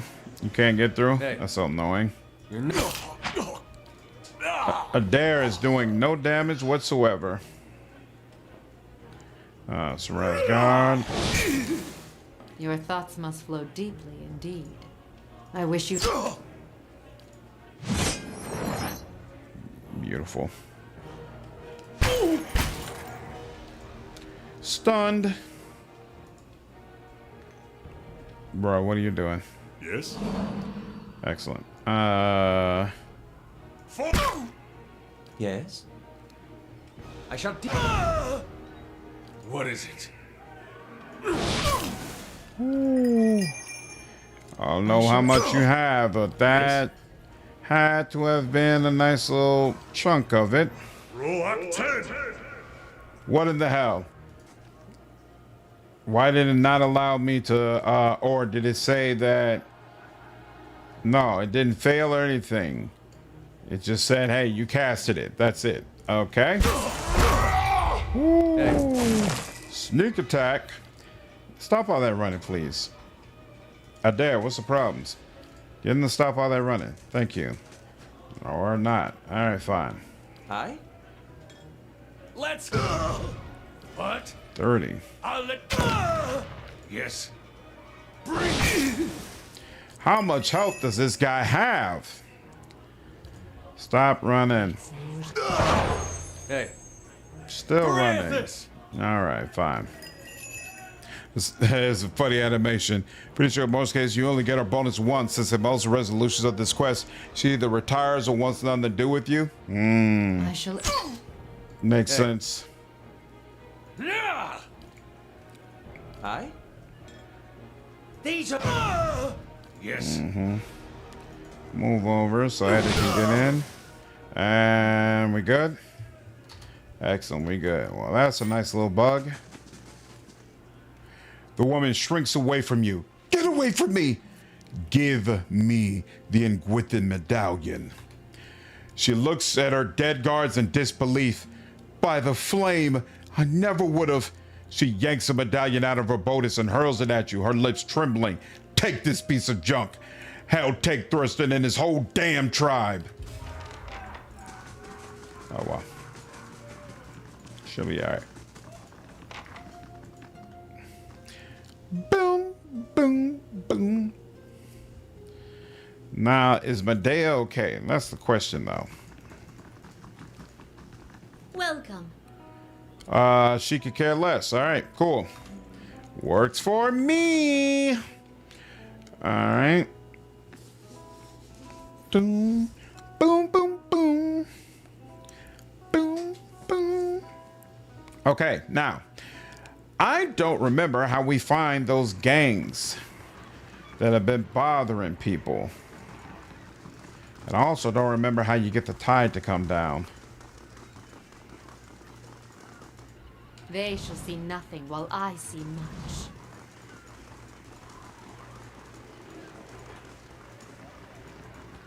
I'll see what I can find.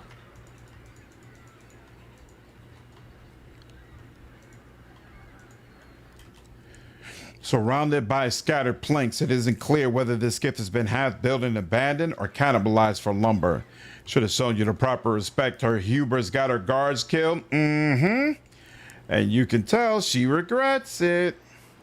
What do you suppose that bally thing is? She messed up. She knows she messed up.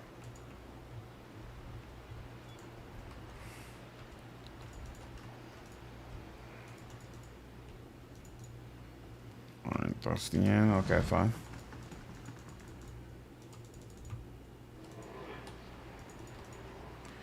Or is it nighttime?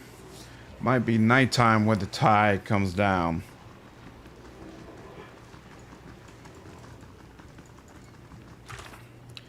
And what is the deal with... She suspects that someone is organizing them. Okay.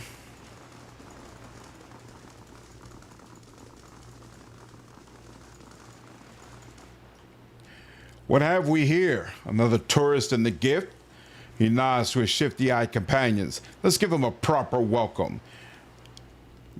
I don't think so.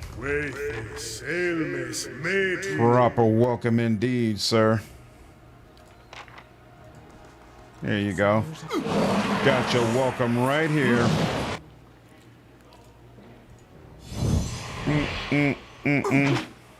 Aye? Beautiful.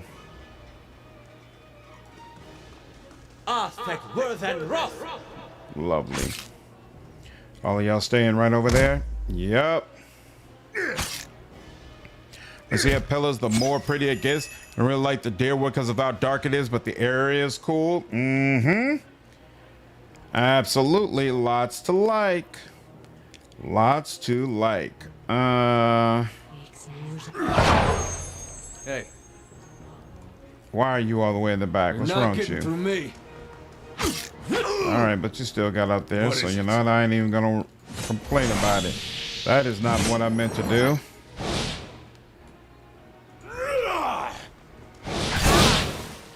Woo. Towers completed, like that. For Takala! Your thoughts must flow deeply indeed. Indeed. I wish you... What? Let's burn! What is it? Bring them down! Woo. My barbarian is handling business. Following your Business. I wish you no harm. Should have. Hey. And Yes. That's fine. No! That's better. Aye? Oh, he's the last one left? Nice. Yes? We don't need to bother with it. Shed no. What? I'll let Margaret's fire bless this. What is it? You knock it. thoughts Oh, must flow come deep. on, man. How did you not end it there? Oh, wow. Misses. Wow, we just missing all over. You. I shall deal. Following your lead. Let's end this! Your thoughts must flow Why does deep, it precious. feel like Kana is not really doing You're anything? not getting through me. Rarely do I feel like his. I was trying to get you out of that, but it's fine. Come, soft wind. Yeah. Oh, he's using it, but it's not getting any sort of. It might be it's not hitting. I don't know, but I can tell it's not doing any damn thing. Yes? Yeah, it's supposed to be taking off endurance. I don't know what the problem is. Okay. As you wish. One group of thugs. Supply and demand. Belongs to a house in Andra's gift. Is it this one over here? Let's see. Pillars to it, you made a custom herald. I'm strongly considering going with herald when I play Deadfire. It's a heal or bot off tank, and it is insane. Really, I think I had like 3 to 4 HP per second regeneration for the whole party. That sounds like fun. I was deal with the instigator behind the attacks. Yeah, that's Durance. How? Thank you. That's much better. Okay. Yeah, you. Hail, traveler. Afraid wears a defiant expression and a sturdy yet battered suit of armor. She seems to bear each scrat and dinge with pride. You don't look like one of the knights. Can I help you with something? Who are you? I'm Alfrey, a lieutenant with the dozens. She taps her dented breastplate. We're the last fighting force in the Defiance Bay that remembers what it means to be Deerwooden. And unfortunately, I'm the only one who seems to care about the way May is squeezing the locals. I'm here about the trouble at the Salty Mast. Go Troubadour for the phrase extension to keep full uptime on the healing. What's up, Waffles? Damn, just found as I'm going to bed, but stoked to check this out tomorrow. Yeah, make sure you subscribe to the channel, man. All the VODs from this runner up on the YouTube channel. Have a good night. And the build literally does not care about hitting anything basically ever, so you can completely ignore hit. Yeah, also you're strictly about buffing and helping out the overall team. That's interesting. Ordinary Kith are angry, as they should be, with that crooked Amua toadying up to the nobles. She sneers. She's using the tragedy of Wildwind's legacy to line her pockets. She's no better than the Adairan overlords we drove out 200 years ago. I'm guessing Maya appealed to your firm sense of right and wrong, but she's made it so only the rich can afford her establishment while she sits in the poorest district of Defiance Bay. How's that fair? We take matters into our own hands, but she's the real criminal here. Why don't you tell her to back down?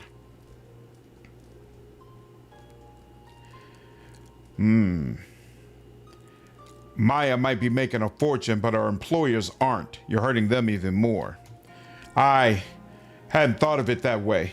Then I guess there's no point to this, is there? She looks at the thug standing around her and finally nods. Tell Maya we'll leave her people alone. Well met, friend.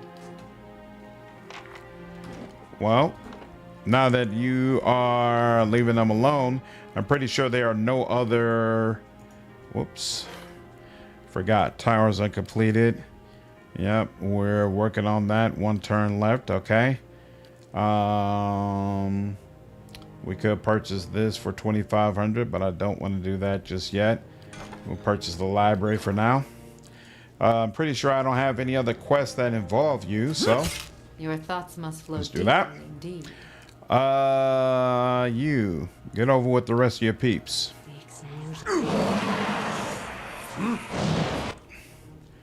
And then you. Kana isn't a character that does a lot. Don't try to deal damage when focus on either building up phase uses abilities or debuffing enemies. -3 endurance is a pittance. Yeah, I'm seeing that for sure. That's why he needs Dragon Thrashed. And all tanking, since I'm sword and board for that Lathander shield anyway. And the build doesn't care about recovery speed at all since Chance don't use it. True. Interesting.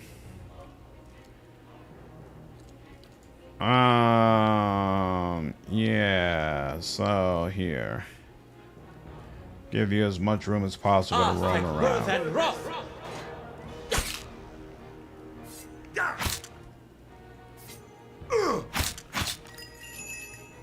Grieving Mother, you know what, here. Alright, so we're gonna give this in preparation for old boy. He's gonna go here. Well, Oh no, I don't have any more firebrand. Ah, crap. kill them all. Forgot about that. Oh well. The phrase I call frightened is an aura around him is ridiculous though. It debuffs enemy accuracy. True. I was thinking about going the Dragon Thrash route.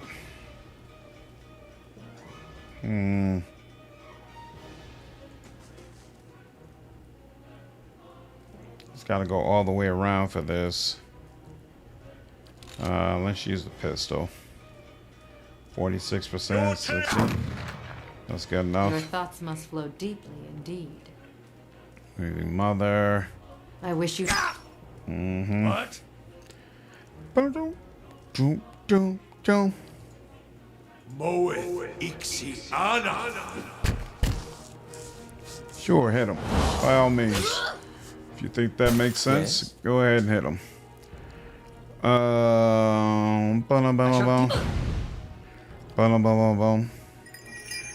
has he not gotten enough for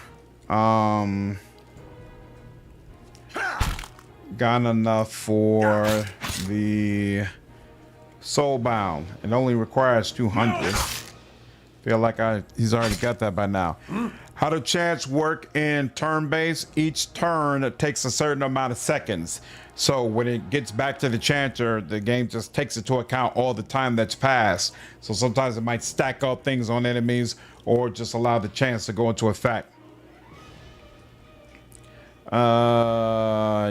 We'll give everybody some extra accuracy. Hey. And 41%, 25%, 54. Okay, good enough.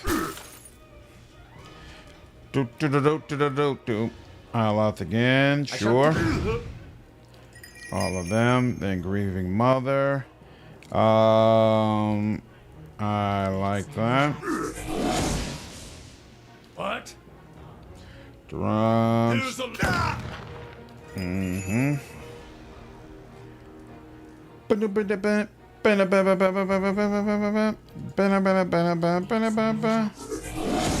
There we go. Yes. Soul Shock. Did a hit crit. 64%. Good enough. Right. So now it just got back over to Kana's turn, and you'll see he chants comes soft winds of death, and it stacks it up 3 times because it's taking into account all the time that occurred before his last turn had come up. But at the same time, it deals 0 damage, so it's basically 3 grazes that don't do enough to damage him. I definitely need Dragon Thrashed. Gonna have to get Dragon Thrashed. Damn, but in the meantime, his pistol works just fine. So I want to know if Pillars 2 has a mod where it's a better turn-based mode. No, Ultron does not. So many people are hoping that Obsidian is going to take the work that they've done here and apply it to Deadfire as well. Dragon Thrash is okay. If you want damage from him, it works, but it doesn't do much else. Yeah, it's only for fire damage. I don't know. I'll look at some of the other options he has because my Barbarian seems to do a ton of damage, so maybe it does make sense that my Chanter doesn't need to be focused on damage as well. Mercy. Afraid Stack is back, barely on her feet. Please. Fine, but I'm taking you prisoner. She nods, her head lowly. Watch where you're aiming that thing! Ah! Laying low. I wonder if she had anything special on her that I lost out on by taking her prisoner. Chanter could be buffs and summons for the party. That's true. I'm definitely going to focus on summons for the invocations. I'm more so worried about the phrases that he chants. What is he going to do there? Okay, I think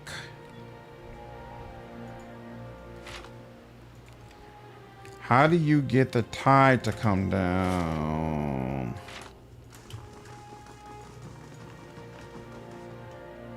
Some payday this turned out into. Greetings. If you have a lot of attackers, the chant that gives plus 25 fire to allies might be better at times. Depends a lot on the volume of enemies, true. What's up, TCO? What's your favorite character of this game? Durance. An old man paces the dock and looks out over the water. He's fussing over something large and round, which he constantly shifts from one hand to the other. You're not certain whether his wide-eyed, gape-mouth expression marks surprise or fear. It seems he isn't either. You, don't look like a guard. He examines you and your equipment more closely. Say, you wouldn't be interested in making some coppers, would you? He shows you the object in his hand. It's a large round opal with runes carved into it. It glistens with his sweat. See that ship that went down over there? I've been looking for someone to help me recover some missing cargo. Tell me about this missing cargo. Actually, have you seen a boy named Darren around here? I see him near every time I'm at port. He nods at the half-sunken boat. He's the one who found the opal. Good kid, despite the loafer of a father. Loafer? A scowl crosses his leathery face. Drunk more often than sobering. Poor company either way. He spends his scant coin at the salty mass when he's got mouths to feed, and yet he thinks his hollow-born daughter is the curse on his family. Any idea where Derek could be now? That boy loves the ships. He's probably playing pirates with the sailors, if he hasn't stowed away with the cargo. Thank you for the information. You see that lad? You tell him old and model remembers the deal. I owe him a basket of mussels from finding that opal. Mato gazes out over the water. Anything else you need? How's business? He spits into the water. I'll be glad to sail with captains who are more careful about their cargo from now on. I don't give a worm's wings about the Duke's trafficking laws, but I'm too old to fight ancient horrors. He takes a deep breath of the salty air. I just want to enjoy my twilight years doing an honest day's work. Tell me about Andra's gift. He scratches his sunburned scalp. Where is, here we go. We got docks, fishing, and steady ship traffic. All this, he weighs at the listing shanties crowded against one another. This sprang up around the docks. It's the poorest district in Defiance Bay, but one of the liveliest. He grins, and for lively, nothing beats a salty mass. You'd do better to ask a younger man than me if you want to know about that place. He nods towards a large building to the east. Emmetel doesn't sound like a Deerwood name.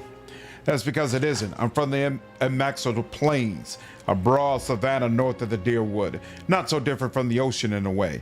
There are places where you can stand and turn a full circle and see nothing but the wind making waves in the grass. He watches the surf lapping against the wrecked boat. But at moments like this, I wonder what business a plainsman like me had taken to the water. Tell me about the missing cargo. He licks his lips. We started in cold morn, and we are making our way down the river, loading and unloading as we went. Business as usual. What exactly happened? He massages the opal in a clammy palm. Chants are kind of situational. I like the deflection one and the point shield one, with a chance set up with the one that doubles the effect of heals. Yeah, I might have to change my thinking around as far as what I want him to do. I still use Winds of Death even into late game. The rated stacks up chance is too good.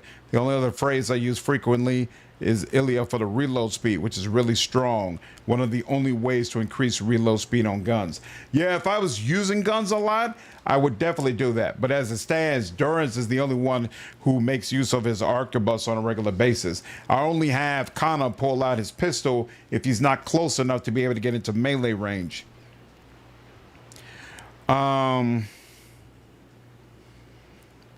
And yeah, Winds of Death, it'll probably hit harder once he has more accuracy. But even as it stands, with his using his one-handed weapon, I feel like he should be getting more accuracy. Think Pillars 2 really made Chanter better purely because it has multi-class. No, I think Chanter, even single class, is way better in Pillars 2 than it is in Pillars 1. Don't know why anyone would want a broken thing. When we reached Ina's Rest, we may have agreed to take on a few crates from some place called Clayban Relag. A couple of lads snuck a peek at the cargo, saw suits of armor and a broken scepter. Don't know why anyone want a broken anything, but these animancers will buy dirty stocklings if you say they came from the ruins. He closed his hands around the opal in a white-knuckle grip. We were almost to Defiance Bay when the screaming started. I'd seen my share of barroom brawls, but this sounded different. I was topside with the captain, but he and the first mate were below decks to see what all the commotion was about. When they didn't come back, I looked into the hold. He shudders. I saw one of those suits of armor walking around all by itself. It was covered in blood. When it saw me, it started running for the hatch, so I closed it.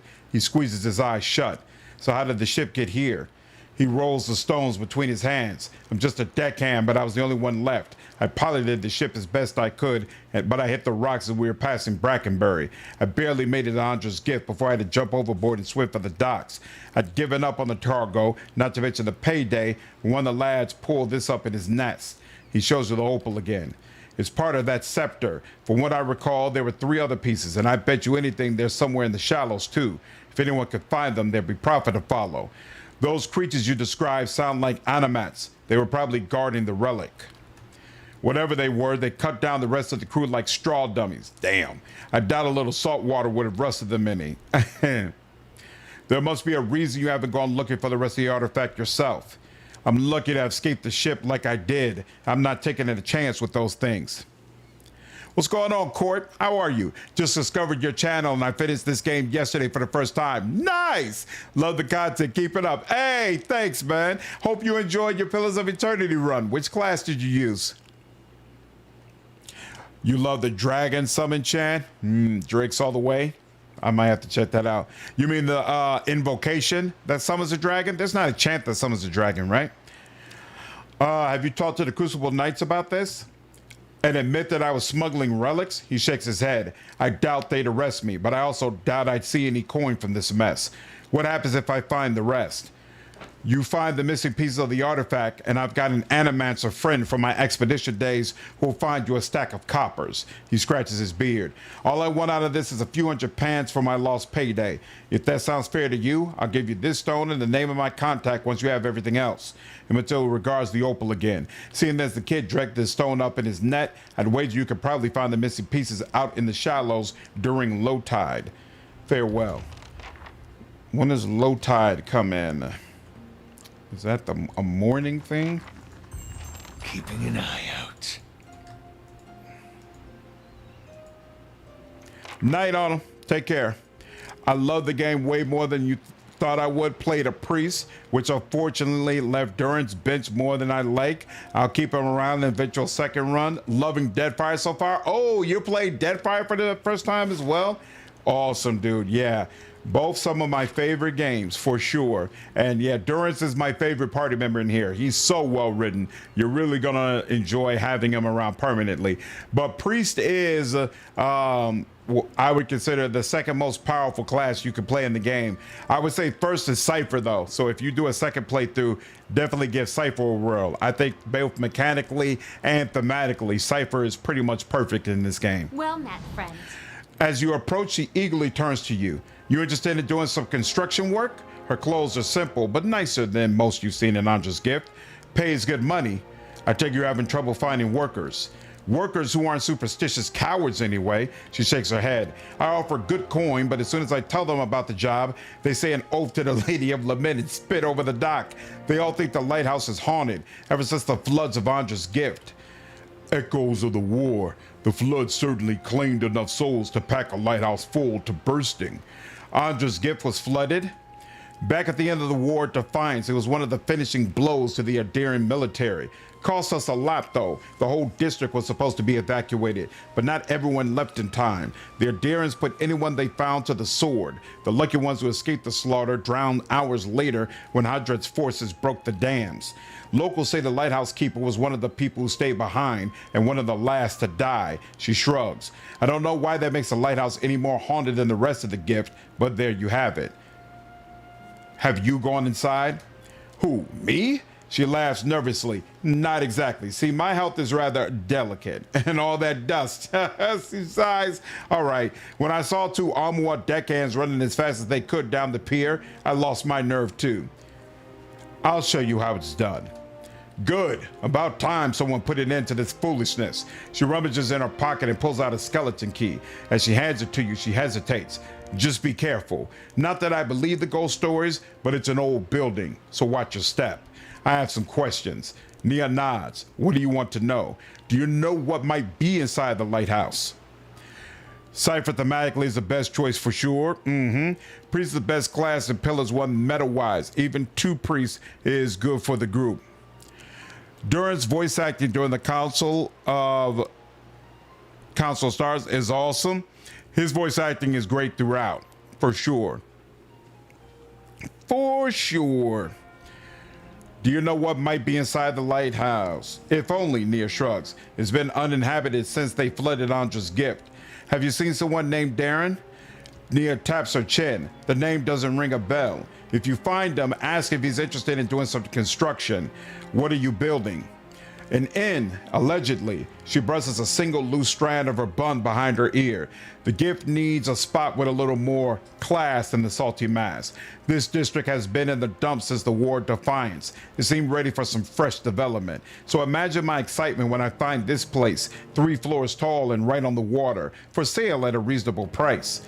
The seller suggested that there were other interested buyers, so I closed the deal before I take the time to really look into it. Stupid. She shakes her head. Being from New Haymar, I knew about the floods, but I didn't know about the superstitions surrounding the lighthouse, and the seller was long gone by the time I found out. At this point, it'll be a miracle from the Lady of Lament herself if I make my investment back. Tell me about the flooding of Andra's gift. Hadred ordered it near the end of the War of Defiance. It was one of the finishing blows to the Ederian military. Cost us a lot though. The whole district was supposed to be evacuated, but not everyone left in time. And Durance put anyone they found to the sword. The lucky ones, you already said that.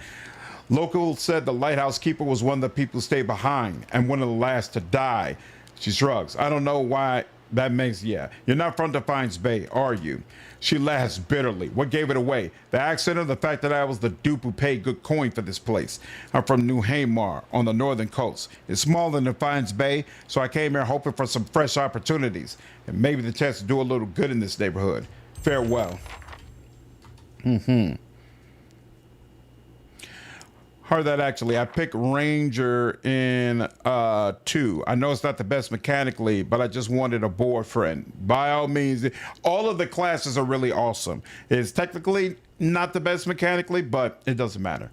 Especially if you're not playing on Path of the Damned. Like, what difficulty are you playing on? Sure. I think I'd probably play a Barb on Run 2 because the Intellect AoE buff plus card size is a lot of fun. That's exactly what I'm doing in this run, Court. What did I want to check? I wanted to check. So, oh yeah, what's the deal with this? Why hasn't 44? Why? Oh, wait, plus 20% raw damage. So maybe that means usually it does crush damage.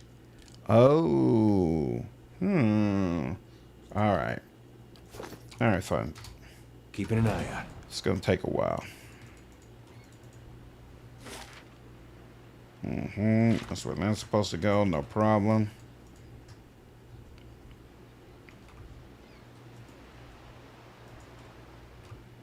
Yep, all the classes are worthy, at least on some level. What happened to old girl who I helped I'll see what I can do. and said she was going to open up shop in Andra's gift.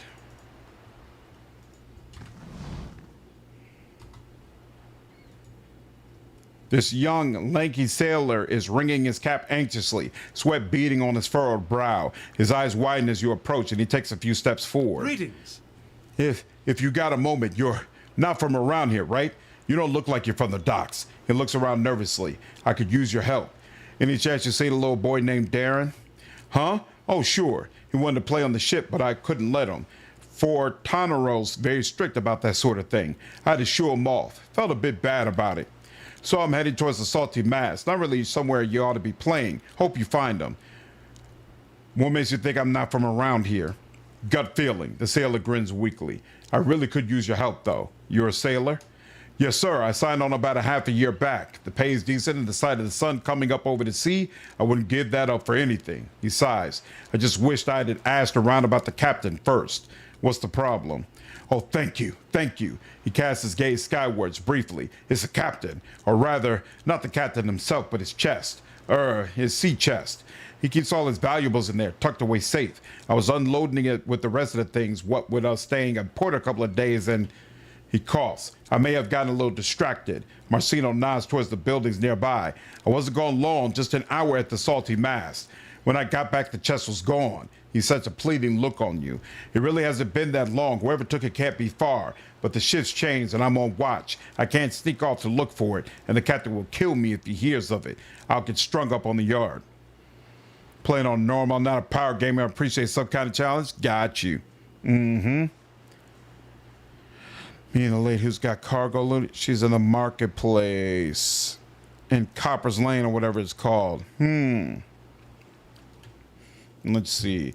Please, if you can get it back for me, I swear by the flame, I'll make it worth your while. You can have my pay. I won't be spending it if Captain Fortanero finds out anyway.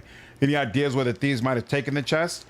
Well, the chest itself is pretty heavy. Nobody I've asked has seen it getting carried around either. I figure they must have stuck it off somewhere nearby just out of sight. They can't have gone far. There's a pretty good lock on it too, so I'm hoping they can't have got it open.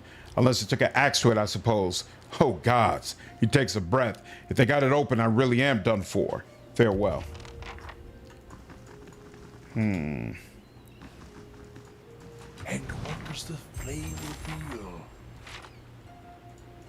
Find his missing crate.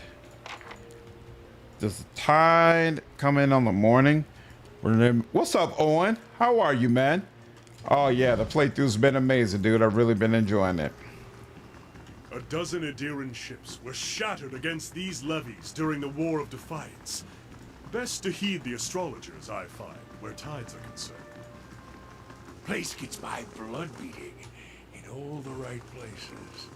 So many spirits, yet so few awakened. Yeah, let's go around here.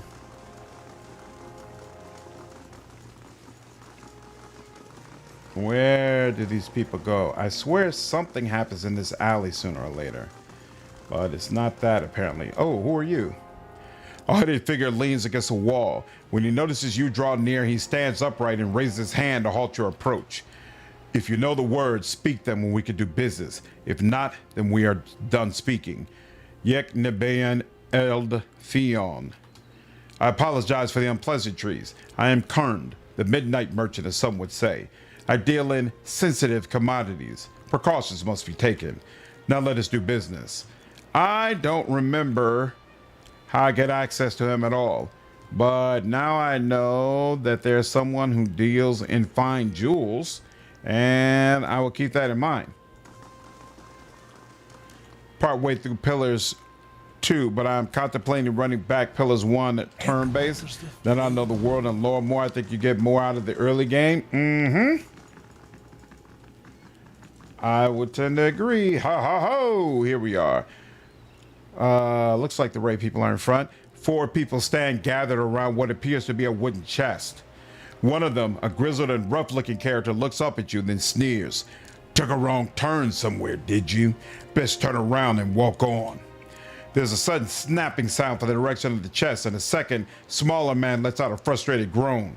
Damn it! That's a second lockpick. He looks up at you and stills. Oh. Walter rolls his eyes and turns to you. You've walked down your last pier.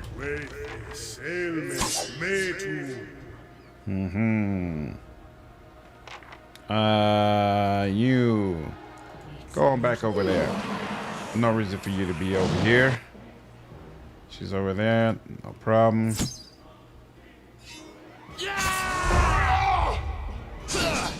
What? Debuff the lot of you. Aye? Huh? Arthek, Worth, and Roth!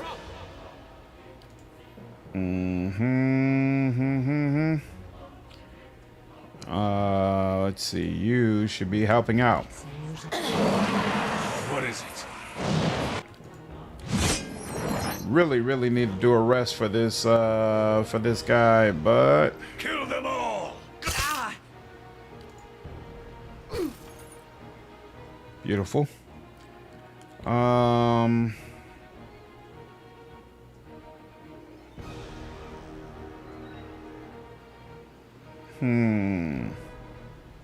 Follow Delay. your lead.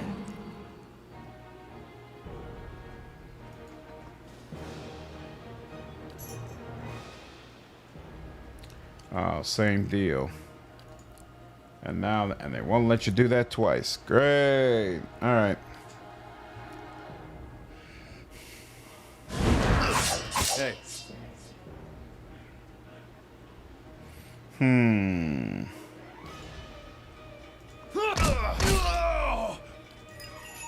Tried. No, not that. Yeah, you're connected with all of them. Durance, what every time? Whereas words of the games are great in your head now. Levarvion Seek. Durance. Let's do that, shall we?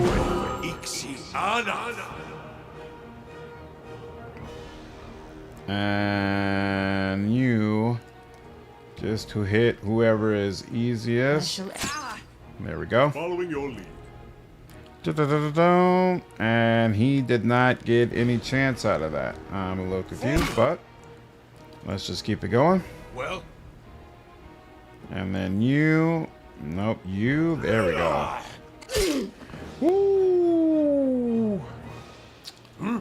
Fan of that. All right. And then you. 18, huh? That's interesting.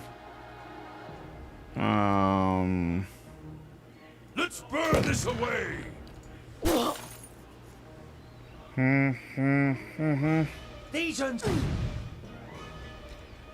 Yeah, that hits for crust damage. How do I make sure it hits for raw? Nice, Stephanus. Take care, dude. And then you. Shall end this. That missed. Hey, look at you getting closer. I like that. Following I your don't quite know why it's happening, but I'll take it. Kana, you finally are at 4, huh? Like that? All of y'all, just chill out. Calm down. Aloth, here. Lower everybody's defenses for me. And then, yep.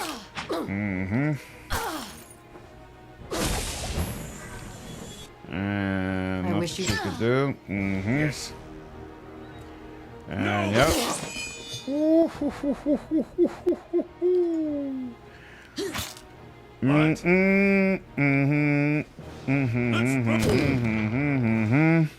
Your thoughts must In flow turn based, do arquebusts spend a turn reloading? It does slow you down, so it basically it takes longer before you get your next turn. I wish you. Beautiful. yes. Your Well,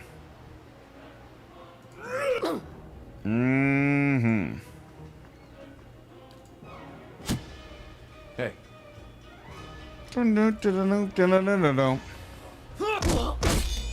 And lovely. And you know what? We like you there. Stay there.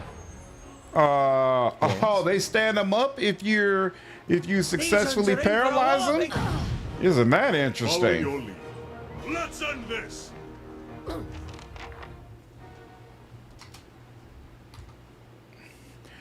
Yeah, initiative is a static.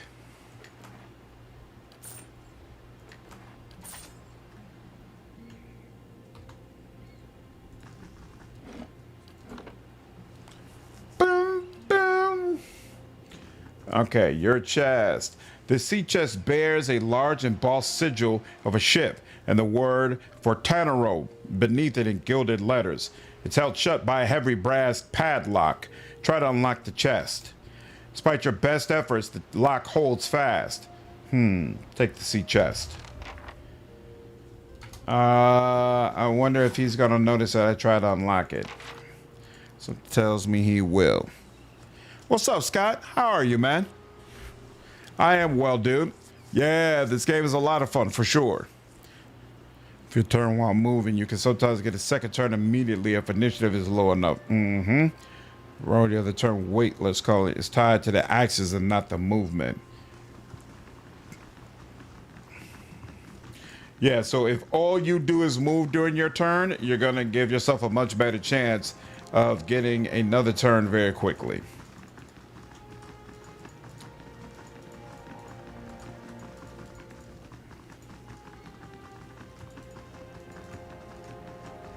What does this girl say she'd be?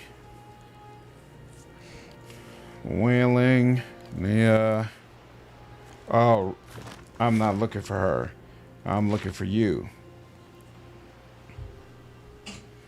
But is this your first foray into real-time Pulse? You've chosen to play both games in that mode. Greetings. How do you like it so far? Specifically the real-time with Paul's aspect. Here you are, contents intact. You found it, all of it. He checks on the lock on the chest and lets out a relieved breath. You saved my life, friend, truly. I owe you one. Here, the week's wages, like I promised. You know, I did just save your life. Oh, of course. Let me think. Oh, I know. You can have this. He reaches for an amulet around his neck and hands it to you. It's all I have. Hope it brings you some luck. Beautiful. Now, let me get a rest so I can get my firebrand charges back. And then gotta figure out how to lower the tide, because I don't remember how to do that. I think it's about it being morning time, but I'm not completely sure. Pillars has the best real-time with Paul's gameplay in the genre. I can see that. I certainly haven't played a game that I felt like was superior in that regard. I've taken the ringleader prisoner. The thugs won't be bothering you anymore. Mayor's brown ridges rise. That's good enough for me. Take some coppers and enjoy yourself. Her smile widens. And if you choose to have your fun here, enjoy my special discount. Hey, you go ahead, really. I'll just wait by the bar with a glass of something that kills disease. A knowing grin warps up blue markings. Now, oh, we already said that. Here, order refreshments, get a room. There we go. Rest. And what we got going on? Somewhere. Booyah. Discovered a truly grisly thing. Awesome. That's going to take some more time. And this is taking more time. No problem.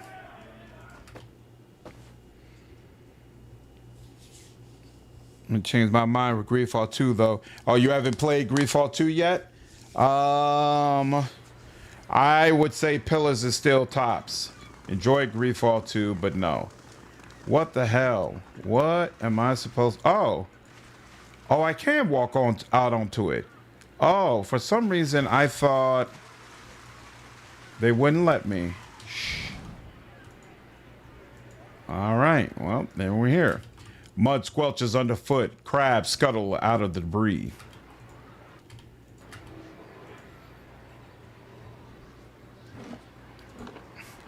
All right, you all. I think I'm going to go ahead and stop here. Once again, it has been yet another amazing time with Pillars of Eternity. Really, really enjoying being back in this game. I do most likely plan to be back live streaming sometime tomorrow evening. And most likely I will be continuing with Pillars. I'm pretty sure I want to do a full playthrough of this game before we get to Banquet of Fools. So I hope all of you enjoyed this stream today, and I will see you in the next one. Take care.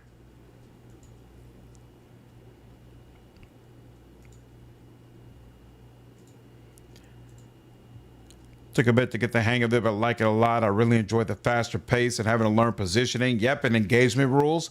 Only fight you couldn't win was Lingrath. Yeah, I only tried Lingrath once, and I remember it being absolutely brutal. So I think I'm going to take another crack at it here. We'll see how it goes in turn base.